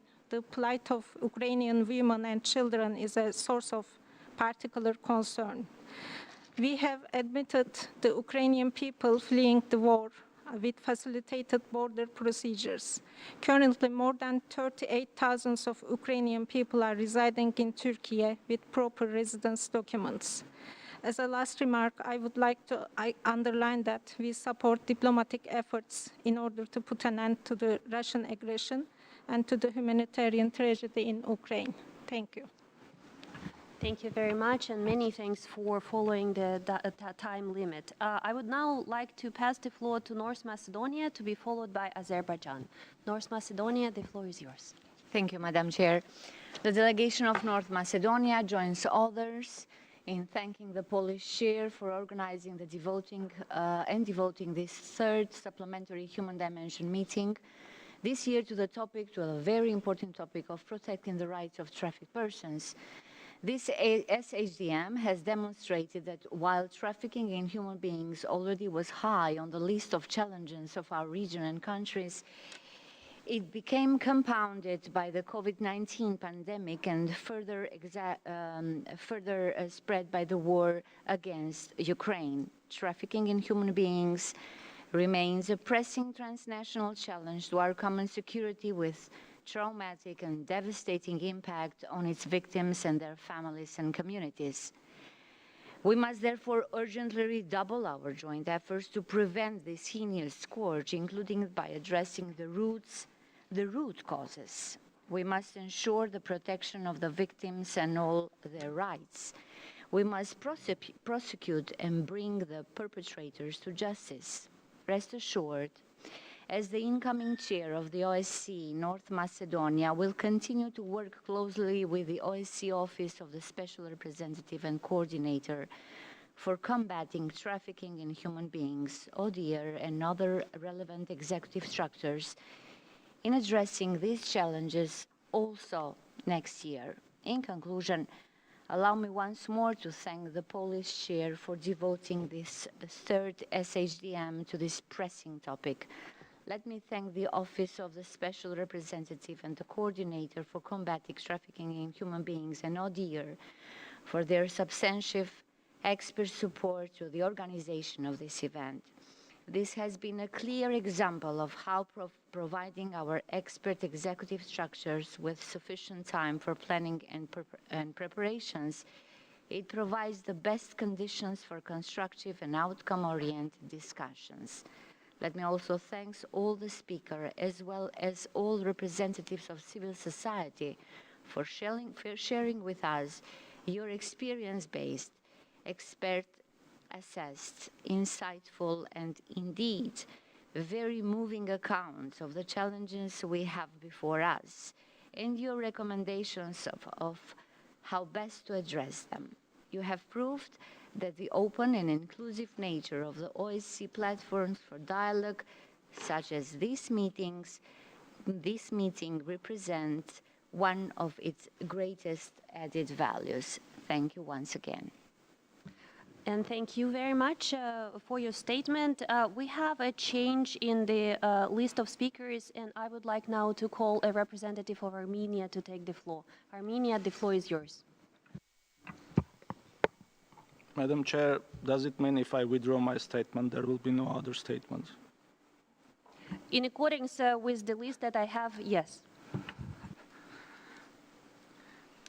But I will have my statement. Thank you.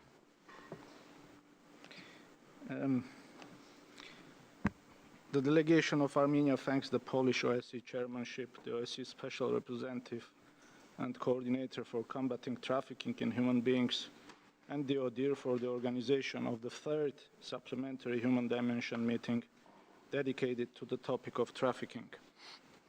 We also thank the speakers for their interesting presentations and thought-provoking remarks. Combating trafficking in persons is a key priority for the government of Armenia, and we have registered notable advancements which have been materialized due to numerous reforms in close collaboration between the government and all relevant stakeholders, as well as with our international partners. The Anti-Trafficking Council with the Interagency Working Group Against Trafficking in Persons are the main entities in Armenia that coordinate and oversee the implementation of anti-trafficking measures in close cooperation with the civil society organizations. A specialized anti-trafficking unit within the criminal police is responsible for coordinating national efforts in fighting against trafficking in persons.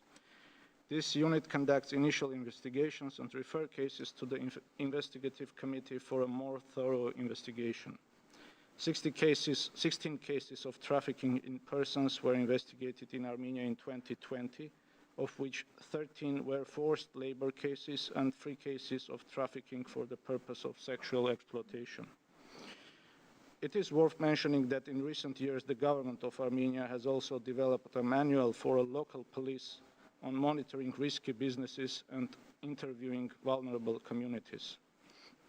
Another major undertaking in this field was the decision of the government of Armenia to join the UNODC's Blue Heart campaign on the 30th of July 2021 to mark World Day Against Trafficking in Persons. With this, Armenia has become the newest member of the community of 35 states in supporting the global awareness-raising initiative to fight human trafficking and its impact on society. In closing, I would like to once again underline the urgency of addressing and scrutinizing 2 important aspects in the context of countering trafficking in human beings in armed conflicts that we encountered during the war of aggression in Nagorno-Karabakh. Here we speak about the numerous modalities of trafficking being used for the recruitment of foreign mercenaries and terrorist fighters, and about the nexus between trafficking in human beings and the enforced disappearance, in particular related to the prisoners of war. We recommend that Coordinator for Combating Trafficking in Human Beings addresses these issues in close coordination with other relevant mandates and international organizations. I thank you. Thank you very much for your statement. We have so far received no requests for the rights of reply, and I'm looking around the room, and I would like to now invite any of the participating states to use this opportunity to exercise their right of reply. I acknowledge Armenia. Yes, thank you very much. I'm not crazy. I'm not speaking to myself, but there was an issue raised by the delegation of Azerbaijan, and I could not respond it because I was not given the floor because of some reasons. I don't know, perhaps organizational. But I would like to respond to them because, and by doing that, I would like to apologize to my colleagues because I know that they know the issue by heart, probably. But there are people, new people in this room who perhaps are not quite familiar with the issue, so I cannot leave them, let them leave this room with wrong impressions. So first issue about the Khojaly events. First of all, on many occasions, Armenia has presented its position regarding the events in Khojaly, which were supported by credible and well-documented evidences. For many years, since the events of Khojaly and Agdam, the authorities in Baku have been trying to put the blame for those tragic events on Armenians and fanning traditional anti-Armenian hysteria through the falsification of facts. In addition to that, with the smear campaign, not only Baku tries to deny its own responsibility by way of making Armenians complicit, but also pursues a despicable tactic of opposing these events to the pogroms and atrocities against Armenians committed by Azerbaijan in Baku, Sumgait, Kirovabad, Maragas, Shaumian, Nagorno-Karabakh, and many other places. The events in the vicinity of Agdam, territory under Azerbaijani control, which led to the unfortunate deaths of civilians, were the result of political intrigues and struggle for power in Azerbaijan. The true reasons are most convincingly revealed in the insider accounts of Azerbaijanis themselves, both by eyewitnesses on the ground and the organizers in Baku. The then president of Azerbaijan, Ayaz Mudalibov, stated that the assault on Khojaly was not a surprise attack. In an interview in 1992 with Russian newspaper Nezavisimaya Gazeta, he emphasized that a corridor was kept open by the Armenians for people to leave. However, a column of civilians was fired on by armed units of the Popular Front of Azerbaijan on the approaches to the Agdam district border, a fact that later was confirmed by Mutalibov. There are many accounts about this case. The Czech journalist Dana Mazalova, the Azerbaijani journalist Chingiz Mustafayev, who was killed, he was also speaking about this case. So there is no need to continue this. And now, as far as the claims regarding the missing persons are concerned, and if you allow me, I saw Azerbaijan, and I wanted to clarify, was it the expression for the right of reply or point of order? Right of reply. Okay, well, thank you. I would appreciate if representative of Armenia would conclude his right of reply, and we'll pass the floor to you. Please conclude. Yes, Madam Chair, I will try. So as far as the claims regarding the missing persons are concerned, it is noteworthy that instead of addressing today's urgent issues, Azerbaijan turns to the issue of the missing persons of the 1990s, which Azerbaijan has been unwilling to address for years. Such a behavior clearly suggests that this country has a clear objective of diverting attention from the need to clarify the fate of those who were missing as a result of Azerbaijani aggression against Artsakh in the autumn of 2020. By politicizing this issue, Azerbaijan is also trying to divert attention from the issue of the return of Armenian prisoners of war. Proof of this is the fact that in the past, Azerbaijan has always hindered cooperation between the state commissions on prisoners of war, hostages, and missing persons of Armenia, Artsakh, and Azerbaijan. Moreover, Azerbaijan always brings overestimated figures when disseminating information about the missing, as well as refugees. Azerbaijan's data on missing persons was subjected to manipulations since in different years it ranged from 60 to 6,000 people. In the same manner, Azerbaijan tends to ignore the plight of more than 1,000 missing persons from Armenia and Nagorno-Karabakh. The truth is that over the years, Azerbaijan rejected any cooperation in this regard. The ICRC, Please kindly ask you to conclude. I'm finishing, Thank you. madam. Thank you very much. The ICRC gives priority to the issue of the missing persons of the 1990s, and according to the figures of the ICRC, which acts in confidentiality, otherwise perhaps they would have, claimed that the figures are correct. 777 Armenians, 3,629 Azerbaijanis, and 90 foreigners are missing currently. Thank you. Thank you. I would like to pass the floor to the representative of Azerbaijan to exercise the right of reply. I would be extremely grateful if you could follow the time limit. Thank you very much. Thank you very much, Madam Moderator. I will try my best in responding to this statement, not a right of reply, and if we would consider this right of reply for Armenia as some black hole somewhere in space, I'm sure that even Stephen Hawking would disregard this black hole. So, any case, there was a lot of things mentioned, but our delegation don't see any point in discussion with Armenia, and I would like to bring the participant of this event that the so-called constructive way how the delegation of Armenia engaged, particularly in light of a recent bilateral meeting between our ministers, which discussed the agenda of post-conflict period and normalization of interstate relations between the two countries. Just if we shortly, I would comment as the colleague from Armenia went to some quotation.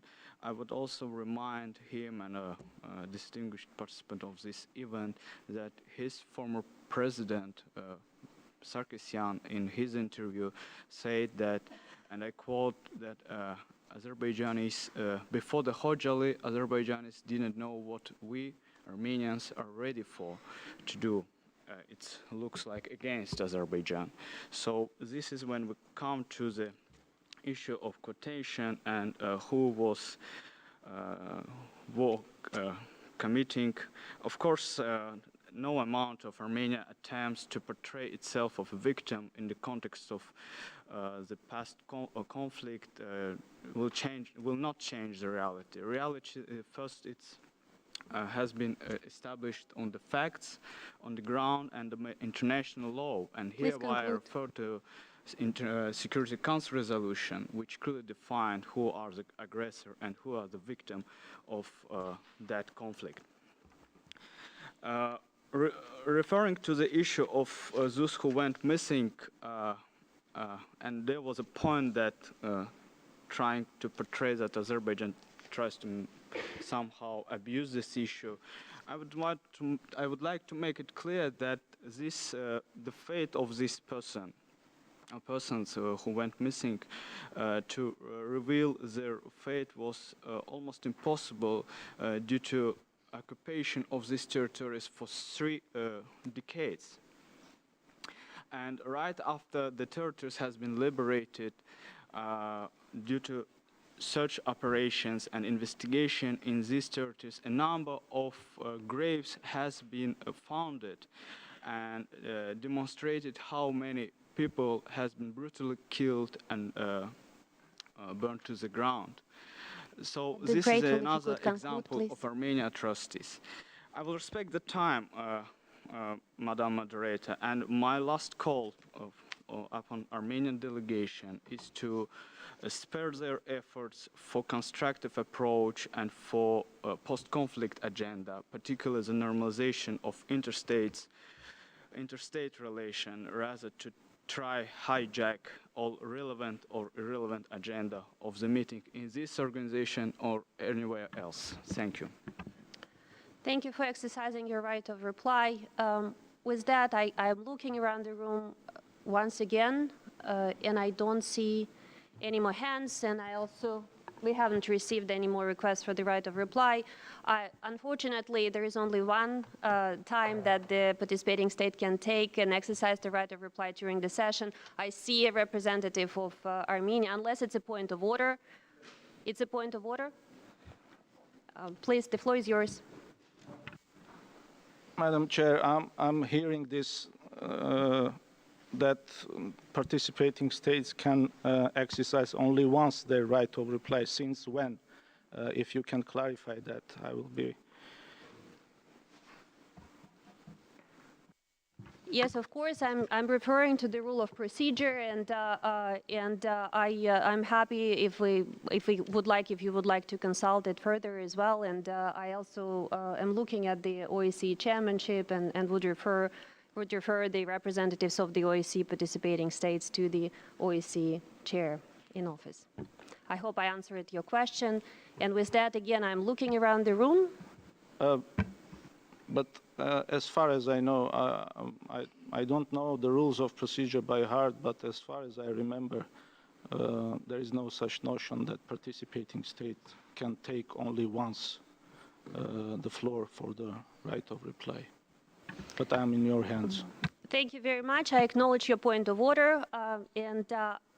Again, looking around the room, I also acknowledge the time remaining in this session and that only 6 minutes. I would really hope that the interpreters can stay with us for a couple of more minutes as we move to the closing remarks on behalf of ODIHR and also on behalf of the 2022 Polish OSCE chairmanship. With that, I really would like to offer you a couple of reflections on behalf of ODIHR. As I think that we can all agree, all of us can agree that the topics of the sessions and the topic of the Supplementary Human Dimension Meeting are especially relevant today. And it is absolutely urgent that we adapt the prevention and response efforts to the underlying push factors for trafficking in human beings, such as armed conflict, including both transit destination countries. And as we heard, especially in the session 2, if I'm not mistaken, the combination of different elements characterizing armed conflict exacerbates the risk of trafficking, and that of extreme urgency of addressing today. The increase of social and economic vulnerabilities that we've discussed at length during some of the working sessions, the breakdown of the rule of law, the disruption of the regular functioning of state institutions are all factors in this context. And the consequence is the environment where trafficking in human beings can flourish. And here I would like to turn to the situation in Ukraine, where in Ukraine we've seen that Ukraine had been targeted by traffickers' networks and already prior to the armed conflict, and these days especially. With the flow of millions of refugees, in particular women and children from Ukraine, they have been more exposed, more vulnerable than in the past month. And to address this, ultimately we need to step up efforts to address the demand in destination countries in particular. I would like to again mention the ODIHR's rapid assessments visit to countries neighboring Ukraine that were conducted recently in capacity building for civil society that have underpinned that prevention responses need to be trauma-enforced, evidence-based, and tailored to address the specific vulnerabilities of women, children, Roma and Sinti, as well as persons with disabilities and the elderly. And I think that we can all agree on these points. We have all seen how critical and crucial it is for refugees to easily access information on rights and support mechanisms. We've discussed the need for the hotlines and the coordinated response, and this is of extreme importance for the work to be successful, for the work to be well coordinated. As traffickers are targeting refugees online, the responses need to incorporate social media platforms. And the coordination of these responses to potential cases and sharing of promising practices among civil society and government stakeholders are vital, and this is especially was brought up a number of times during the working session 3. And 1/3 of the overall detected victims of human traffickers globally are children. This means that the main targets of traffickers, women and children, constitute the majority of Ukrainian refugees.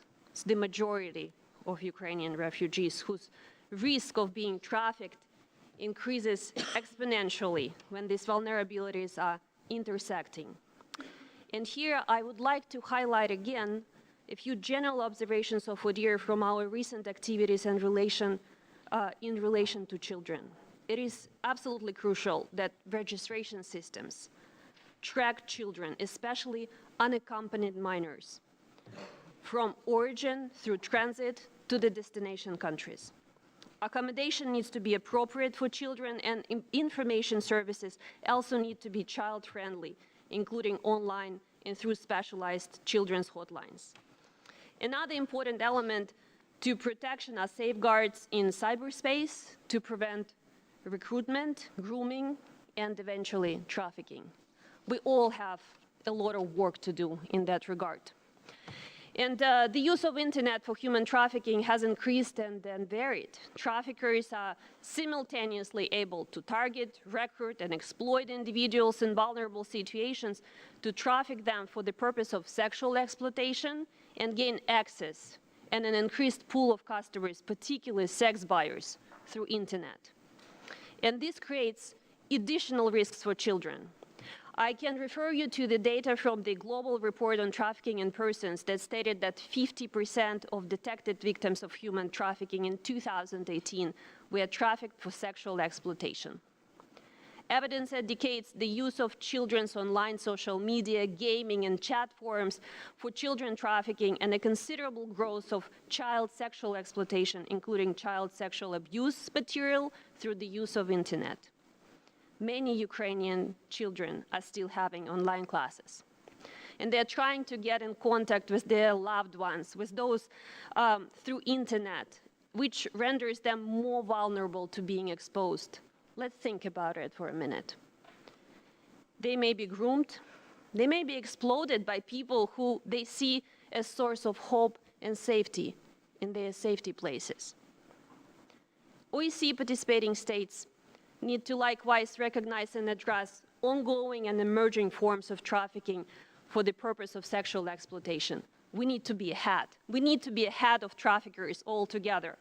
Trafficking for sexual exploitation, including for the production of pornographic material offline and online, has become particularly profitable and widespread due to the use of the dark web and encrypted messaging platforms, which enable traffickers to evade detection of law enforcement.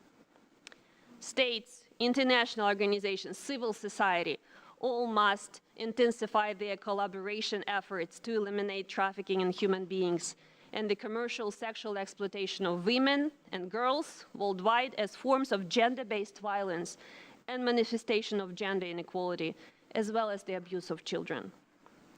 Governments and civil society have been working to safeguard refugees, but there is a lack of coordination at border crossings, which we heard in detail today and yesterday. And there are also transportation hubs and reception facilities where some of the issues and problems have been exposed. And here I'd like to mention again the national referral mechanisms and how essential they are to prevent and combat the trafficking of individuals, especially women and children. I would like to reiterate again ODIHR's support to participating states in fulfillment of the OSCE Human Dimension commitments and the sphere of protection of the rights of trafficked persons, first laid out in the chapter for European security. I would like to thank all of the introducers. There was a wealth of knowledge and experience in this room that we can all learn from, especially from the survivor leaders who supported this meeting. ODIHR believes that the expertise and the lived experience of the survival leaders is essential to assist in effective responses to trafficking in human beings for states, international organizations, civil society, and we're extremely grateful for the work that they carry on as part of ODIHR's International Survivors of Trafficking Advisory Council. And I would like to conclude with a quote, if you allow me. There is a person being exploited, someone who didn't want to be used, bought or sold, someone who just needed food, rent, someone who just didn't have anything or anyone else to turn to or another choice, until we see that person as our friend, until we see that person as our neighbor, our sister, our daughter, it will never stop. And in light of the conflict in Ukraine, in light of the armed conflict in Ukraine, we can draw a conclusion from that quote, that no one is safe until everyone is safe.